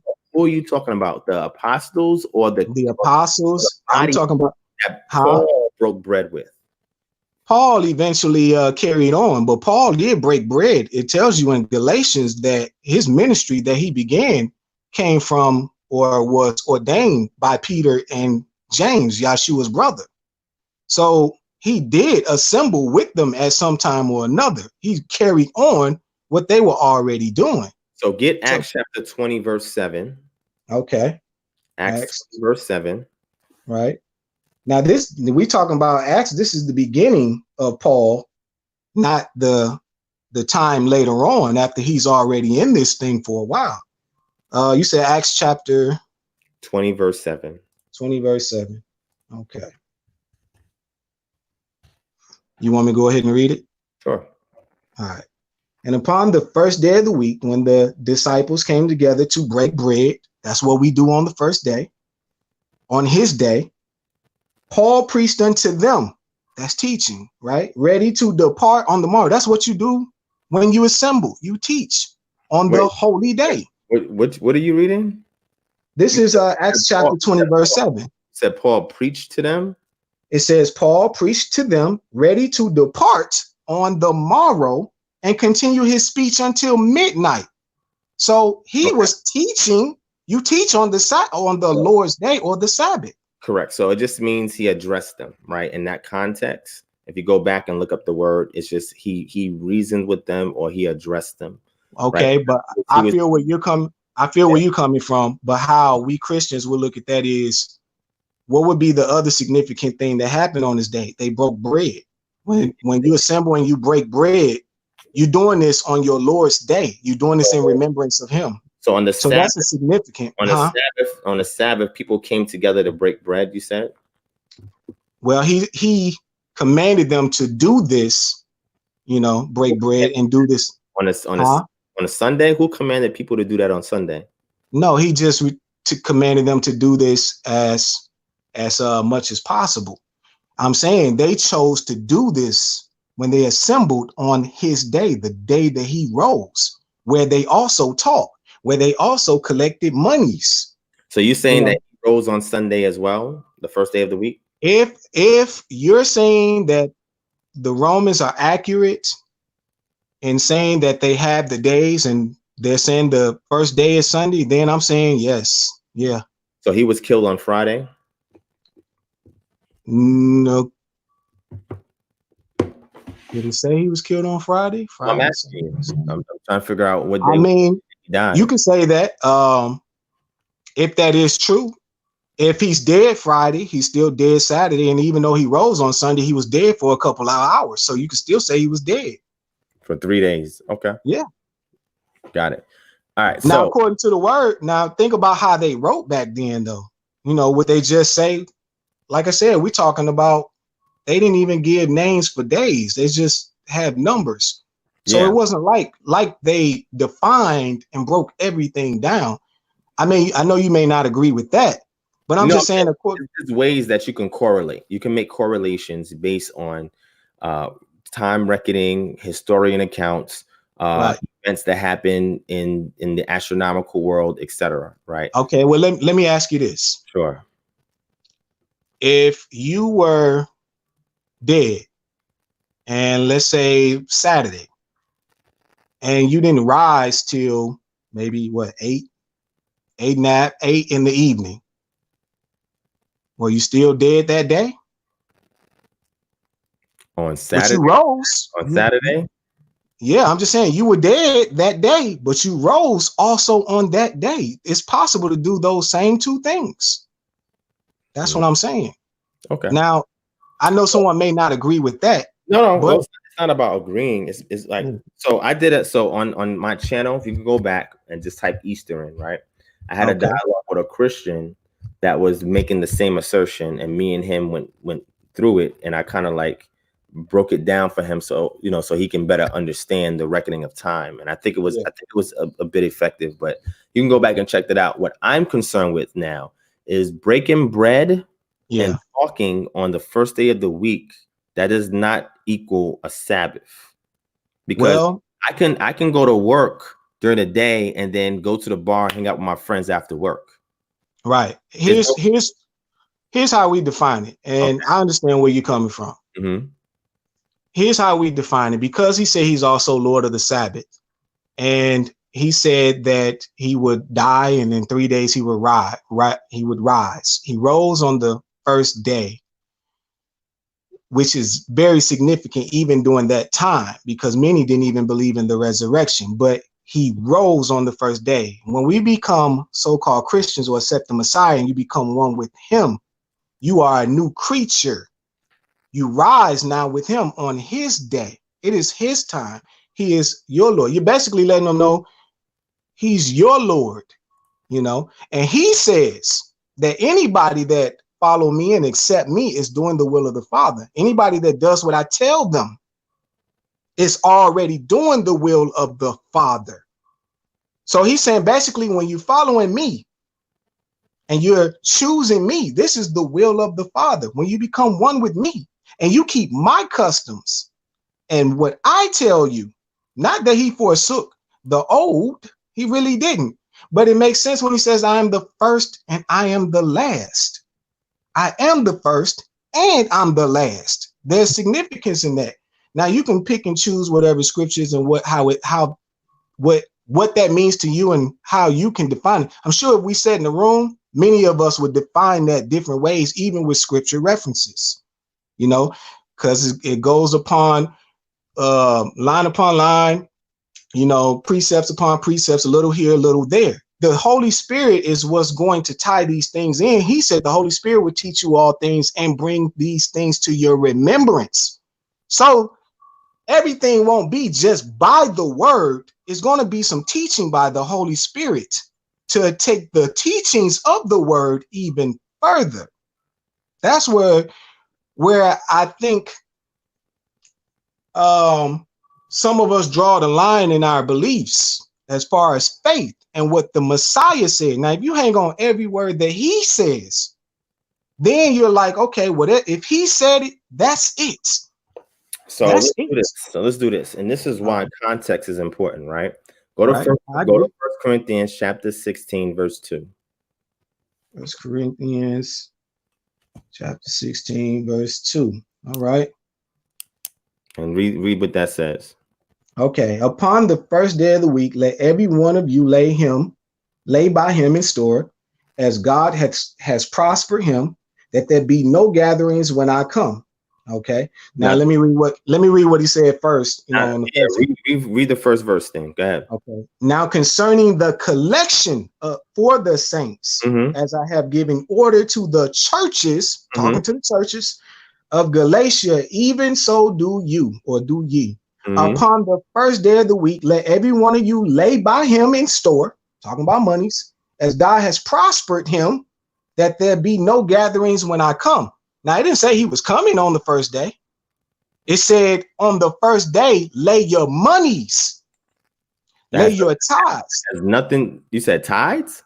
That's basically what it's talking about when it's talking about your monies or your offering. It's either one or the other.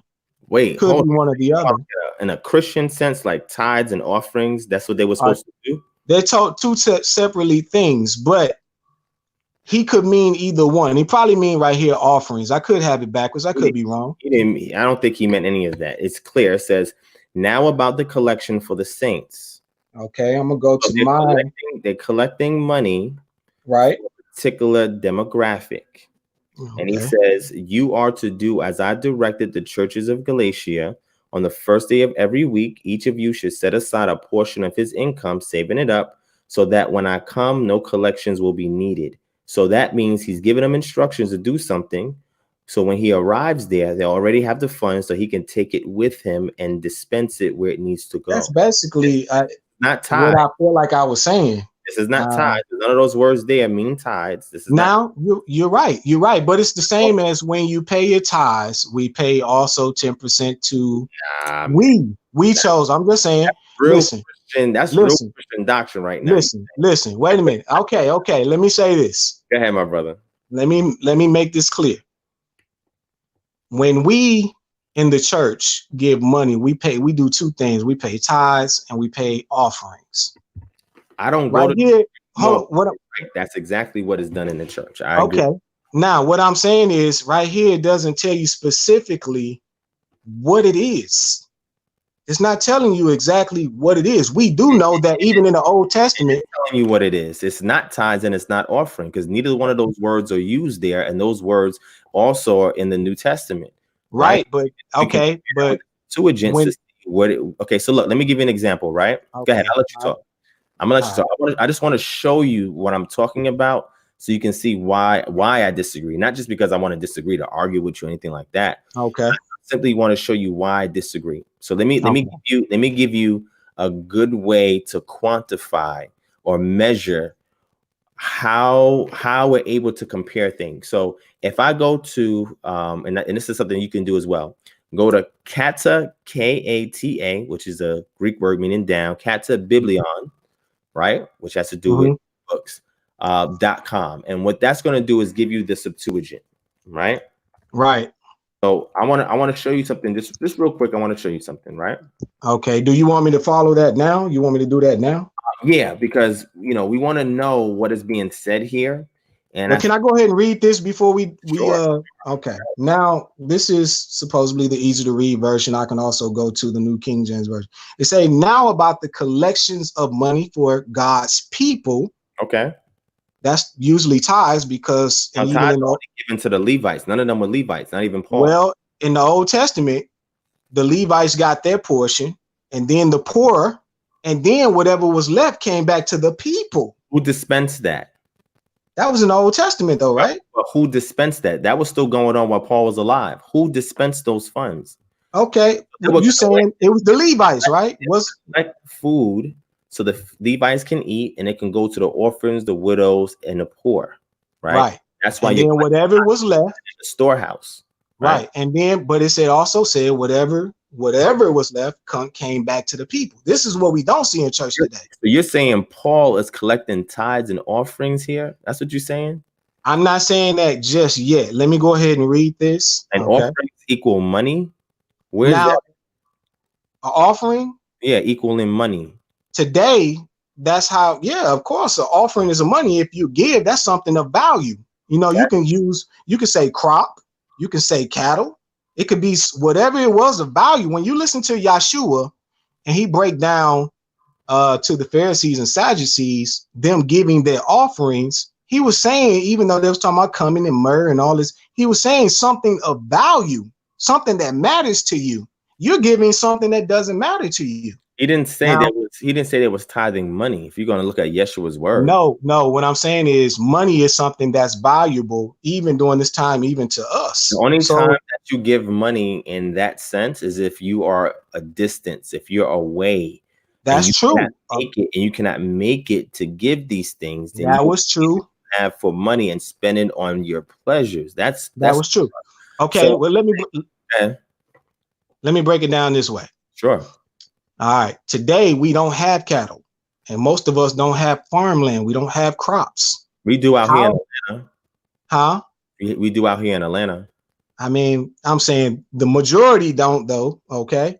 So I'm just saying you give the increase of what you have. We all work.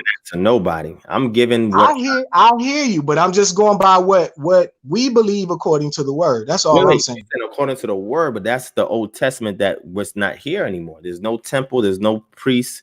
As far as Levites, none of these are. Paul was not a priest, he was not a Levite, he was not collecting tithes and offering, because if he was, he would be giving it to the temple. He would not. Okay, well, let me ask you this. Okay, let me ask you this. Mm-hmm. Are there any bishops in the Old Testament?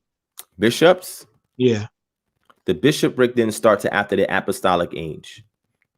The only time you see the term bishop is in what's called in Paul's epistles, or called pastoral epistles, where he mentions that term. That has nothing to do with Paul himself. That has nothing to do with the apostles. That has nothing to do with any of that. That's Paul giving advice to Timothy and Titus on how to structure the called out ones in their region. These are Gentiles that he's talking about. Okay. Well, thank you. I respect that. Well, let me ask this question then. Sure. You still have shepherds. You still have watchers. Okay. You have the shepherds over the church, and they're sort of like the Levites. No, they're not the Levites, but they're sort of like the Levites. They have to watch over the shepherds, but they also have to take care of the store money, the house, the church. They have to take care of the building, have to make sure things are done in order. It's still similar to what Yahweh did in the Old Testament. This is why I say it's not too different. It's not like Yahshua really came and changed much. It's still in line. There's still a line. There's still an order in which things have to be ran. Are you there? Uh-oh. No, I'm here. I had to step away for a second, but I heard you. I'm here. Okay. So basically what I'm saying is, just like there was someone who was over. Let me do this. I'm gonna let you give your final words, and I'm gonna give mine because I have to go. So you give your final words and I'll give mine, okay? Okay. I just wanted to read this in the ERV. It said, now about the collection of money for God's people, do the same as I told the Galatian churches to do. On the first day of every week, each of you should take some of your money and put it in a special place. Save up as much as you can from what you are blessed with. Then you will not have to gather it all after I come. So this is sort of like what we already, what they were doing in the church. I'm not saying churches are doing it today, but this is sort of in line with the order of the meat in the storehouse. Taking care of the church, taking care of the church. And when I say the church, it's not just the building, that's a house of prayer. I'm talking about the people, the poor. It's supposed to be taking care of the widows. It's still in line, supposed to be taking care of the fatherless, which is not being done as much in church as far as we see today. So that's where I was going with that. Either way, the point that I was making is they collect the money on the first day. We look at that is on the first day when we assemble as tithe, whether it be tithe or offering. So that's why I was going with that. So it's still a day where they assembled, they broke bread, they ate, they praised, they worshiped, they taught. They tell you when they assembled before in one of the scriptures, they sang. That's praising and worshiping. So these are things that we're seeing, multiple things done on the first day, just like on the Sabbath. Very similar. They read, they taught, Gotcha. So I appreciate you for coming on. I'm gonna go right now because it's kind of late. Thank you for your final words. We can probably do this at another time. I want to give a quick shout out to Yehuda Ben Israel for his donation. I appreciate that. and my brother Trell McKinney for his donation. Thank you guys for your donation. I truly appreciate that. And what I want to finish off is just to touch on a couple of things that you said. And I admire your zeal, and I admire your desire to be genuine in sharing what you're sharing. Right? You're not saying it to argue or to be right or anything like that. No, man, we brothers. Yeah, we're brothers still. You know what I'm saying? At the end of the day, what I'm simply trying to do is trying to give you more data that can help with your studies, right? Okay. And when we are looking at the part of the text where we see where it says the Sabbath was made for man and man for the Sabbath, right? It says, therefore, Adonai is the Lord over the Sabbath, right? Or he's the Son of Man is Lord over the Sabbath. This has to do with the oral traditions that was established by the Pharisees, right? And I've mentioned this in a live stream before on where that came from, right? But when you go into the Talmud, you have an entire section or tractate on what's called the Shabbat. And on here is various rulings on here on what should and should not be done on the Sabbath that's not explicit in the text, okay? So when we see certain things occur, but the Pharisees judging Yeshua and his followers about Sabbath ordinances, you have to go back to the oral tradition and study the oral tradition thoroughly to see what applied in that context. So when Yeshua was defying that, he wasn't defining in regards to saying, well, you know what? Because I'm Lord over the Sabbath, that means the Sabbath is Sunday. That's not what's said. No, I mean, I'm not saying it like that. I got you. And there's no mention that him rising on Sunday is indicative of the day of rest. This is something that developed over time via tradition. That's not something that's taught in the text. It developed via tradition, because when you look in the timeline of the early church in the apostolic age, when the apostles were still alive, you don't have that phrase, the Lord's Day. That comes up in the book of Revelation, right? He says in the spirit. They got it also in the Old Testament. Some of the major and minor prophets mention the Lord's Day, and it speak of a day of rest. That's about a time of peril in the future. That's a judgment day. That has nothing to do with a day of rest. Right. That's why I was getting ready to say too. If you break that down in the spirit, you will be able to discern according to the text if it's talking about the end time or if it's talking about the first time when the Messiah came. And there are scripture references that give you certain things to let you know that. Now, not on that particular, and I'll have to look further into that. But there is a mention in the Old Testament of God even talking about a day of rest, how the Gentiles will love his day of rest. Now, that's something I don't hear most people talk about. The Sabbath, that's not Sunday. Well, we can, like I said, that would be a discussion. Cool. Worth talking about later. So. All right. Cool. So what I want to say is, when you read this, right, and you can go look this up yourself. It's called Sepharia, right? And you can just type in the Shabbat. How you spell it for me, please? It's on the screen. Can you see it on the screen? At the top, S-E-F. Yeah, I see it. Thank you. Yep. And you can read what these rulings were about what should be done on the Sabbath, right? So I'm saying this to say that sometimes we have to get some background information to better understand what's going on. There were Israelites that were being persecuted during the time that Paul was collecting these funds. And when he went to Jerusalem, he wanted to give the money to the saints that were being persecuted, right? Yeah. This has that makes sense. Resting on the Sabbath, or now Sunday is the Sabbath. They came together to break bread. This is customary, because you can come together any day and break bread. That's just a custom that was done amongst the people. And Paul spoke with them because his job was to collect the funds for them to bring it back to those who are being oppressed in Jerusalem. Now, my question to you is this. Who was the emperor at the time that this was written, and were they persecuting Jews in Jerusalem at this time or abroad in the Roman Empire? Did persecution of Jews occur during this time period that Paul wrote 1 Corinthians? I believe it was already happening before then. Before when? I can't give a specific time, but I definitely believe it was happening because it speaks of the apostles assembling on the first day in secret.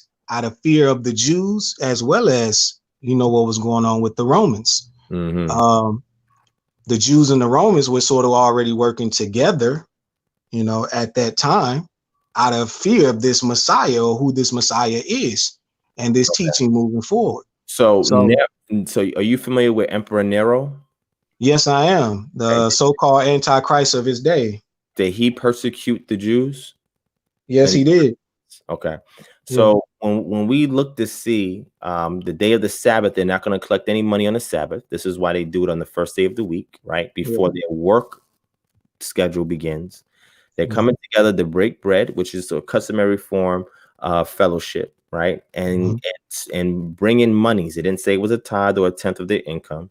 It didn't say it was offerings, because at that time, offerings was not money.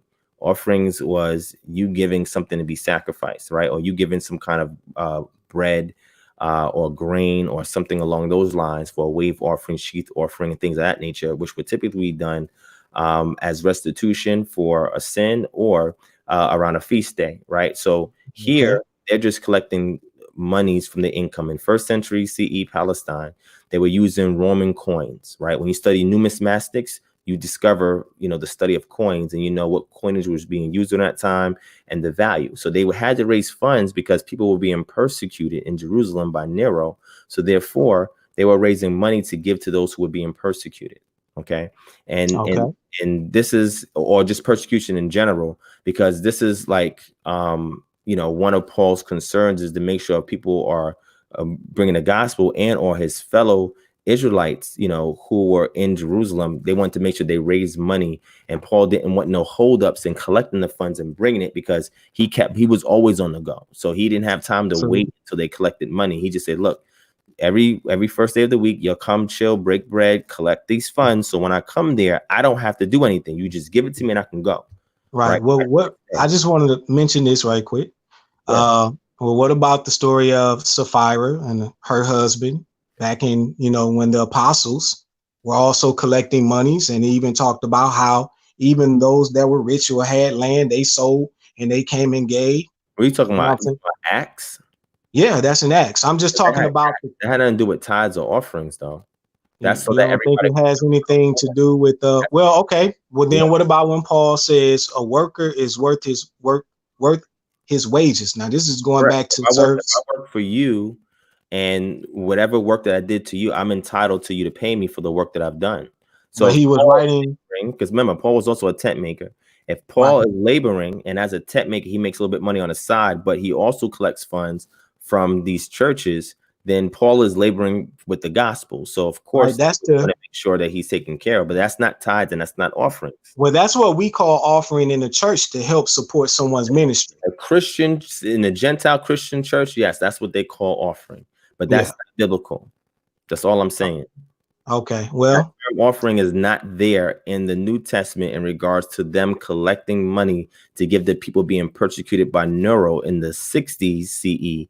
During that time period. Well, it wasn't just Nero that was also persecuting the Christians or the followers of the Messiah. It was also the Pharisees and the Sadducees, along with Rome, that even helped kill some of the apostles. That's who when they say they assembled on the first day, they were hiding from the Pharisees as well as the Romans. I agree. So his objective was to make sure that, because people would lose houses, they would lose land, they would lose their job to be a Christian. So the ones who did have in regions outside of Jerusalem who would not have been persecuted by the Pharisees, he's asking them to raise these funds, the Church of Corinth and Galatia, in order to bring it back to Jerusalem to help those that were poor, destitute, being persecuted, etc. This was not what we think in a Christian church, where you're giving tithes and offerings to the church, and the church is supposed to dispense it to everybody. That's the wrong terminology, because the church is not collecting tithes and they're not collecting offering. Because if they were collecting tithes, then guess what? Then the ecclesiastical staff, if they're acting like Levites, should not have a home. They need to stay with all the members that's there in the church. I agree. Yahshua said a prophet is not a prophet in his own home.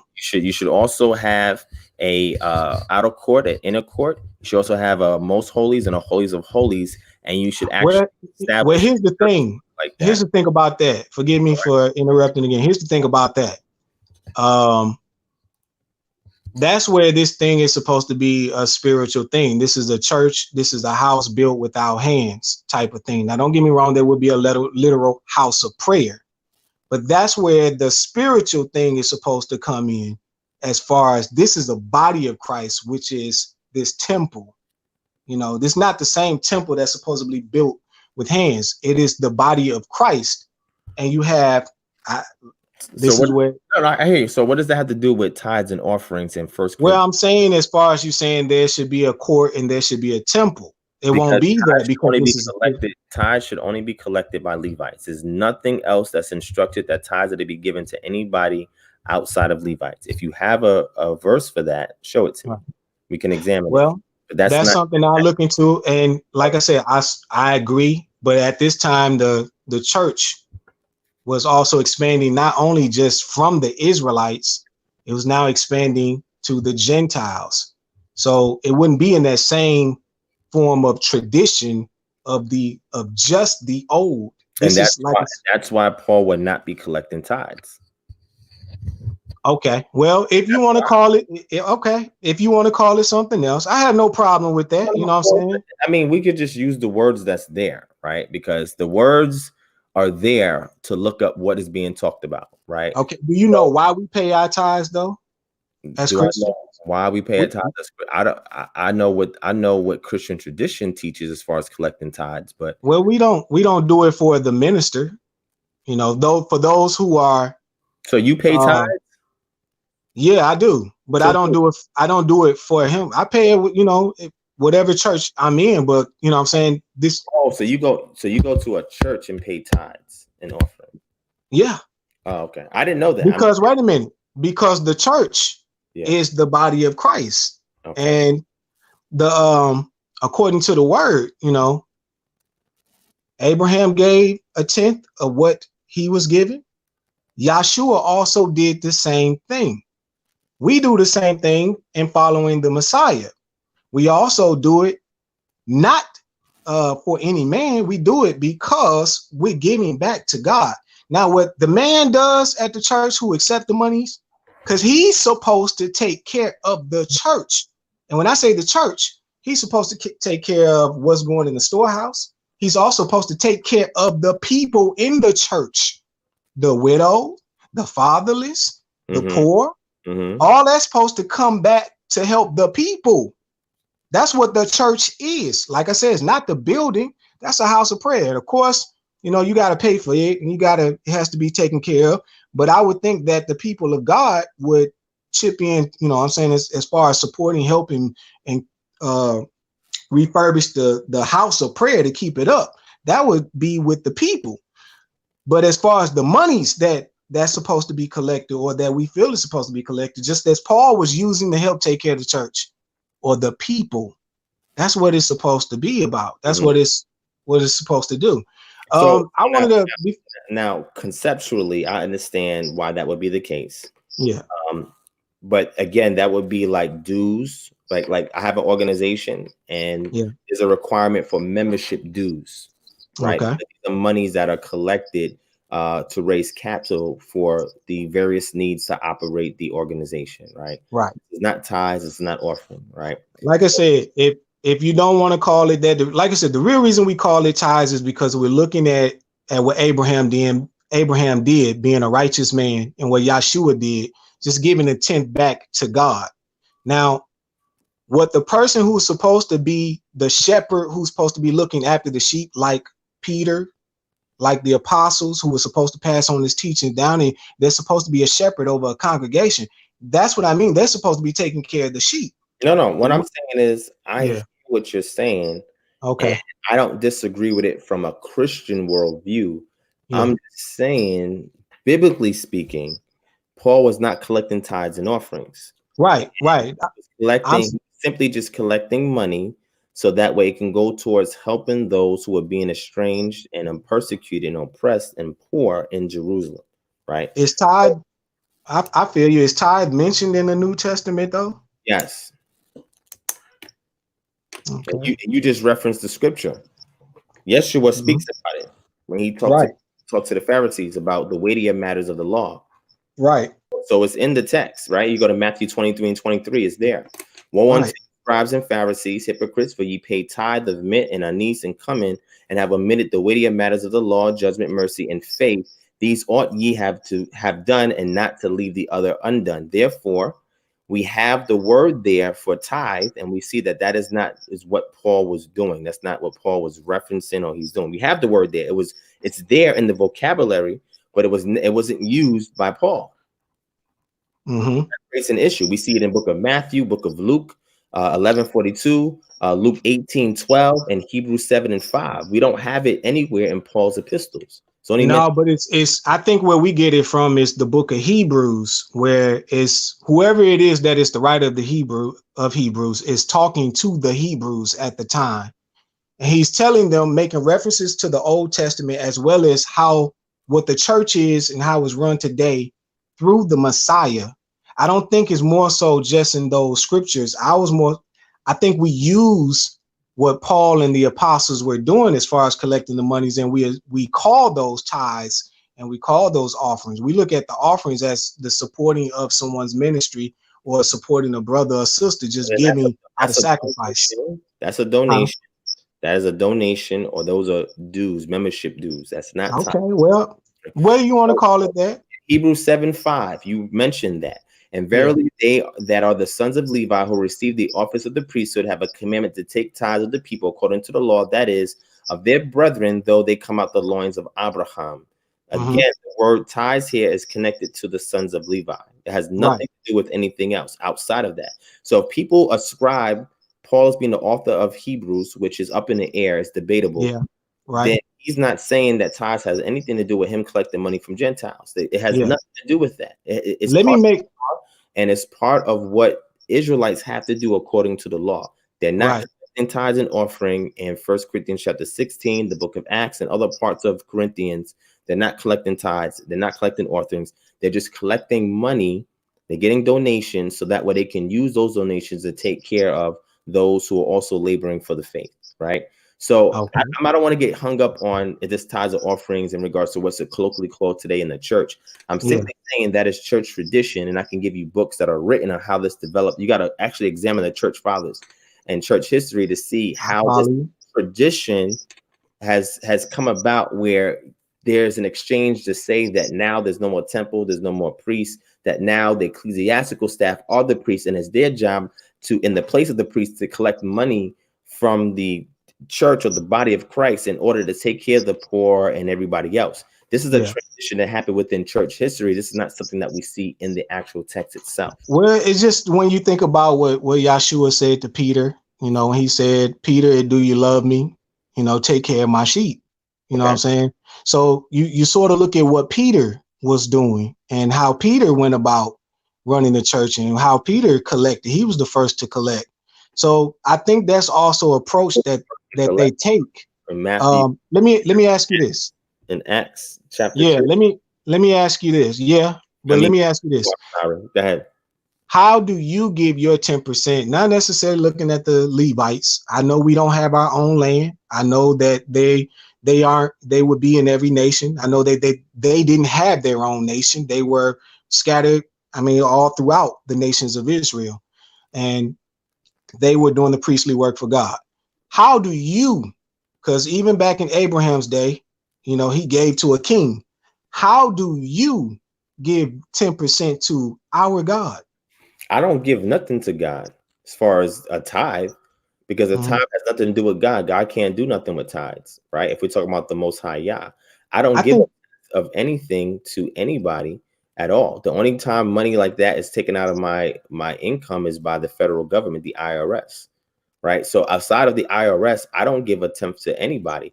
I give according to people who have needs, and I raise capital for my organization to dispense it according to the needs of the operation of the organization, and or have it allocated for people who have a need. So it has nothing to do with a tenth, because there's no priest, there's no temple. So I'm not giving anything. There's no storehouse to keep the items that I would give for tithes, which would be grain, mint, cumin, and other things.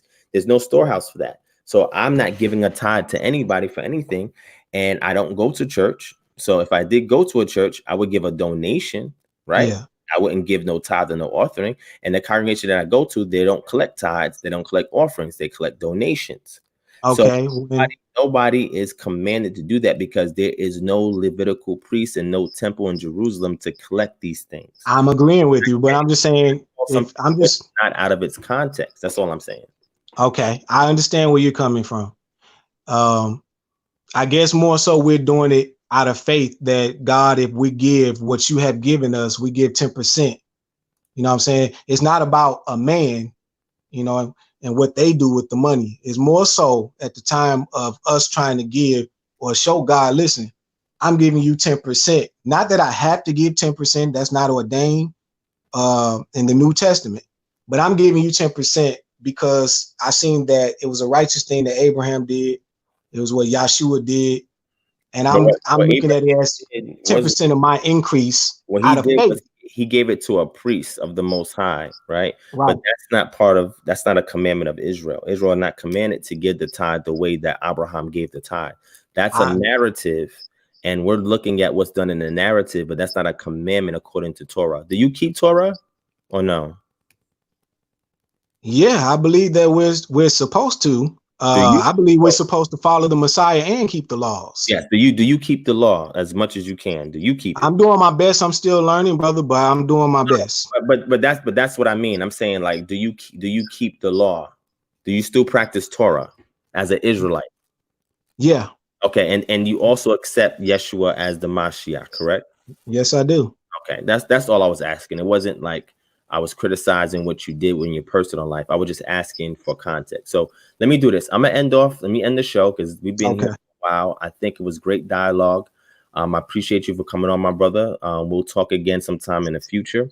Right now, I just want to end this because it's almost 5 in the morning and it's Sunday. Yeah. Tomorrow, people gotta go. I gotta go. Maybe you have to go too. But what I simply say is I'm glad that we was able to talk. There are my brothers who are Israelites that identify as Christians. Yeah. And those are individuals that I love having a dialogue with because I just simply want to see the pedigree of that particular worldview in the 1st, 2nd century, right?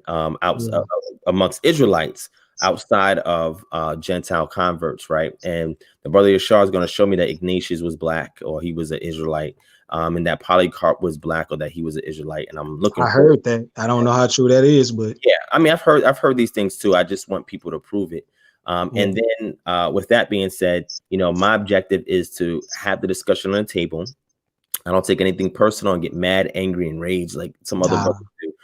We have to talk like this, not just for us, but for the listening audience. Right. They can dissect what we're saying and they can make a better informed decision based on the dialogue between the two parties that are having this discussion, right? Yeah. So I thank you for being peaceful. I thank you for being respectful, my brother. I thank you for supporting and following my organization and the YouTube channel. I appreciate that. If there's anything I could do to help you out in any way, you can just email me at kingdomharbinger@gmail.com. We're not going to make it a public thing, but if you need something I can help, just let me know. And if I need something and I know you can help, I'll reach out to you as well. And let's look forward to speaking again in the future. Okay. I appreciate that. And likewise back to you, man. All right, my brother. Much love, man. I thank you, Chris. And again, I'm gonna let you get back on another time, but let me go right now because it's getting late. All right. All right. All right. Much love, my brother. Shalom. Right. Shalom. All right. So I appreciate the brother for joining in. I'm going to stop this screen sharing and I'm going to wrap this up. So thank you everybody for watching. If you are interested in the Death to Dogma t-shirts, email us at kingdomharbinger@gmail.com. We have them in male and female sizes, from size small to size XXL. Just email us or inbox me on Facebook, and then we'll give you what you need to do to purchase those shirts. These shirts, I mean, people love them. You know what I'm saying? So we had a lot of orders for them. We also have other shirts as well, but just email us at kingdomharbor@gmail.com and we'll take care of that. Thank you to everybody that donated. I appreciate that. Everybody that patronized our Patreon while we were on the live broadcast. Thank you so much for your support. Remember, everybody that pledges on Patreon is eligible for the drawing that we're doing to give away $200 to pay somebody's bill. All right. So Jetson says, what do you use for your memory? I don't really use anything for my memory. Once in a while, if I'm tired for lack of sleep, I may get like a nootropic that you can get over the counter to take from like a Walgreens, CVS, or whatever the case may be, just to keep me alert and active. But when I'm well rested, I don't take anything for memory. But if people do have issues with memory and you need to take things, I would say lion's mane is good. I would say Bacopa is good as well. Vinosipine is good. Ginkgo biloba is good. And those will probably be like the main things. Alpha lipoic man, I must be really tired. GPC is good. Alpha lipoic acid is good.